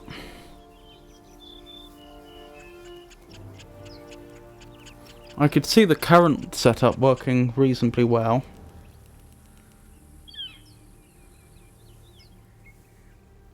But we do want a druid. Who's going to be our druid? I suppose we'll have to worry about that at next level up. We should check it out. But Oh, sorry, I cut part of that off. I don't think I can go back and... No. I can't go back and find out what she would have said. What was I thinking? How close are we to leveling up? Actually, not as close as I thought would be. I know it won't be that long. Interesting.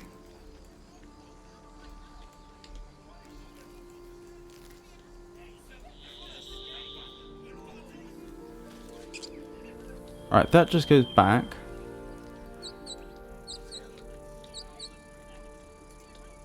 Let's head up here, I guess. Wait, what are you doing? No, round this way, so that we have the high ground. Ah, I see. I remember this. Open the bloody gate! Nobody gets in! Zevlor's orders!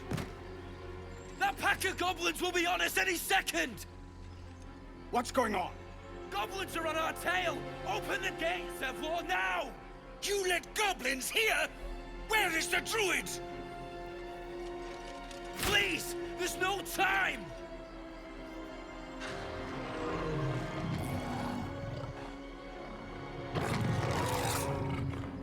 There's a warg. The nine hells! Open the gate!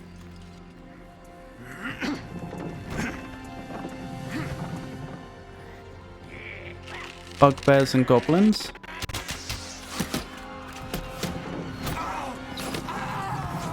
Oh dear.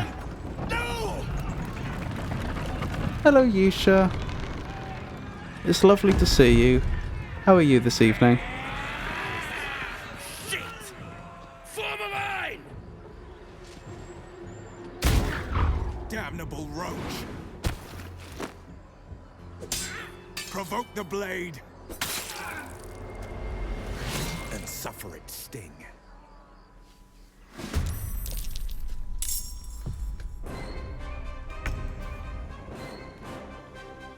How did they get right in front of me without my character doing anything at all about it? Oh well, okay. Assess the threats. These goblin trackers are not very threatening, but they are... It would be nice to take them out early.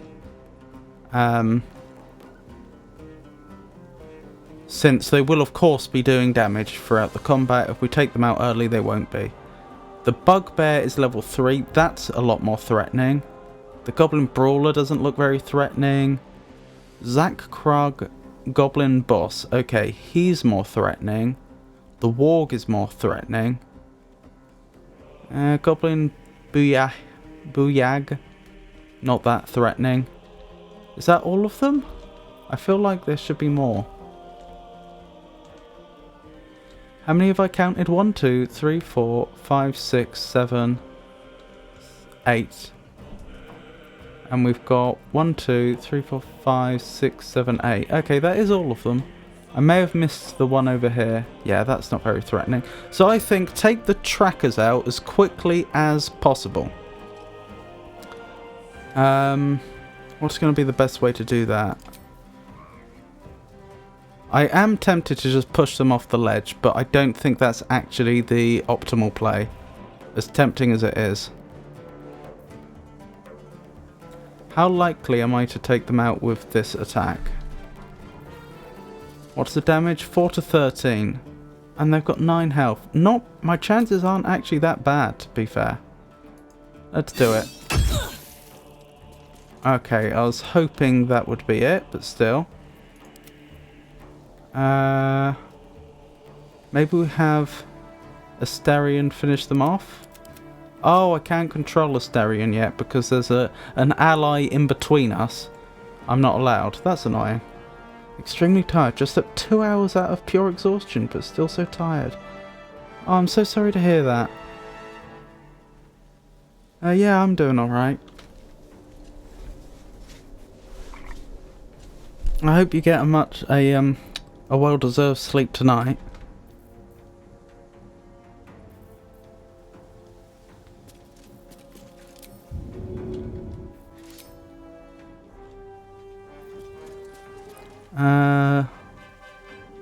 What should I do here?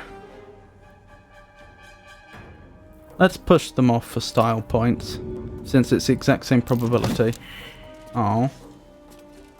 Oh well, that wasn't a very successful turn, but so be it.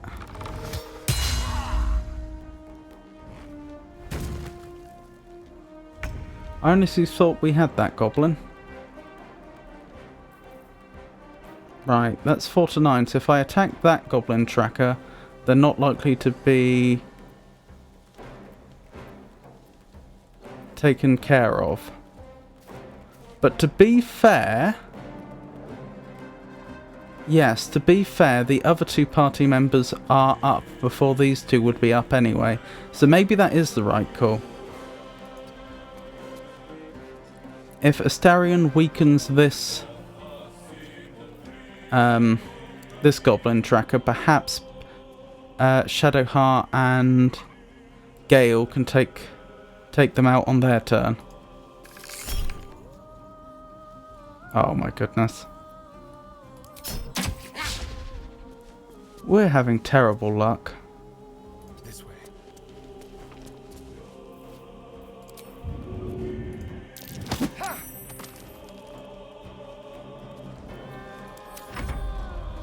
I really like the game. Incidentally, I have played this game with some friends slightly further into the game than this, but not much further. I made it up to the Goblin Camp. So there's some stuff I know about and some stuff I don't. For example, I just made it into a section of a crypt that I hadn't seen when I played the game before. So even this early in the game there's some new surprises. But yes, really enjoying it.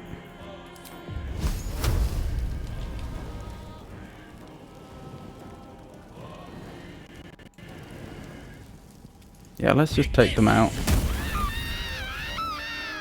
Right, they've been dealt with.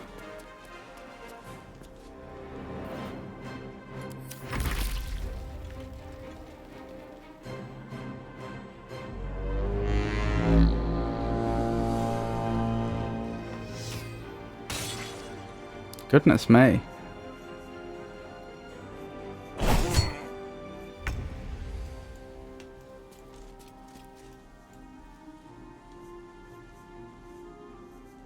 That's probably the best we can do. Yeah, that's probably the best we can do. Oh, can you not get close enough? I'd have thought you could.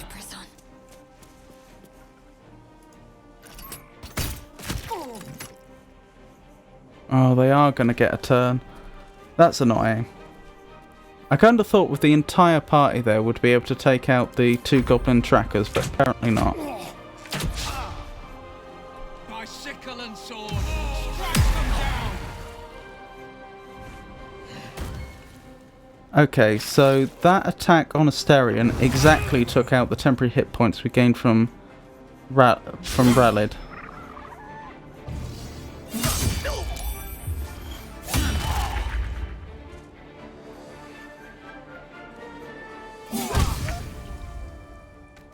Excellent. Alright, what's the right call here? I mean, that goblin tracker's on 4 health. There is no reason why the rest of the party shouldn't be able to deal with that target. So Lae'zel should be able to focus on something that isn't damaged yet. Why would I be at disadvantage? Target outside normal range. We could fix that.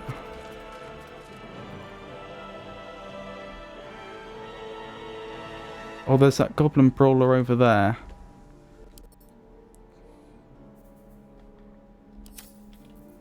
Problem is, if she attacks the goblin brawler, she'd have to roll max damage to take it out.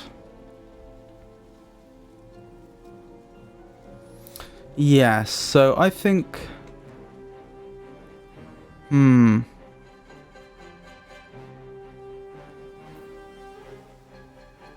Yeah, let's play it safe. Let's try and take out these two goblin trackers, and the goblin brawler can be next on the list, I think.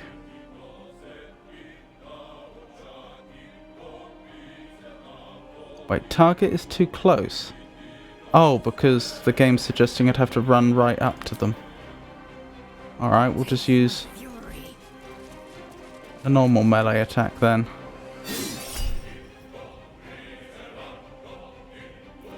Oh well. She does still get her unarmed strike, which we wouldn't have got if we made a ranged attack against anyone, so actually this has worked out better. Good. Good, good, good. Oh, well, that's the brawler dealt with. We actually stand a decent chance of Over here. taking them out without any casualties. I mean, ally casualties as well.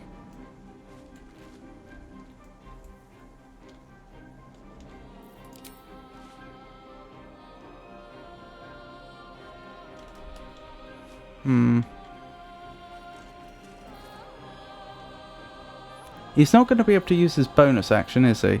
So we may as well have him use cunning action dash and have him get much closer.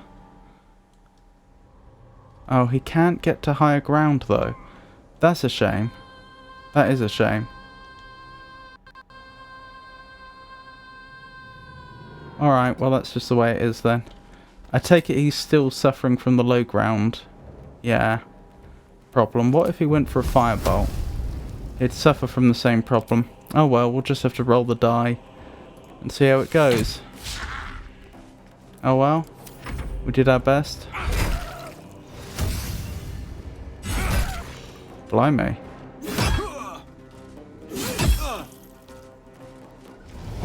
No one's doing too badly right now. I mean, of our allies.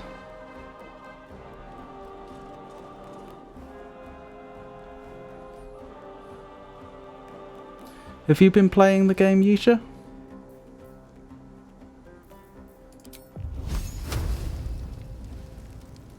Danse macabre. Excellent. That's what we like to see.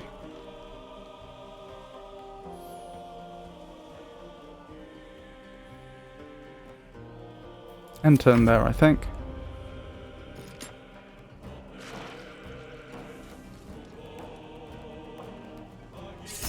Oh, haven't you? Are you familiar with the game? Have you seen other people playing it?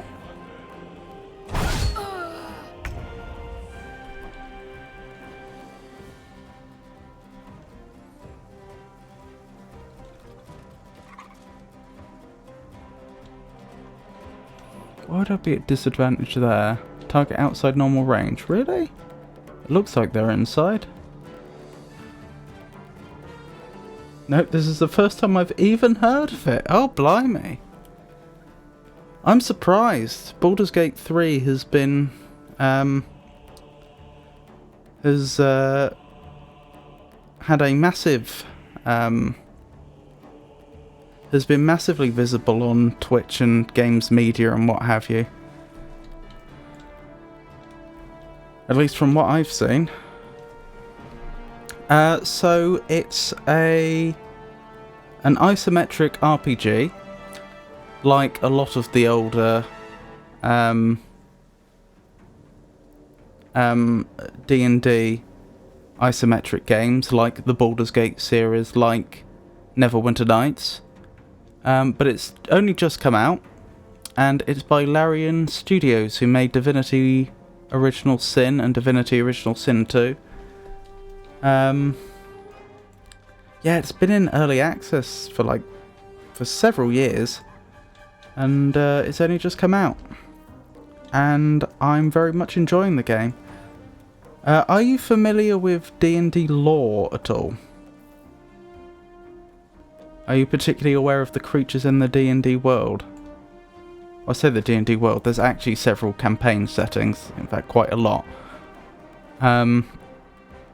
But at the very least, are you familiar with the Forgotten Realms? I don't know if this is based in the Forgotten Realms, but judging by the creatures we've encountered, it's clearly very much based on it.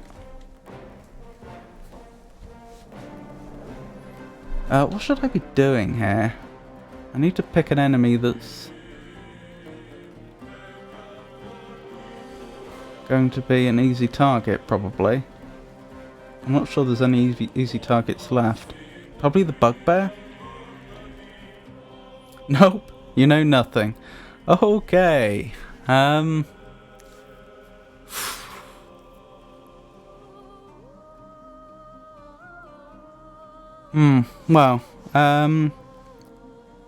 as we go along, by all means ask questions, and I will answer them as best I can. The most important aspects of the main quest so far concern these creatures called Illithid, who are also known as Mind Flayers. They look like gaunt humans with squid tentacles coming out of their face, and they're evil creatures, and among other things, they reproduce by implanting their larvae in the brains of other sentient creatures. The larvae then eat the brain, take over the body, and then ultimately, once they reach full maturation, the tentacles come out of the face. And then you have a new Illithid. All our party members have had said parasites put into their brains, and they know they've only got a few more days until maturation, because the maturation process, at least in this game, is expressed to be quite fast. I'm not sure, I could be wrong, I'm not 100% up on the D&D lore. I didn't think it was supposed to be that fast, but still. And so right now they're looking for a healer to actually to cure them of the parasites in their brain. What else?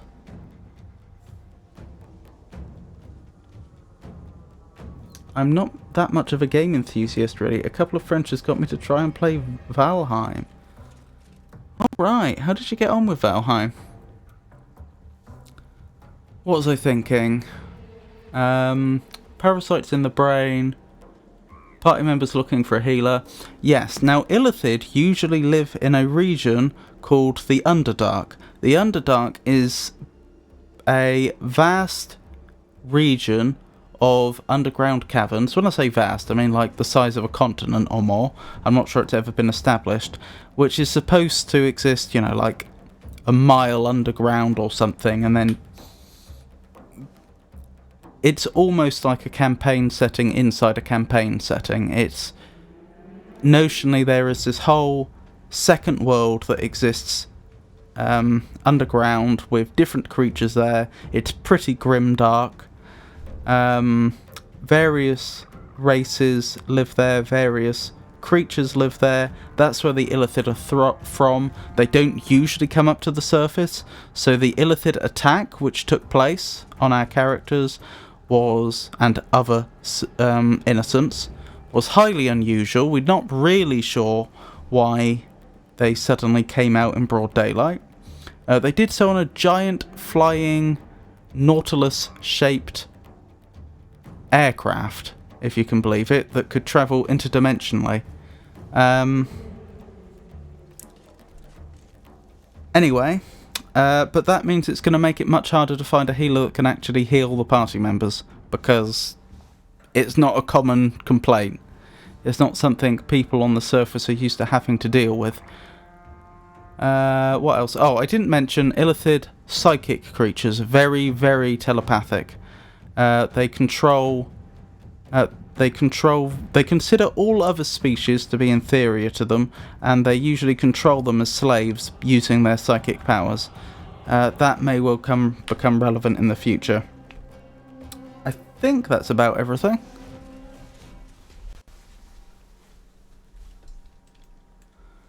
And our characters have only just survived the crash landing of the big Nautilus ship.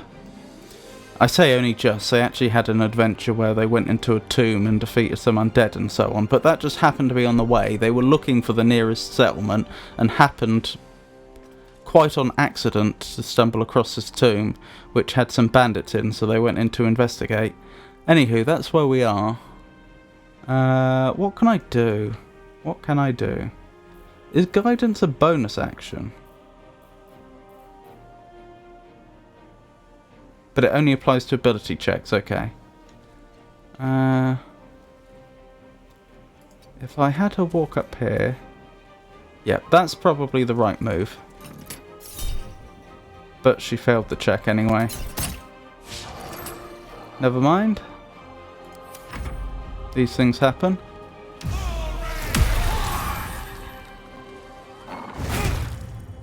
We don't know who these people are, incidentally. We were just walking along and we heard some shouting, and we went to investigate, and then we found these various people. They seems to be mostly a mix of humans and tieflings, who are the... are there any tieflings around? Well, they have red... As the particular subspecies of tiefling we're seeing here has red skin and devil horns. Tieflings are the descendants of demons or devils from a very, very long time ago. In terms of the lore, if a mortal ends up having offspring with a demon or a devil, then you know, the child will be a half demon, half devil. Of course, they'll, you know, have intermediate traits and so on. But even if that child then goes on to breed with other humans or other less fiendish races, and for many generations, every now and again you'll have the demon or devil genes reassert themselves, and so you'll just have an individual out of nowhere in a family that may well have no idea that they had any fiendish ancestry. Just suddenly they'll have a child that looks very demonic. That is a tiefling.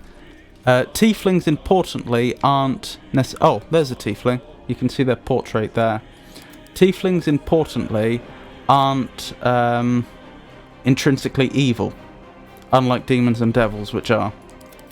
That doesn't mean that they don't suffer discrimination, mind you, from people that don't necessarily understand that.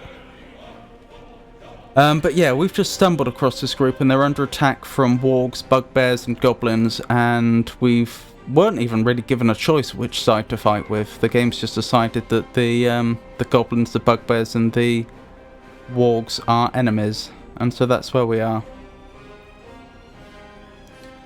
I guess I'll move much closer, and then probably fire an arrow at the bugbear. Yeah.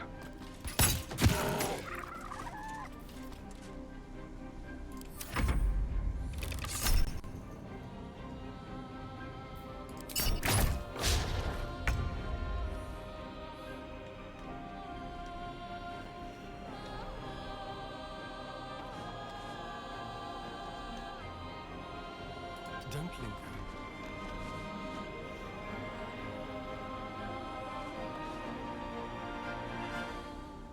Just checking to see if any of our allies are particularly close to death. I don't think so. Oh my goodness. We got a critical hit. That was devastating. Thanks, I'll try to keep up. No worries. Honestly, if you have any questions, I'm not saying I'll know the answer to every question. Since, as I say, I'm not that up on D&D lore, but if you have any questions, please ask.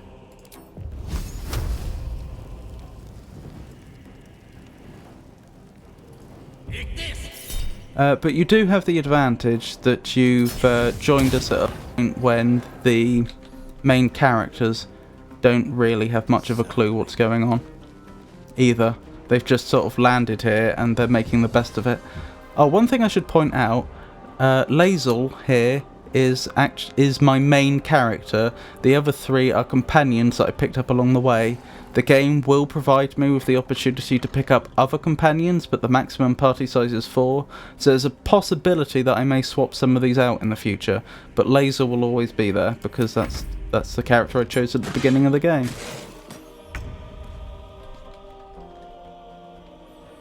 Right, that's the bugbear taken care of. Let's focus down this warg now if we can. Okay, 2 damage is better than no damage.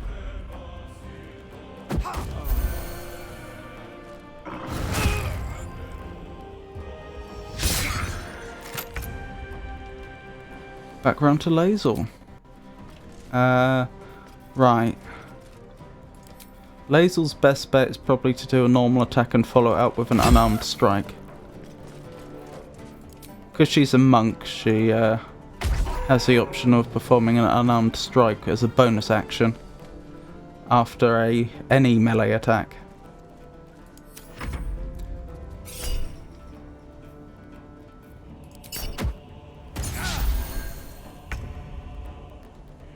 Right, just one enemy left.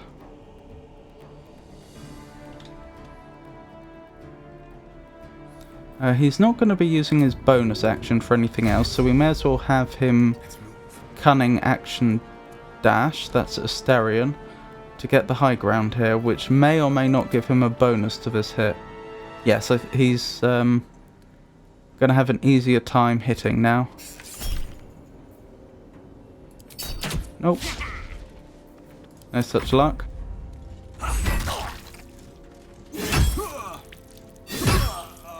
Oh, so close. We nearly didn't have a single death. Last round of combat. Pawn to cleric 4.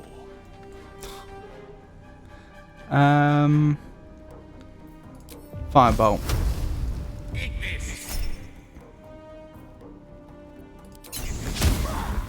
Wow, this enemy's actually quite difficult to hit. What's that AC? AC 16. That's not that high. I'm surprised it's that difficult. I mean, this early in the game, 16 is by no means an AC to be scoffed at, but it's not that good.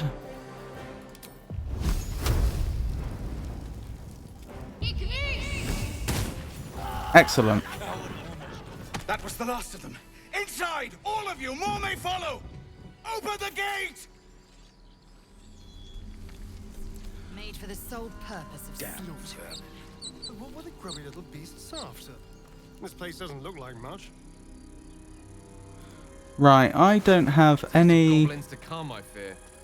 Must be a horde nearby. I don't have any scruples about looting the dead goblins. Open up. However, I won't loot the body of... Oh. I think even if I have a look in their inventory, judging by the way that the chest is now a red chest, I think even if I look in their inventory, people will be unhappy with me, so I won't do that. Gloves of Power. Absolute's Bane. On a melee hit, possibly inflict a -D4 penalty to the target's attack rolls and saving throws. That's pretty good. Spiked Shield. Interesting. I don't have anyone that's using a shield at present. If I had Lae'zel use the shield, her melee damage would go down. So I probably won't do that.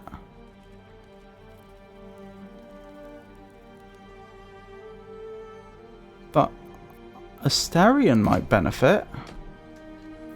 Let's transfer the shield over. And he can... oh, I can just apply it there.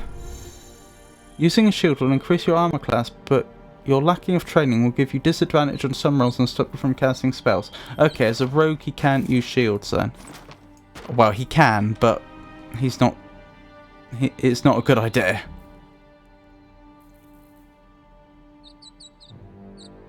Alright, that's worth knowing. It did make me think, we do have some sabres though. Would it be better off with a sabre... sorry, a scimitar. Would it be better off with a scimitar than a dagger? No, he's not proficient with them.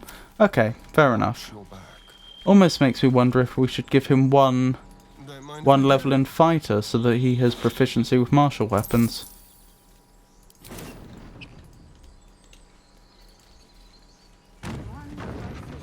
I hope we can get back in there.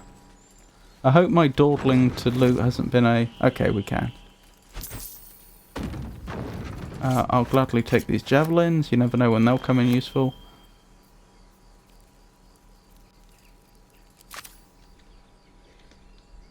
Have I missed anything?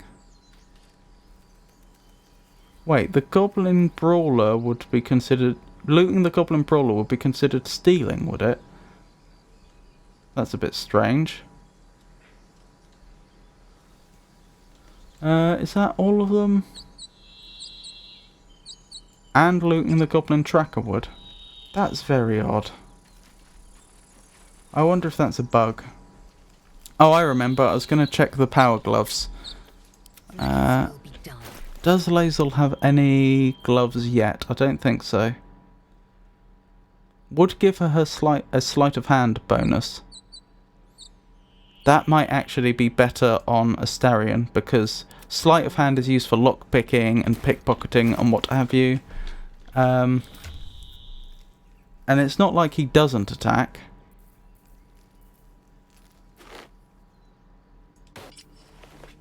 Yeah, I think that's what we'll do. Action, not reaction. Proceeding.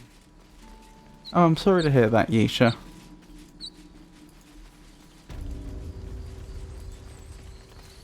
Right, we've discovered the Emerald Grove. Careful, I might. As Astarion is currently our face of the party, as it were, not technically the most charismatic, but the most capable at conversation, we'll have him lead. There are children here, you fool! We was running for our lives. You led them straight to us, and you let them take the druid too? Unbelievable! What are my choices? So these two are fighting. There's one goblin. Where there's one goblin, there's 10. I'm leaving before the horde shows up. Or one fight just ended and now you're picking another. Relax.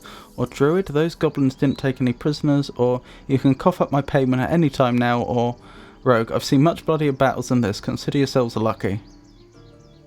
That does actually sound like how I imagine Astarion. So we'll go with that one.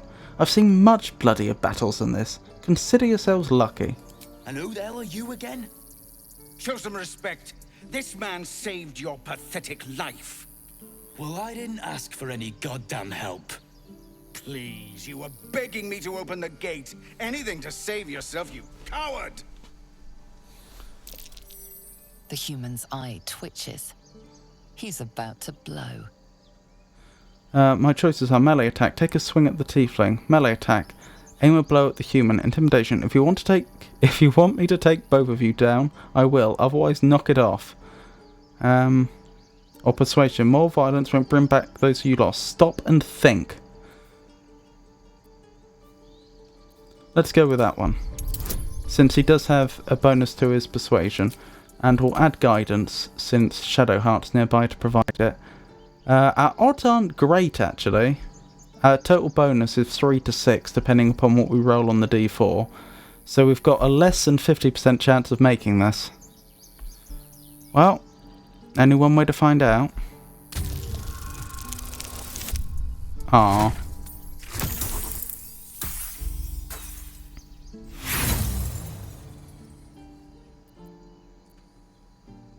Oh, he does have inspiration. I didn't know he had 2 lots of inspiration. I could roll again, but to be perfectly honest, it's not worth it. I don't think, even though it would have been nice to have made that charisma check, I don't think it's going to matter in the long run like other conversation checks will. With a thunk, the armoured man collapses, unconscious. Oh, blimey. Enough. The goblins have found us. No doubt the beast will be back. We need to pack up and leave. Immediately. Okay, that's interesting, because when I played the game last time, it was the human that threw the punch. And that is consistent with the way, as you will see, the tieflings in this settlement are discriminated against. And and also the fact that Zevlor tended to act as the bigger man, if you will. You know, putting up with the fact that he was punched and, you know, still being, on the whole, okay with it. I was not expecting that. That's the total for your whole party, I think.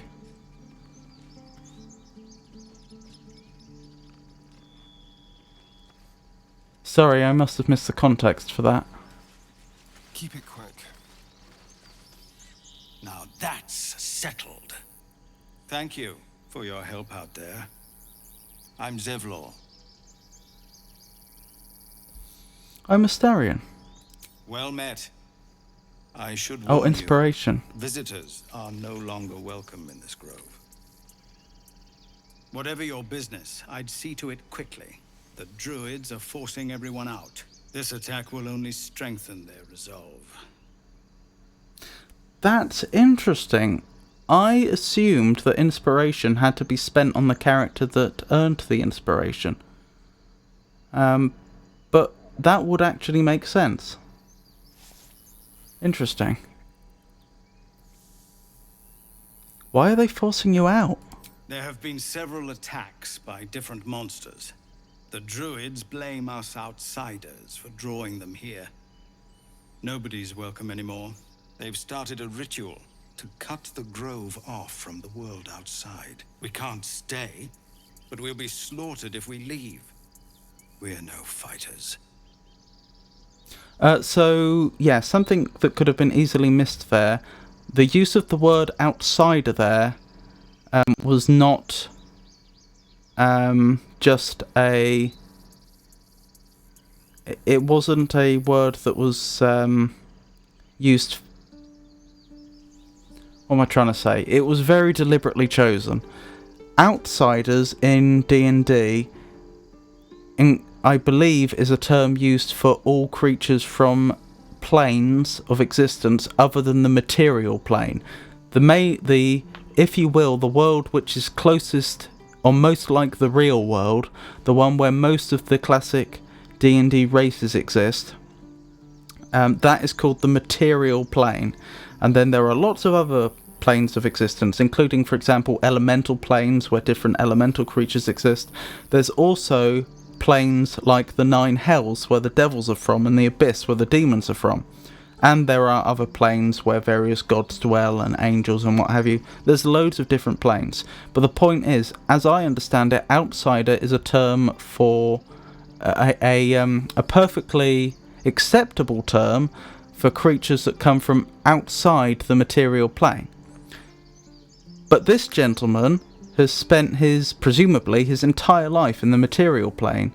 And as I say, tieflings, they, as I understand it, they just pop up in families where many, many generations ago, it turns out they had some fiendish ancestor, and just one individual in a family just suddenly is born a tiefling.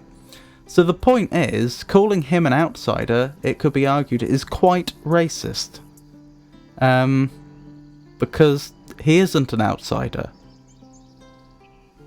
I mean, okay, strictly speaking, we don't know this man's history. He could have been a tiefling born in another plane of existence, but it is extremely unlikely. Especially since he referred to all the tieflings collectively as being called by the druids outsiders. So that's what I think's going on. This ritual, is there no way to convince the druids to stop? I've tried. Korga, their new first druid, won't even see me. You, though? I know it's not your business, but she owes you for saving this place. Perhaps you could persuade her. For more time to prepare, if nothing else.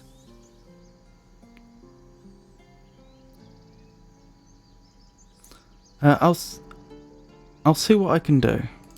I think you should. Yes. No harm in trying the diplomatic route. We'd owe you a great debt. If we're forced to leave now, we won't make it to the city. You'll find the druids at the heart of the grove. Please, make them see sense before more lives are lost. Oh, we didn't actually ask him about the healer. Find me in the caves. I need to let people know we're moving. Oh, okay. So, as I understand it, and I only have partial knowledge and inference to go on, I believe there was a druid population here, and then at some point other people arrived, and that subsequent to that there were attacks from the local demi-human races, goblins, bugbears, that types of thing. They started raiding them. The raids are getting so bad that the druids want to cast a ritual that's going to cut off the grove from the outside world. How exactly that works, I don't know. But when you think about it, that's not a completely unreasonable proposition.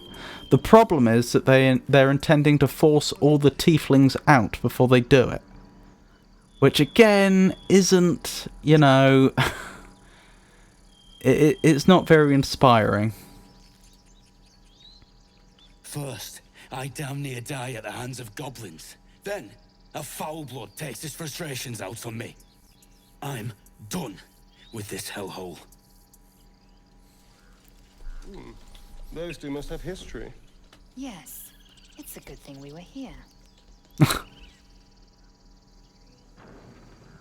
That was Lazel that said that.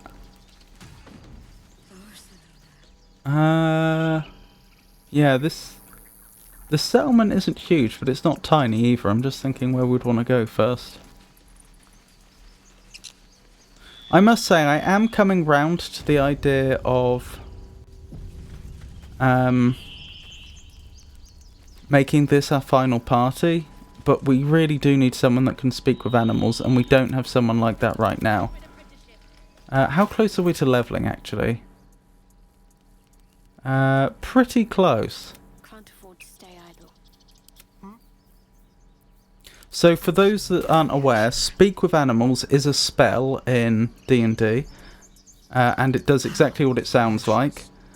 Apparently Larian went to quite a lot of effort to create quite a few animal NPCs in this game, and so if you, although in no way are you forced to take Talk with Animals, if you didn't have it you would be missing out on some interesting content. I guess we should just start talking to people. Alright. Refugees, adventurers, no one in years, and suddenly we're overwhelmed. Well met. And thank you for beating back those goblins. Most brave of you. Is there anything you need? Act fast if you do. The ritual will be complete before too long. Are you really looking down the grove? I know it's drastic, but more monsters seem to terrorize this region every day.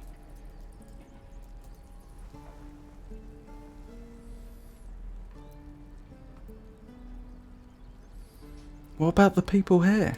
We druids will be safe. As for those that took refuge here, well, may Sylvanas guard them as they continue their travels.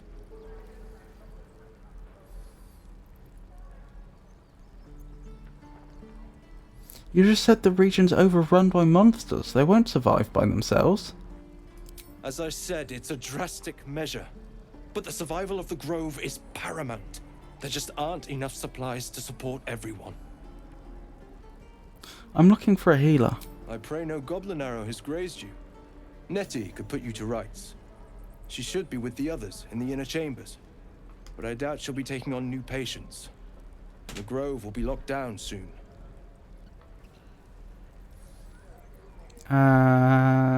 Right. What do we have to sell, actually? Waiting. I crave blood. Sort by weight.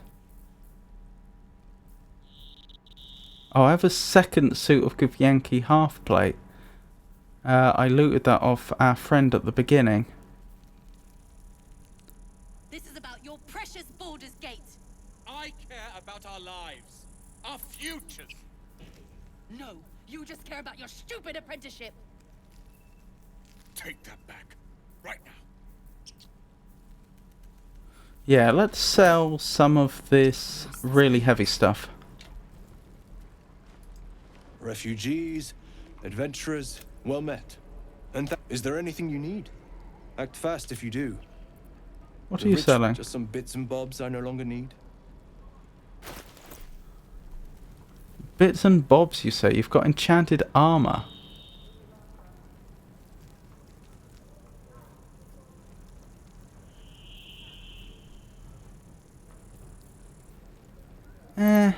It's not that brilliant though.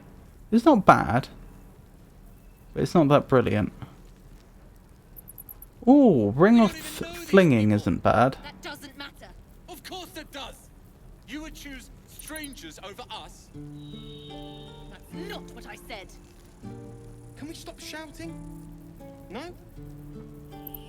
Right, can I sort by weight in this menu? I'm not sure I can.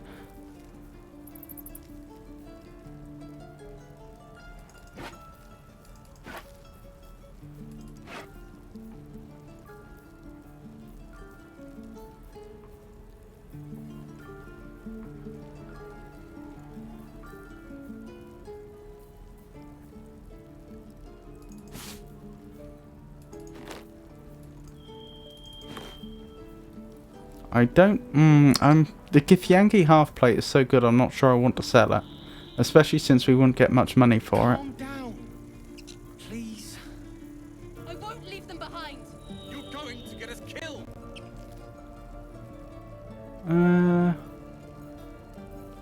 I don't need all these daggers or all these scimitars.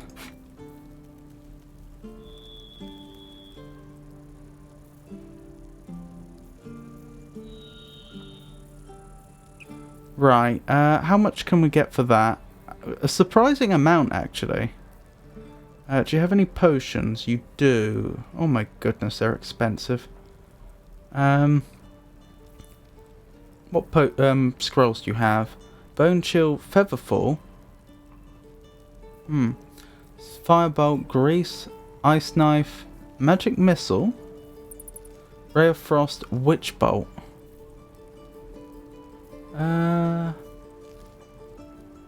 You don't have Revivify though. Do you know what? I think I'll just take the money for now. No, you just care about your stupid apprenticeship.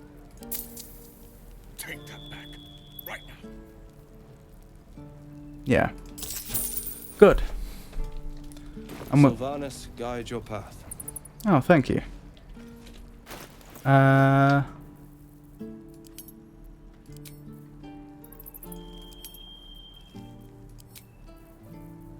Okay.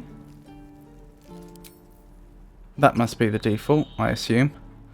Not doing great for weight, but we're not doing too badly.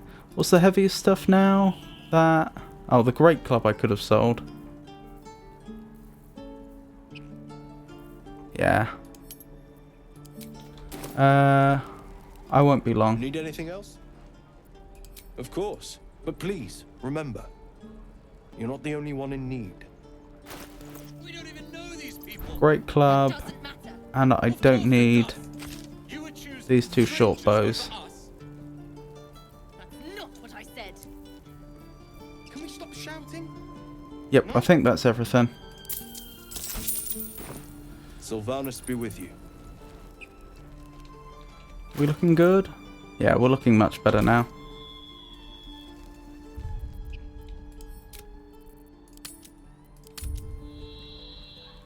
Right, let's find out what that arguing's about. Without delay.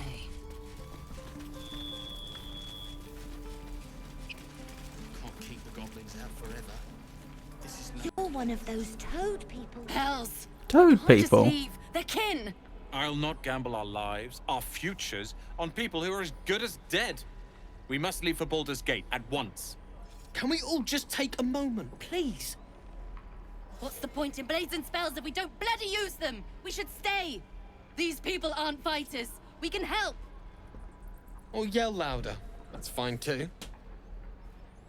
So my choices are say nothing, get out while you can, the goblins will be back. Oh, I should have...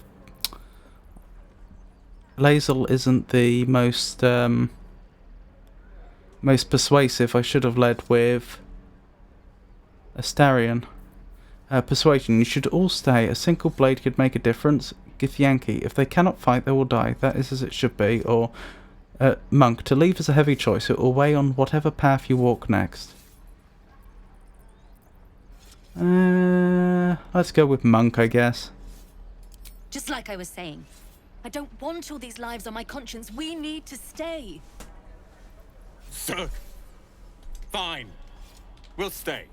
If we survive, it'll make for a good story, I suppose. Thank you, Roland. Goodness. I'd die if I met Leroic and reeking of this place. I'll I'll never get the smell out of my clothes.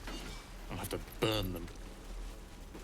Right, what do we have going on over here? Children!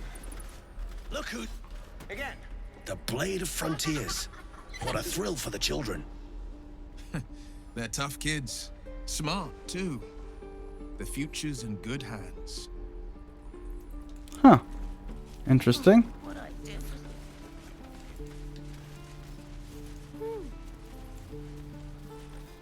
Donnie, eh?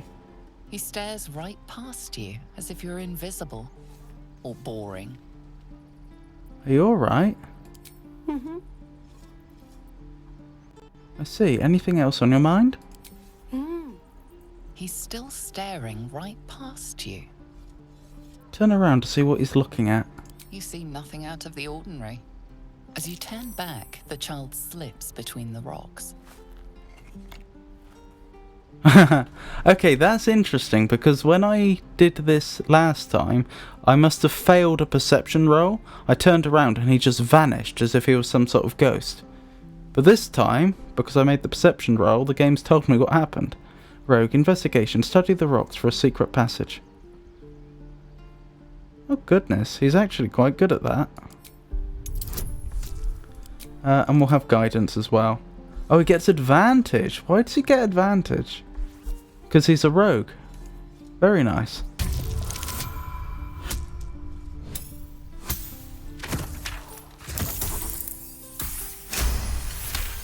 Excellent. You find the edges of a concealed entrance. Okay, that's really interesting. I had no knowledge of this whatsoever. Tiefling hideout.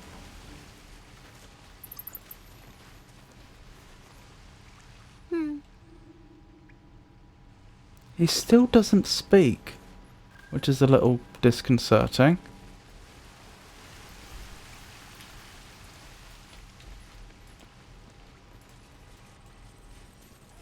You're not supposed to be here. I really like this attention to detail in the game. It would be so... Look who's come to visit. My kids say you've been busy since you got here. Not sure why you're poking your nose in our business, though. Nothing piques my interest more than being told to stay away from somewhere. We have that in common, then. But you aren't welcome here. This is our hideout. But hey, maybe you didn't know. Because of that, I'll give you a 10 count to leave.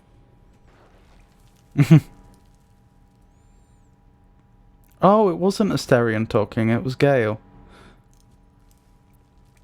You're joking, right? 9. Keep your distance, darling. This way. Are they actually going to stop us?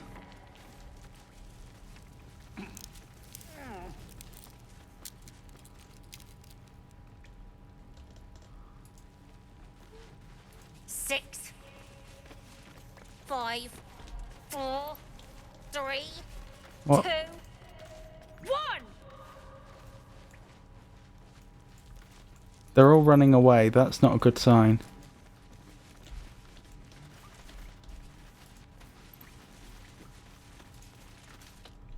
You don't look so tough. Mull fought off a hobgoblin all by herself.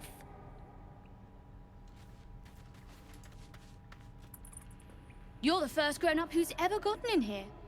Not bad. Then this can't have been here for long.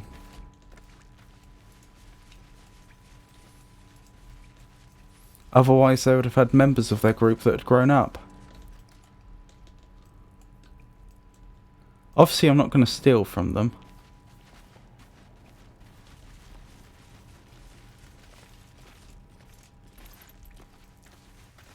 But yeah, this attention to detail, because it would have been so easy for Larian just to not implement this place, and it wouldn't have felt like it was missing.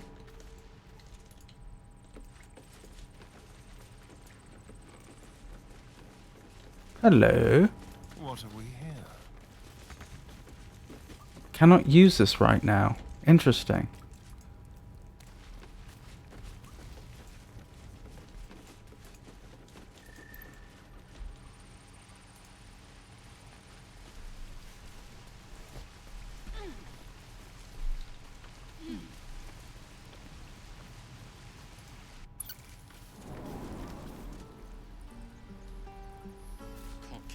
things out forever. This is no fortress and we're no warriors. Sylphie.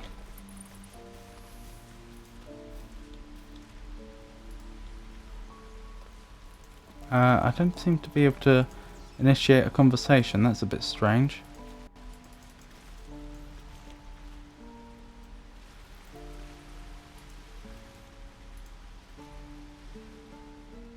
Hold out your hand, mister. Let me show you something. Go on. Take this ring. It's lucky. Rogue option. Nice sleight of hand. Hammer's flourish, right? I never learned names or anything. Just the tricks. Anyway, forget that. Take the ring. I want to show you how lucky it is.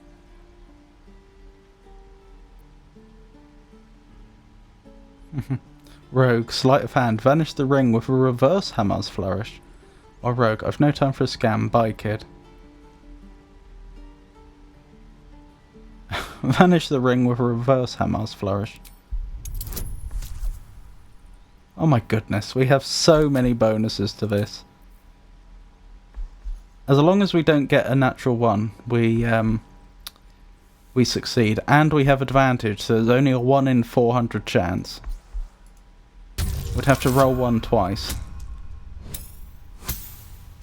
Oh my goodness.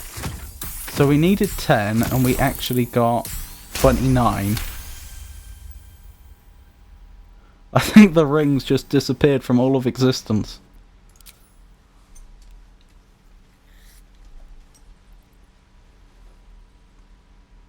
Weeping, bleeding hells! Okay, maybe you don't need extra luck. But since you're already holding the thing, call it. Heads or tails.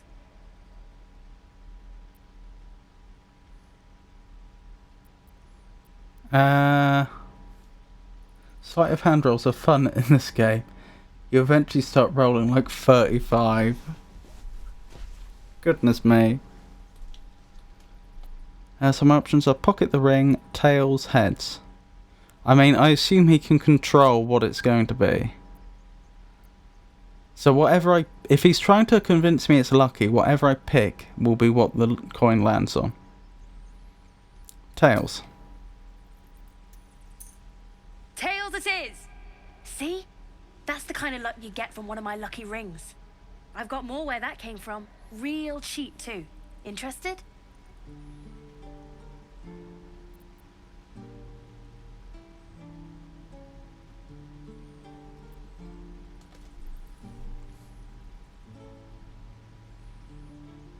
Rogue, you can drop the act.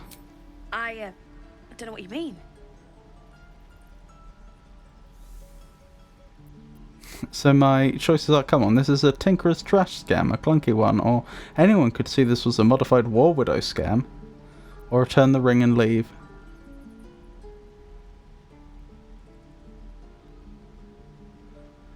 Anyone could see this was a modified War Widow scam. The hell it is? You can't do that one with rings. It has to be with bracelets because... Oh, damn. No, please, go on. Last chance. You want to look at my stuff or not?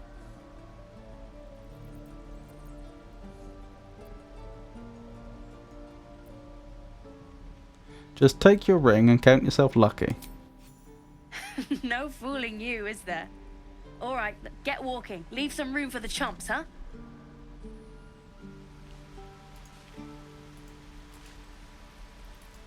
I still find it odd I can't speak to Sylphie.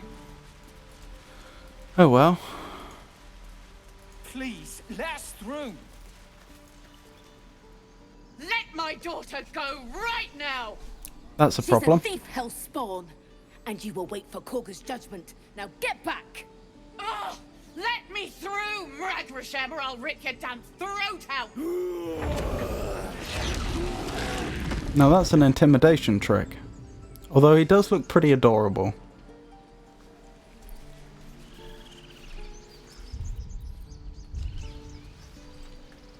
Right, let's see if we can talk our way through this one.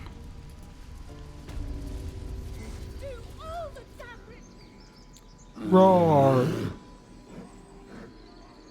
Calm, Magrin. Give him a chance.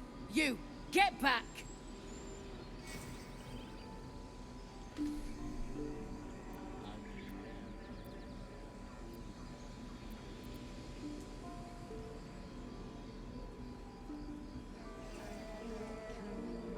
Why? What's so special down here?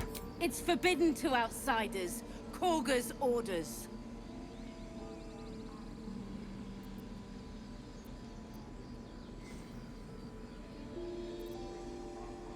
This seems a bit high and mighty. But essentially what I want to do is establish who I am. If it weren't for me, you'd be overrun by goblins by now. I'll go where I please. Yeah, it's the second part I have... Wow. The first part sounds entitled. The second part is just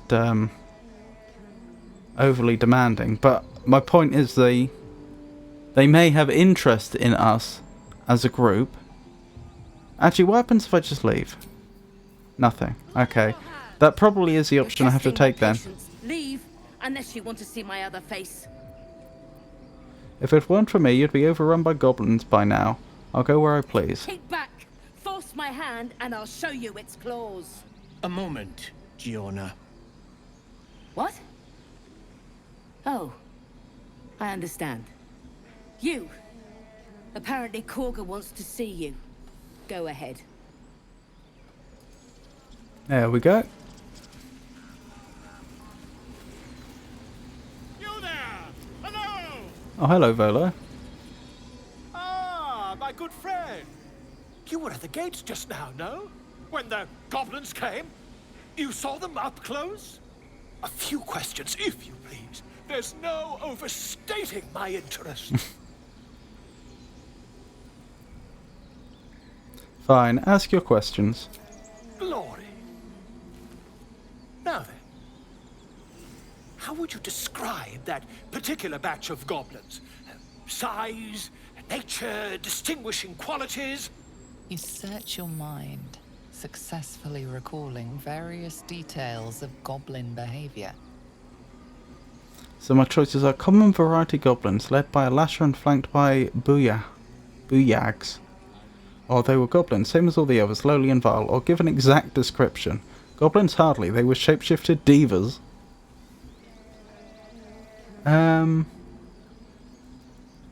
Give an exact description. Goblins were of a rare, gem-colored hue and wielded magic blowguns. And the dragon they had marching in the rear, was it of the brass or silver variety?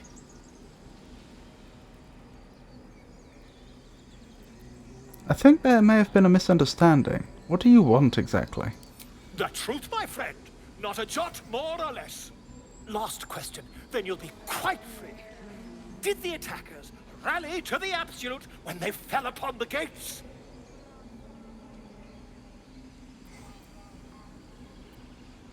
I don't actually... No, I assume this is a truthful answer. As I say, off stream, I've been ever so slightly further into the game, so I know what the absolute is, or at least I've heard one point of view on what the absolute is, and so it is actually possible they did call it out. I just don't remember. But it doesn't say this is a deceptive choice, so presumably, if I say yes, they called out the name like a war cry, then that is actually truthful. They did, didn't they? Oh, curious. Oh, curious indeed. I've interrogated one, a captive in this very camp. She reports they've abandoned their god Maglabiet in favor of someone called the Absolute. The scandal!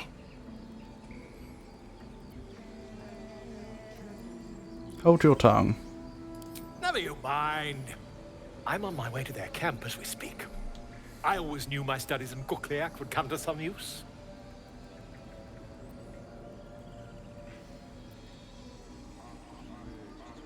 Wait, about our conversation earlier, why the dragon? My friend, every story benefits from a dragon. Until we meet again. I was also going to say, be careful, goblins aren't known for mercy. Pardon me, I must prepare to travel. Good day, my friend. Where are you heading? To the goblins camped nearby, of course. I've been tracing their doings with great care. Whoever this absolute they're worshipping might be, I'll be the first to write about it. Okay, so I can't wish him be careful. This must be the ritual they're performing.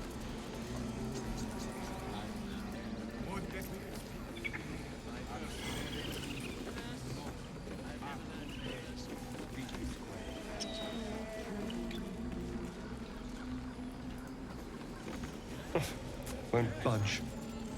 The lever won't budge. Tuffet, sniff.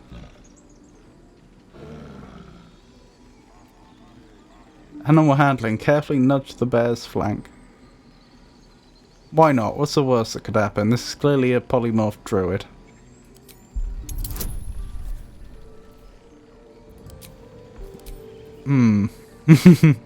I've got a more than 50% chance of doing this, but not much. Not by much. Got away with it. Goodness me. Grunt.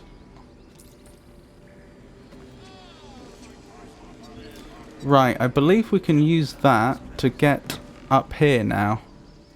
We won't do so immediately though, there's quite a lot more to do.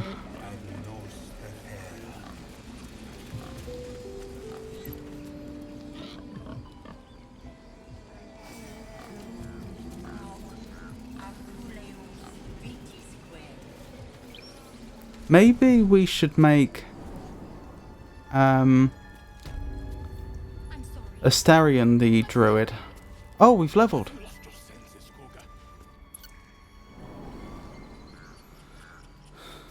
What's his wisdom like? Is his wisdom at least 13? I know that they aren't that Larian haven't actually enforced the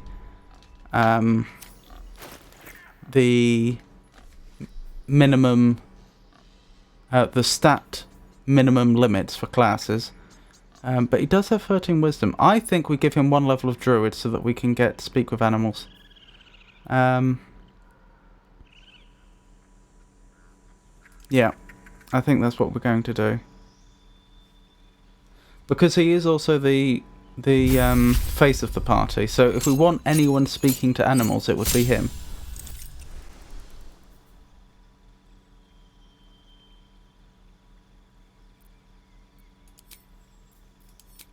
Add class, druid. What would we get? Chalet. It's a cantrip. That's Fawn whip pulls the creature 3 meters closer to you. That could actually be useful in a pinch. Ice knife, thunder wave, cure wounds, healing word. Okay. That's good. That's really good. Enhanced sleep. I'm not usually a fan of just taking 1 level in a class. Do we have speak with animals available? If we have to wait till a higher level, then perhaps this isn't worthwhile. No, we do. Cure wounds, entangle. Definitely speak with animal.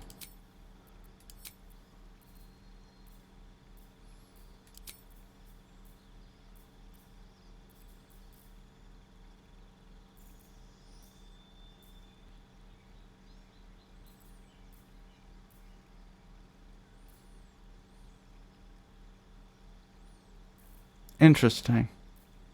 I don't know what other cantrip we want. Anyway, what I was going to say is I'm not usually a huge fan of just taking 1 level in a class for the level 1 benefits, because usually that doesn't lead to the best multiclassing experience. But I have to admit,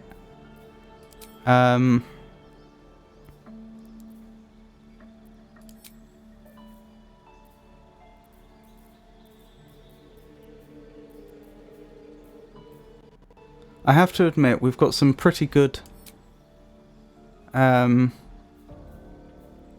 pretty good low-level spells out of this.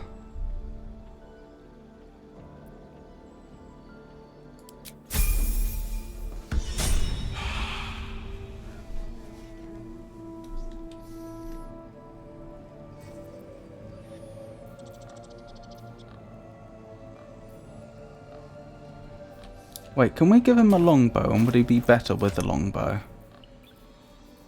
I thought we had... Honestly, a crossbow would be even better. But since that's not an option, we do have a longbow. Yeah, that's much better, isn't it?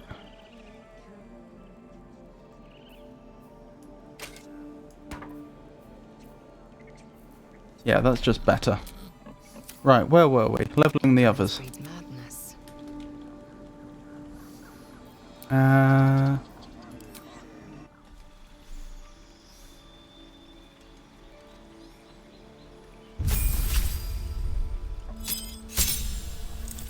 No, we'll be going for another rank in Monk, I should think. Yep, I'm happy with that.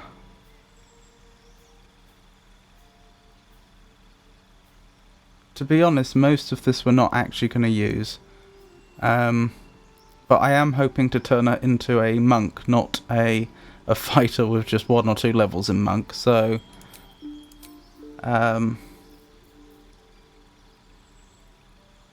this is a necessary stepping stone towards making her much more capable.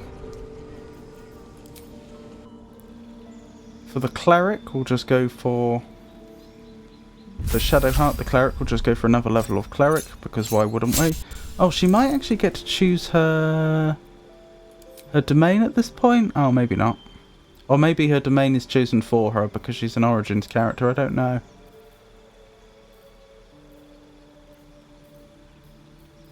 Hold person is good.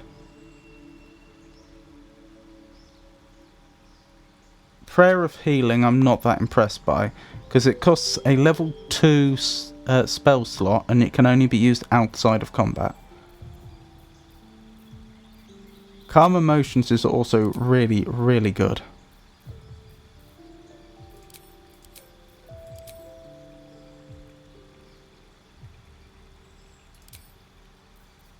Yeah, I think it's got to be Hold Person and Calm Emotions.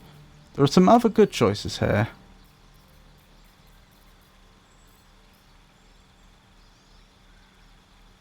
Enhanced Flush is also not bad, but I don't think we can afford the level 2 slots for it until we've got those parasites out of our brain. Because we won't be resting a lot until then.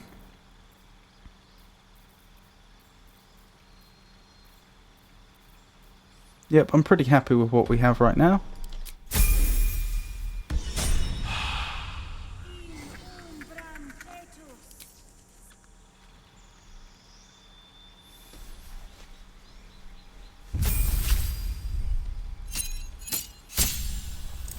Oh, he gets his level 2 wizard spells.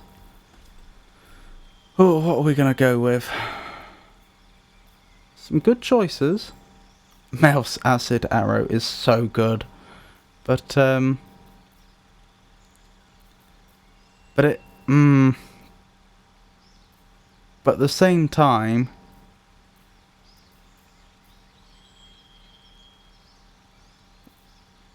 It's a level 2 slot.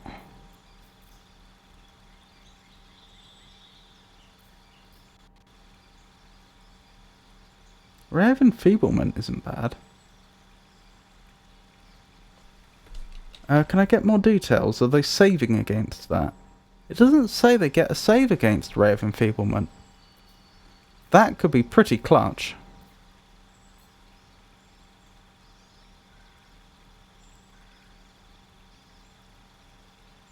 Shatter's pretty good.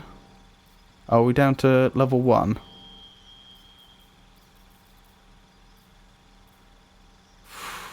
Hold Person is still a top choice.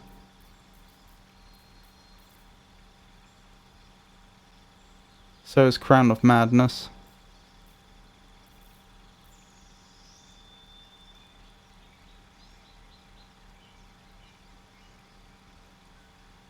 Oh, that says wisdom save. Next to concentration. No, I wouldn't be Crown of Madnessing and Hold Personing though. I'd only be doing one or the other. Raven Feeblement isn't a save, that's just too good. The fact that I could take, for example, a Berserker and just say, right, for the next 10 turns you're doing half damage. That's just so good. But that is concentration, so we should err on the side of the other spell we take not being concentration. Perhaps Melf's Acid Arrow, just outright deal as much damage as we can.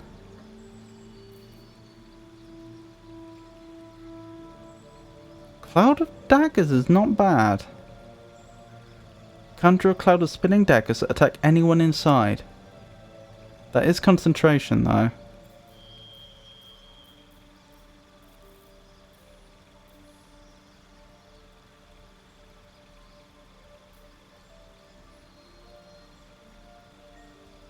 Detect Thoughts is nice, but again, we don't really want to spend a level 2 slot on it.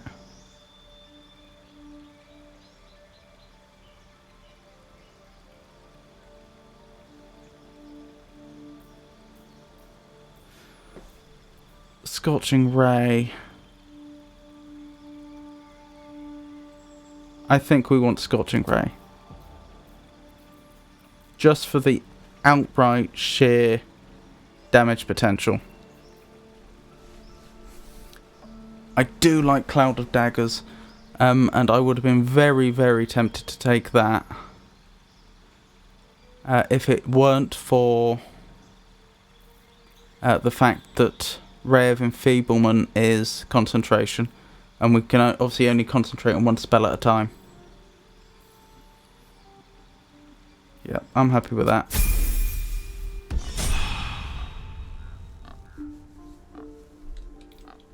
Right, that went well.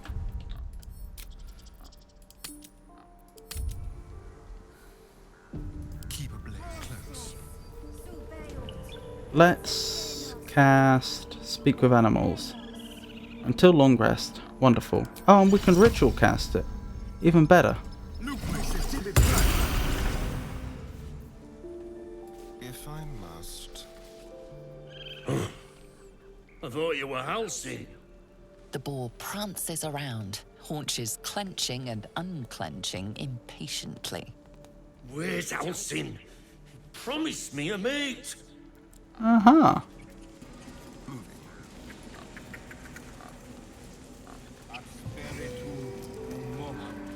Let's have a word with the bear. Maybe this isn't a druid.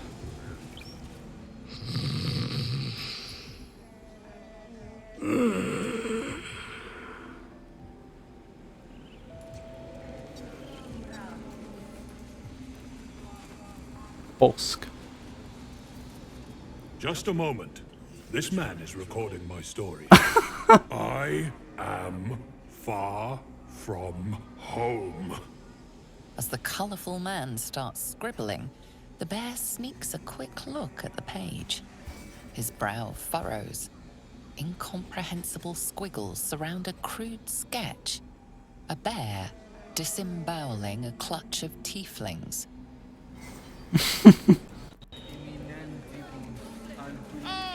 My grizzled friend. That is a druid. Don't say da. Away. Okay. Yes, I see. And is that... Anyway, back to work. We need to find out about this this girl that's been kidnapped. Well, I say kidnapped. Lawfully arrested. Depends who you ask. Have you lost your senses, Koga?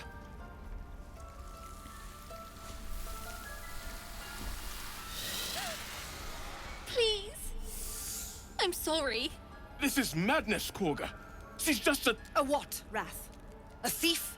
A poison? A threat? I will imprison the devil. And I will cast out every stranger.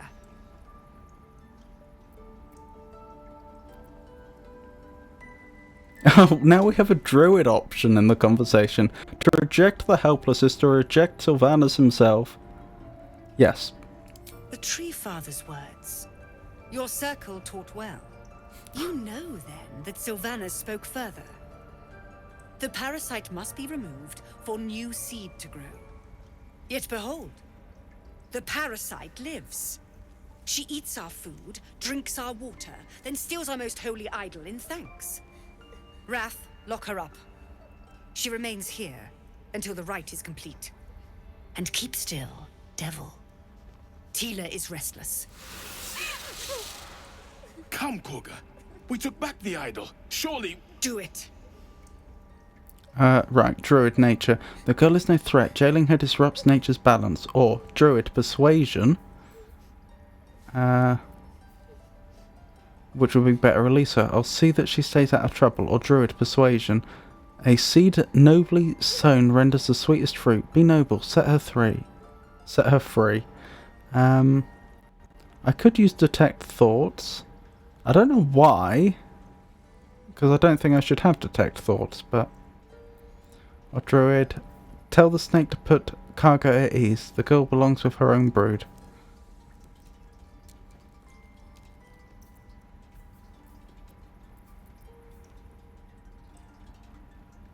Let's go with this one. A seed nobly sown renders the sweetest fruit. Be noble. Set her free. And I'll take guidance. We could fail this. Wait, why do we have advantage? Because we're a druid.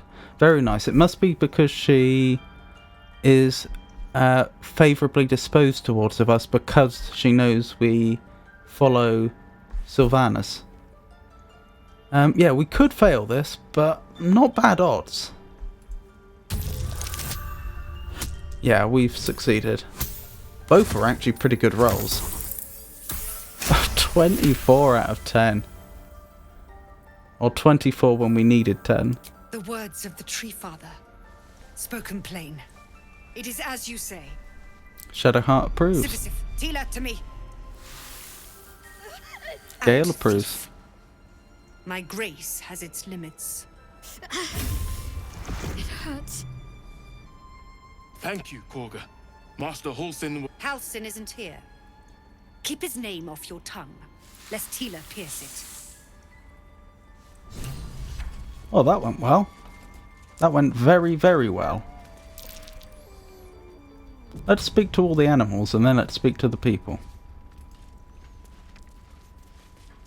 You see a sharp intelligence behind its eyes.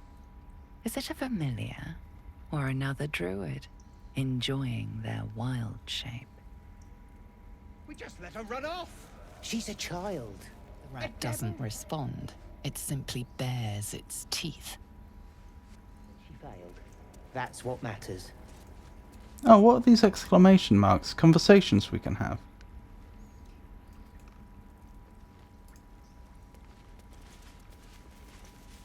The rat glares at you, but says nothing. Okay, let's go to Lazel and have the party conversations quickly. Enough waiting. I crave blood. That woman has more venom in her heart than a snake in its fangs. But at least the child is safe. What is youth if not a time to be forgiven for one's transgressions?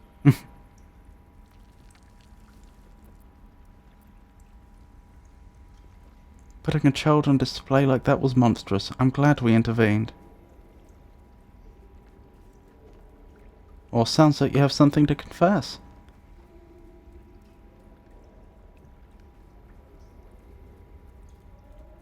I'll go with the top one. Couldn't agree more. The girl wasn't innocent, but that doesn't mean she was guilty.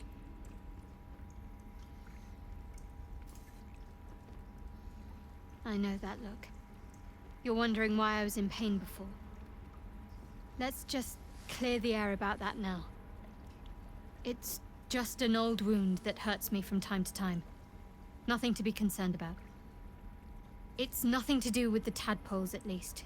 in case your imagination is in danger of getting away from you. It's just something I have to live with. How badly does it hurt? Quite a lot, if I'm being honest. But it always passes quickly, so I can manage.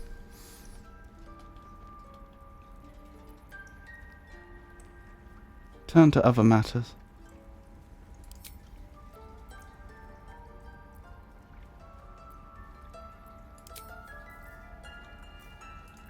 Right, where were we? Speaking to the animals. Let's move. Where did that snake go?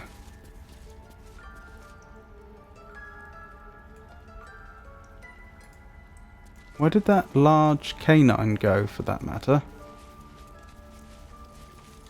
Huh. Strange.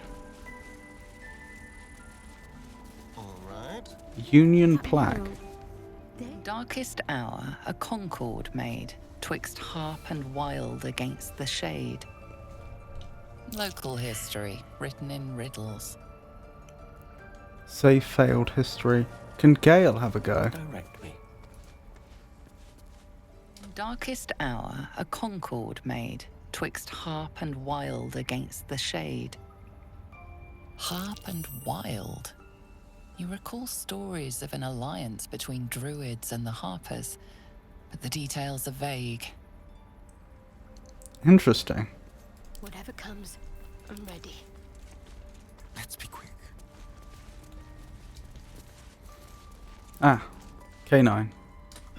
Another stranger come to vex me. What will you do? Hunt me? Grab my tail? Shout until my head hurts?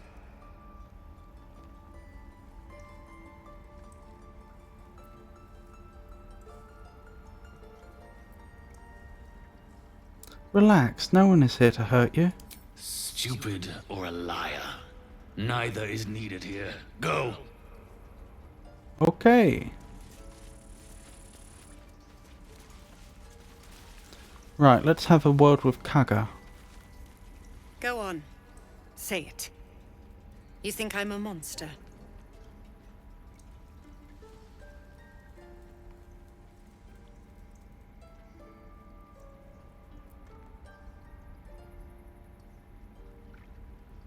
None of these are particularly ideal options. I don't really want to.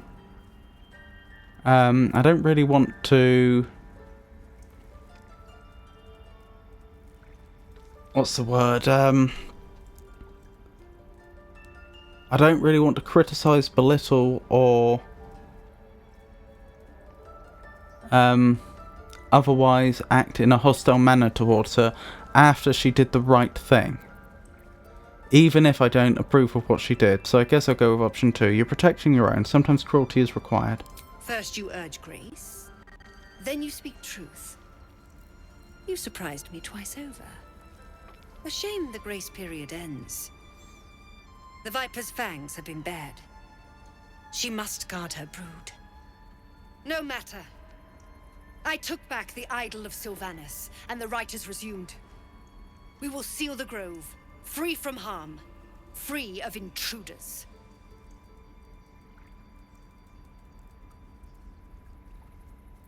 So my choices as a druid are: is this right druidic? I've never witnessed such magic or druid. You cast out the guiltless. You shame your order. My other options are: Zevlor believes his people will perish on the road, or do what you want. It's none of my concern. Let's go with the third one. You cast out the guiltless. You shame your order. A disease of the flower must not reach the root. Pluck the petals, sever the branch if you must, but cut out the rot before it infects the whole of the wood. The wood? You said this was a Teachings of the flower. Tree Father. Do you agree?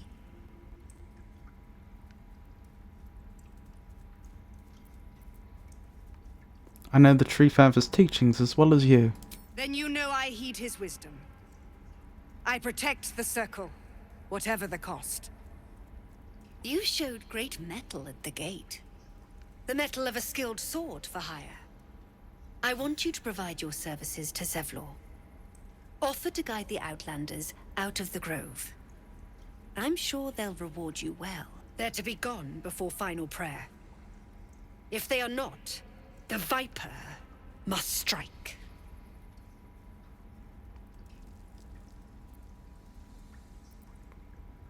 Then it seems I'd best talk to Zevlor. You will do more than speak. This tale ends but one way.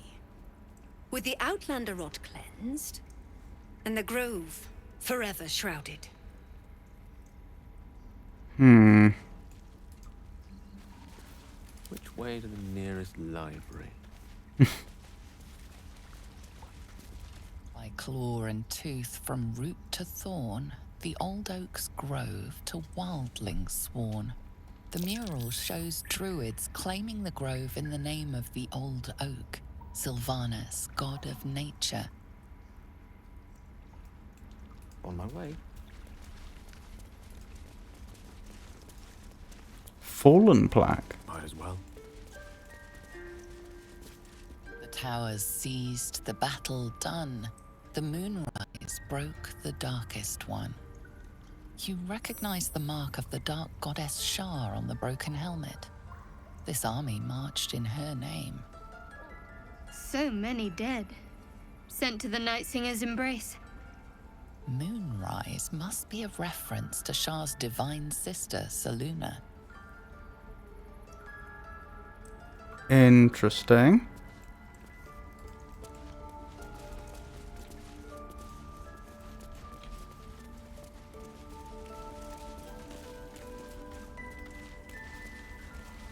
Ah, there's Nettie.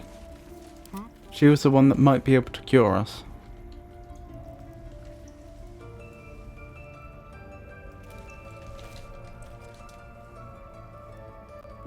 Tread lightly. Hello, Joe. I see you. Just give me a moment. I'm not sure if it was established in this playthrough, but I happen to know that she is she's the assistant healer, the best healer in the Druidic Order, and I believe their leader is Halsin, who is currently not present. Something that we should address at some point. But yes, that's context. Is there anything I can do to help? A moment. This medicat. There. It's up to her now. Life or death. Now, what was it you needed? I'm looking for Nettie. You found her, but I still don't know what she can do for you. Healing, as soon as possible. Come here. Let's have a look at you. You seem healthy enough. A bit tired around the eyes, maybe.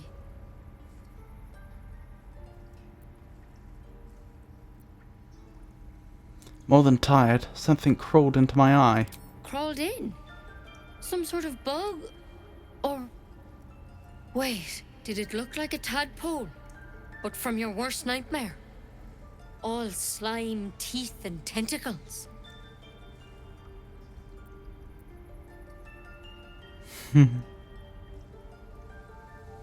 What other kinds are there? It's not like a frog hopped into my eye. That's a serious condition. Come, follow me. I might be able to help. We need to be quick. This way.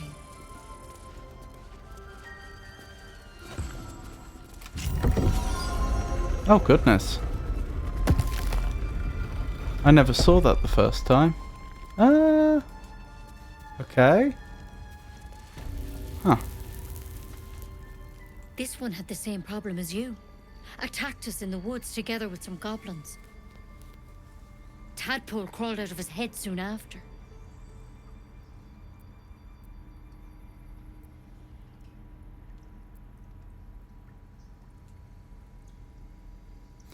I was hoping for a less grave cure.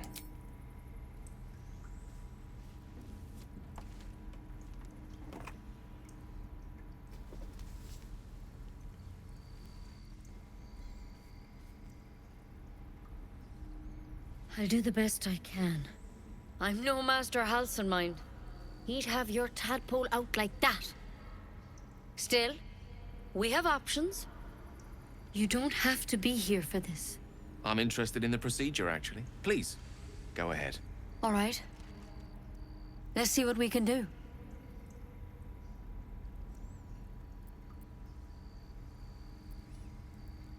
Thank you. I'll take anything that can help. Of course. Now, tell me what's been happening. Any symptoms? Strange events?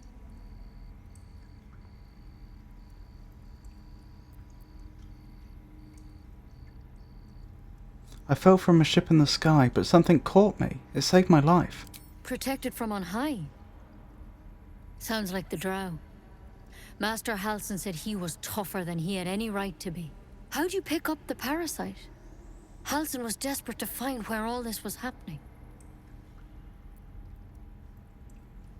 On a Mind Flayer ship, I was kidnapped and infected.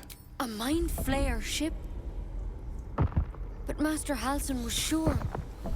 Look, you've been straight with me, so I'll be straight with you. You're dangerous. If you transform here, we're all dead. But you seem like a good soul. You deserve a chance to save yourself. This is a vial of wyvern poison. Swear to me, you'll swallow it if you feel any symptoms. I thought you could cure me. What about that branch of yours? The thorn? Coated in a fatal toxin. It was a last resort, in case I couldn't trust you. I don't have a cure. Only a way out. I'm sorry for misleading you, but I had to be sure you weren't a threat before I told you everything. Now, do I have your word or not? No,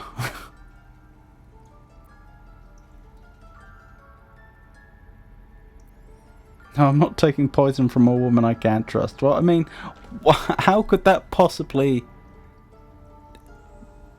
How could that possibly go wrong? That is not poison and it won't harm you?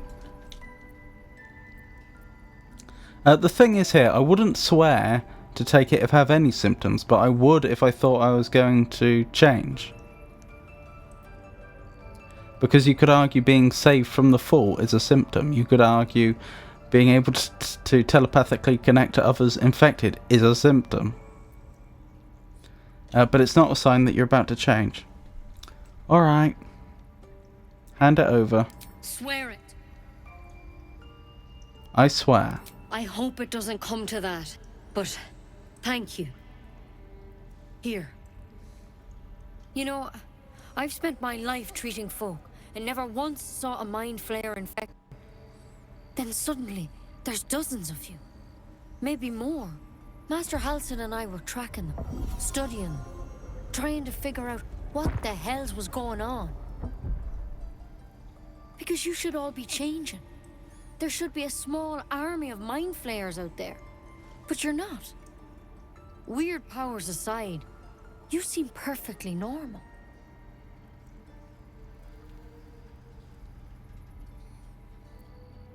What do you mean, should be changing? Mind Flayers reproduce by infecting someone with their parasite. 7 gruesome days later, the victim transforms and a new Mind Flayer is born. 7 the thing days. In your skull, though, it's different to anything in our records. It's one of their worms for sure. But this one gives you powers. Telepathic connections. And it doesn't turn you into one of them. Not yet, anyhow. Right, that means we have 6 long rests we can afford. Although we should still try to minimise it. I'm sure after 6 days, our brain's not in the best of shape. So you think it's... Oh, you said you were tracking other victims. Did they change? Hard to say, but there's a lot we don't know.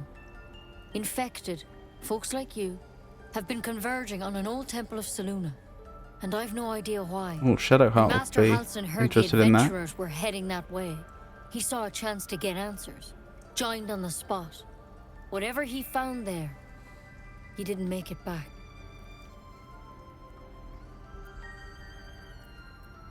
You think he's still alive? I think so. I hope so. I've sent birds to find him, but they can't get close without goblins trying to shoot them down. You, though, you're one of them. Technically speaking, I mean. They won't kill someone carrying their parasite.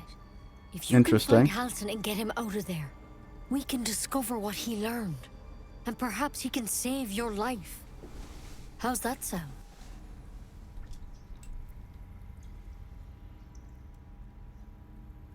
Alright, I'll find Halsin. Thank you. It would mean everything to the Grove. To me. I wish I could tell you what happened out there. But those adventurers were the only witnesses. And they're long gone. All I can say for sure is they all went to the old temple of Selûne. And Master Halsin didn't make it back. Good luck out there. And if things start to go bad, remember the vial. Remember your oath. One step at a time, Nettie. Come on. Why the poison? Pah! It'll take more than a nasty drink to finish Les Herbes Crèche Galère. If we do start to turn, I prefer a method with a little more flair than poison. Is self-immolation totally passé? I prefer steel myself, but I was raised well. Oh, what a conversation. Still, yes. The druid Halsin seems like our best bet to get cured right now. There may be other options, but not that we're currently aware of and confident about. What will the tieflings want next? Letting the Hellchild go was a mistake. Not sure I agree.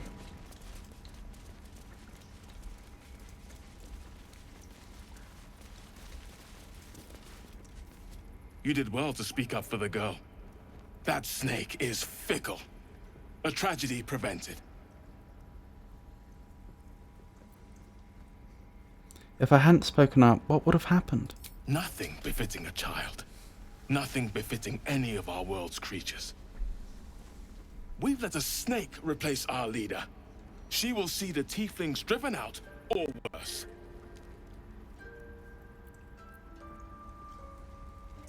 How did Karga take over the whole grove? She is first druid in Halsin's absence.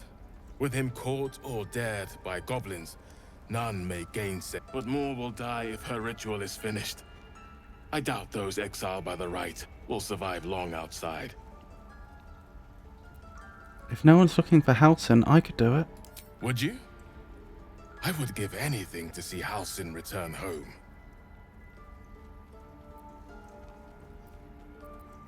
No need to fret, I'll find him. Sylvanas' blessing upon you, and my gratitude as well. Halsin is an elf with the presence of a bear. He left west with the adventurers. You won't mistake the first druid for anyone else. Right. All right.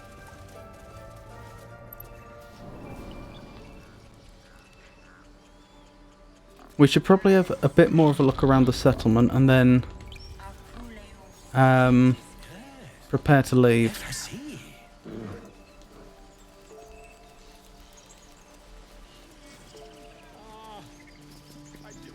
Oh, there she is, Arabella. You ever scare me like that again, and I'll feed you to a knoll. Mom, I'm fine. Stop it. Our little Hellion told us what happened. Thank you. Don't know what we'd do without her.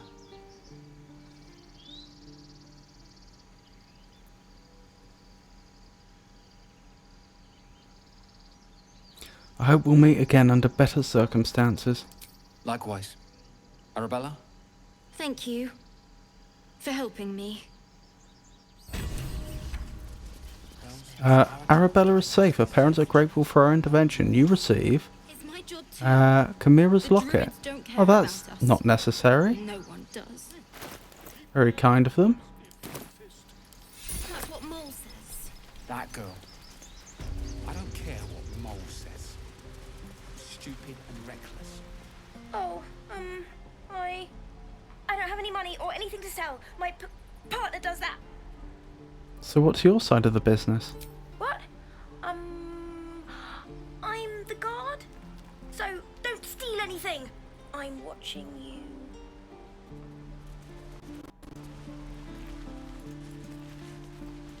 So we can speak to him now.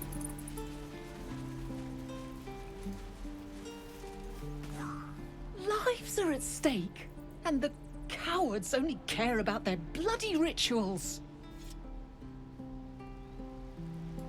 Strange ox. Sure I care for the way that ox is looking at me. If we left, we could at least make a run for it. Gale noticed that this ox is strange. Moo. Arcana, the ox makes you uneasy. Try to discern why.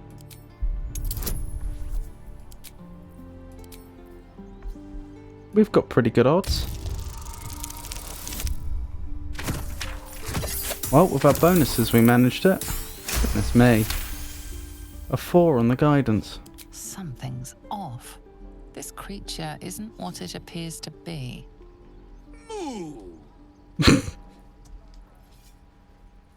Move along. Funny. I mean,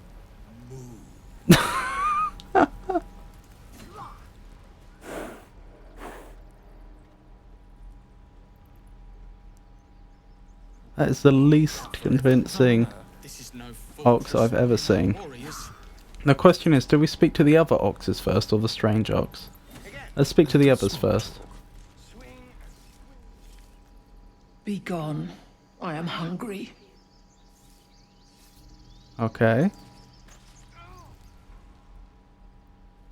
Another one. What are you under there then? Ant? Or rocks?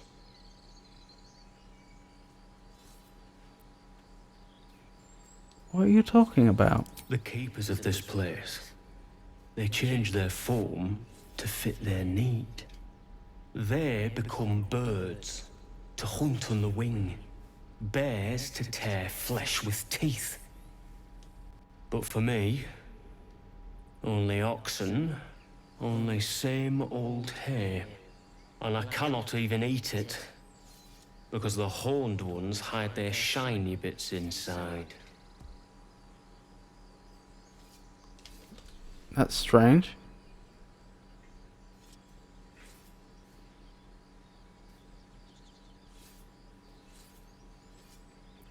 I kind of want to do the druid option, but the shiny bit seems more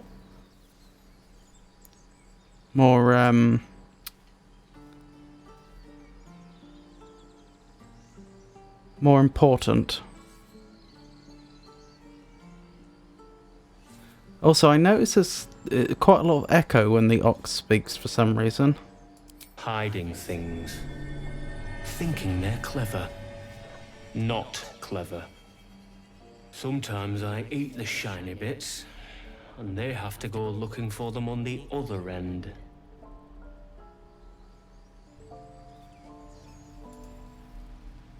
I have no more to say.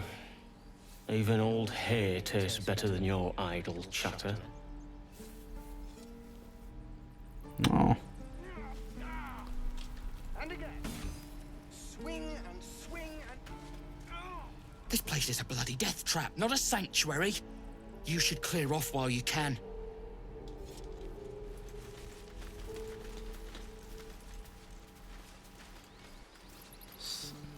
Strange.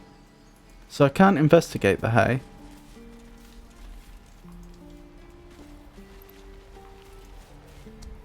Ah, you're addressing me, a humble ox.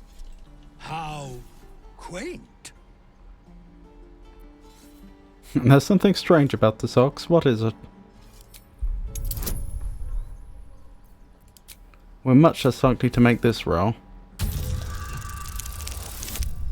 But we did. With a 24. Something's off. This creature isn't what it appears to be.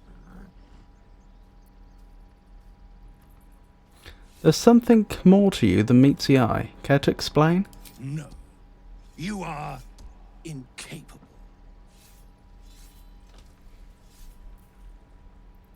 So we've got persuasion, come on old chap, I'm a devil for gossip, intimidation, out with it Cal, or you're going to regret it, or deception. Fine, I heard the tieflings are going to butcher one of you for food, so your secrets will die with you.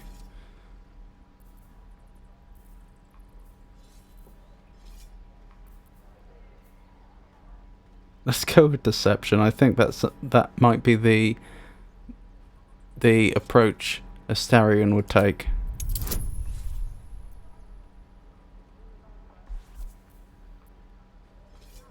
Oh, we do have guidance. I wasn't expecting it to be the first one. Fingers crossed. No!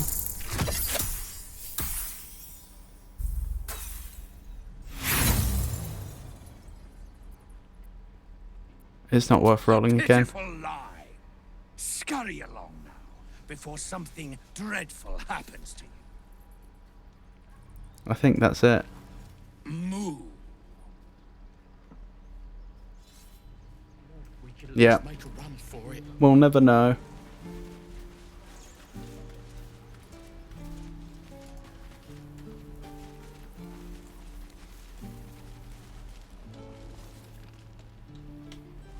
Oh, blimey, there's quite a lot down there.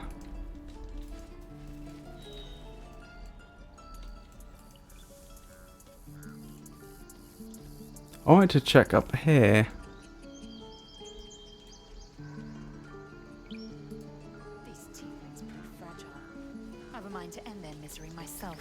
They make good bait, drawing attention away from us. Judicious advice. How puzzling.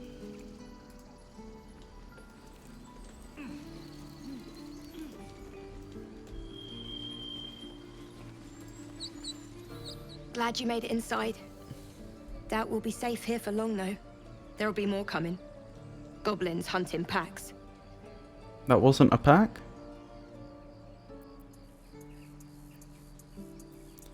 You could hold off a horde of goblins from this position. Maybe, but we're not fighters. If they broke through, it'd be a massacre.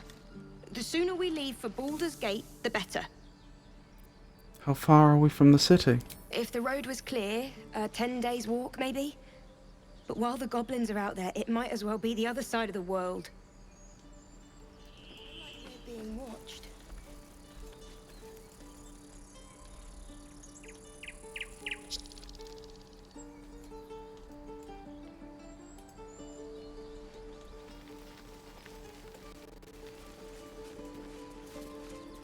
Glad you were here for those goblins.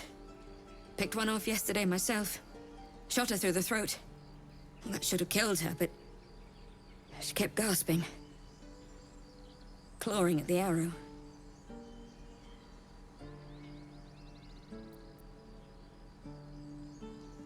Taking life always has a cost. You have to feel it, or you'll lose who you are. I had the same thought. And it's just going to keep happening. More goblins, what's next?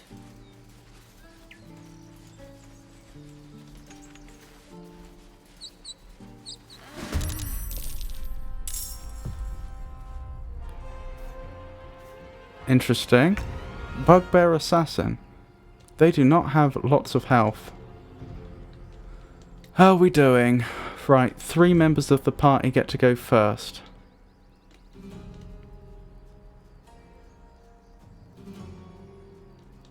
We can probably block them in, just body block thinking about it. We'll need to dash to make that happen though.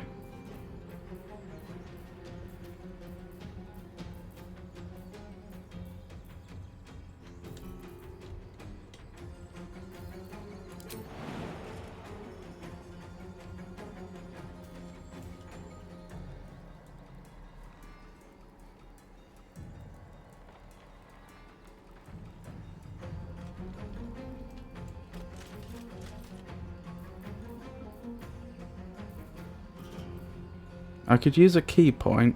I get them back after a short rest, don't I? A key point to dash, I mean, without using my main action. No. No, we'll just body block. On the move.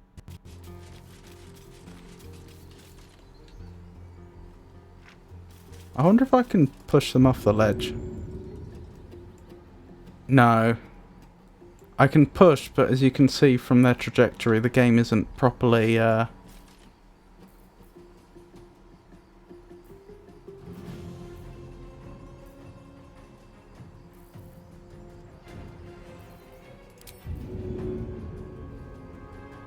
it doesn't consider this a ledge that enemies can pass. There's effectively an invisible wall there. I could just push them anyway. I don't know if that would reduce their movement. Well, there's no reason not to, is there?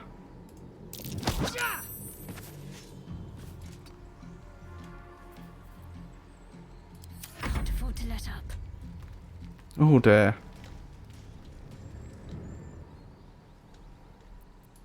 Can Astarion get there? He can cunning action dash, so he will actually be able to get an attack in. Quickly.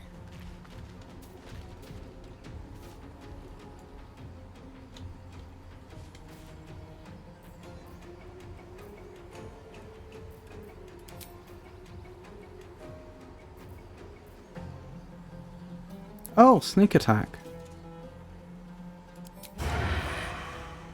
What are the conditions on that? Once per turn.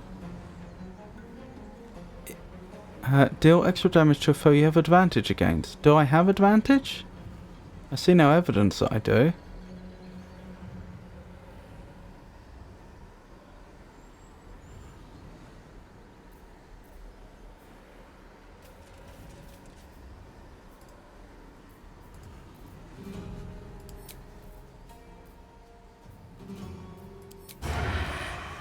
Oh, we can try it. Astarion used sneak attack on Bugbear Assassin. They needed 14, they rolled 8. Do not react. What a pity. My faith will protect me. But this is fine. The main thing we're doing... Actually, I hope we don't take massive damage from this. The main thing we're doing is just getting right up in their face so they can't... can attack this poor defenseless tiefling.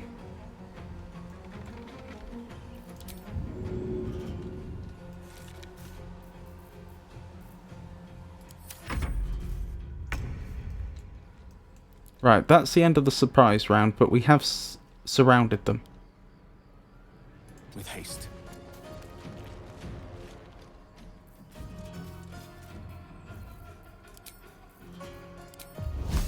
We'll just use a normal firebolt.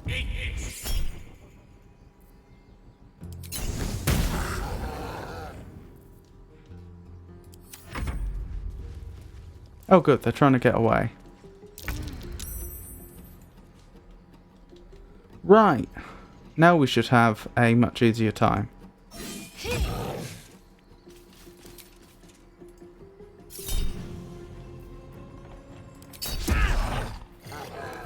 I don't know, they're not...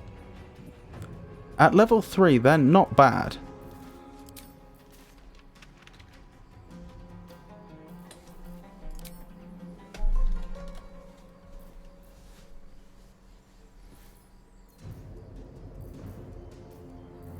What's the choice? Main damage 2 to 7 or... Does she have Firebolt? I'm not sure she does.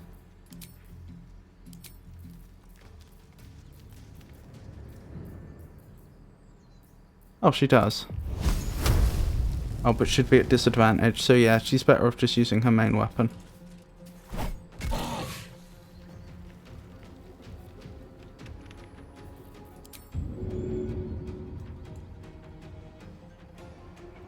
Huh. I wonder what that means when it says it would push them to a point they can't get to. I've missed this.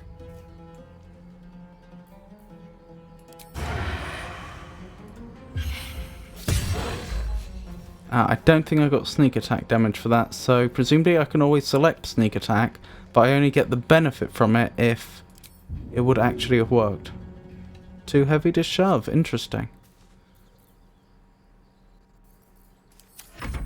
Now they get their turn. Ouch. That was no good for Astarion.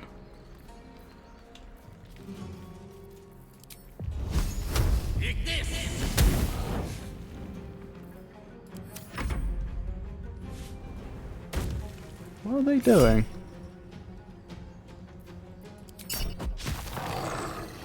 Interesting.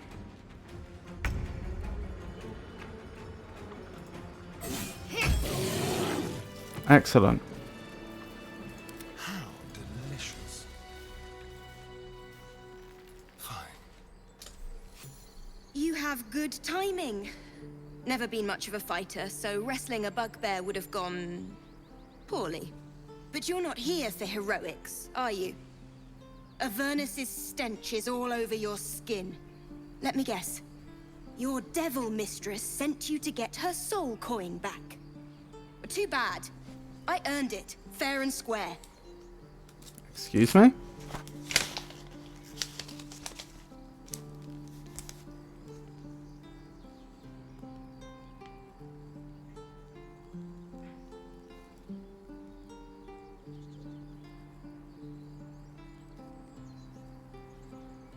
Perhaps a devil lady? In the sense of, you know, of the demonic nobility?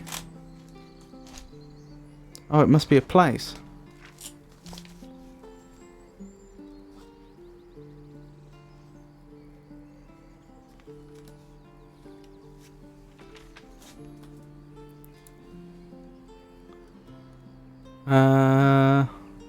I've been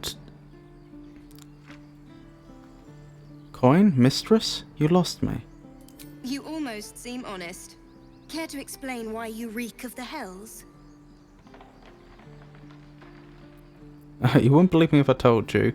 Persuasion. A mind flare abducted me and its ship went straight to Avernus. Ah!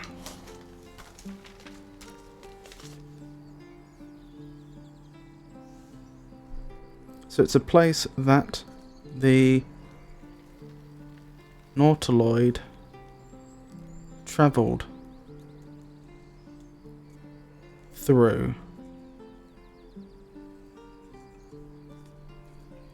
in the Nine Hells.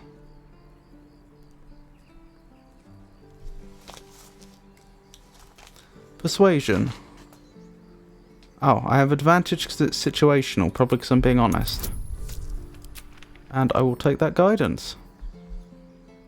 Difficulty class 5. Okay, this would be very hard to fail. Possible, but very hard. Oh my goodness, double nat 20.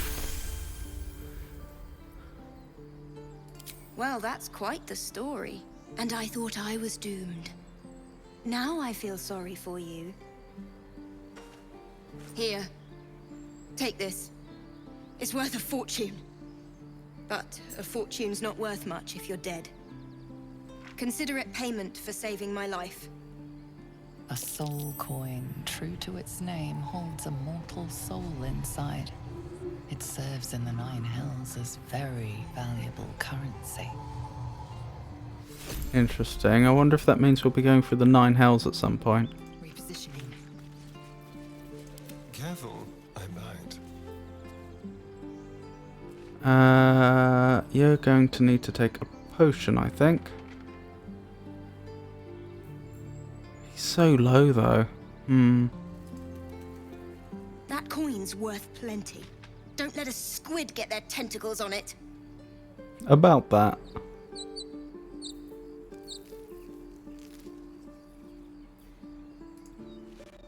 I don't really want to take a long rest now just for one character. Assume nothing. Oh, just use 2 potions, I suppose. We've got the potions. We can always acquire more if necessary.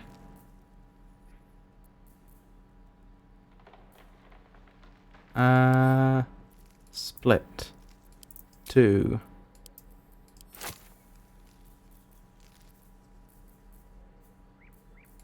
Send that here. That went well.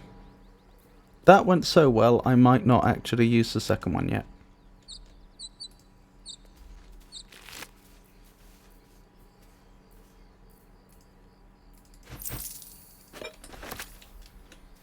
On my way. Excellent.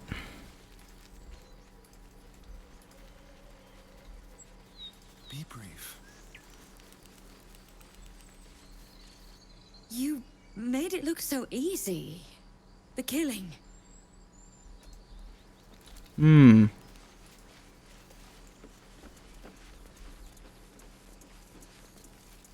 If I see a goblin, I'm closing this gate, whether you're inside or not. Charming. Right. Looking at the time, we should probably stop there for tonight. So thank you for coming, everyone. I hope you enjoyed it. I'll be streaming next on Thursday, unusually. Normally I don't do a stream on Thursday. So that's because I will be seeing my grandparents on the weekend, which means that Friday's stream is going to be shorter than usual and Saturday's stream is cancelled. So I've decided to do a stream on Thursday in lieu of that. So next stream is Thursday from 4 o'clock British Summer Time.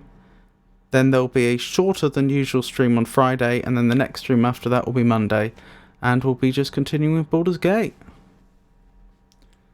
So, once again, thank you for coming, everyone. I hope you enjoyed it, and I hope you all have a wonderful night. Good night.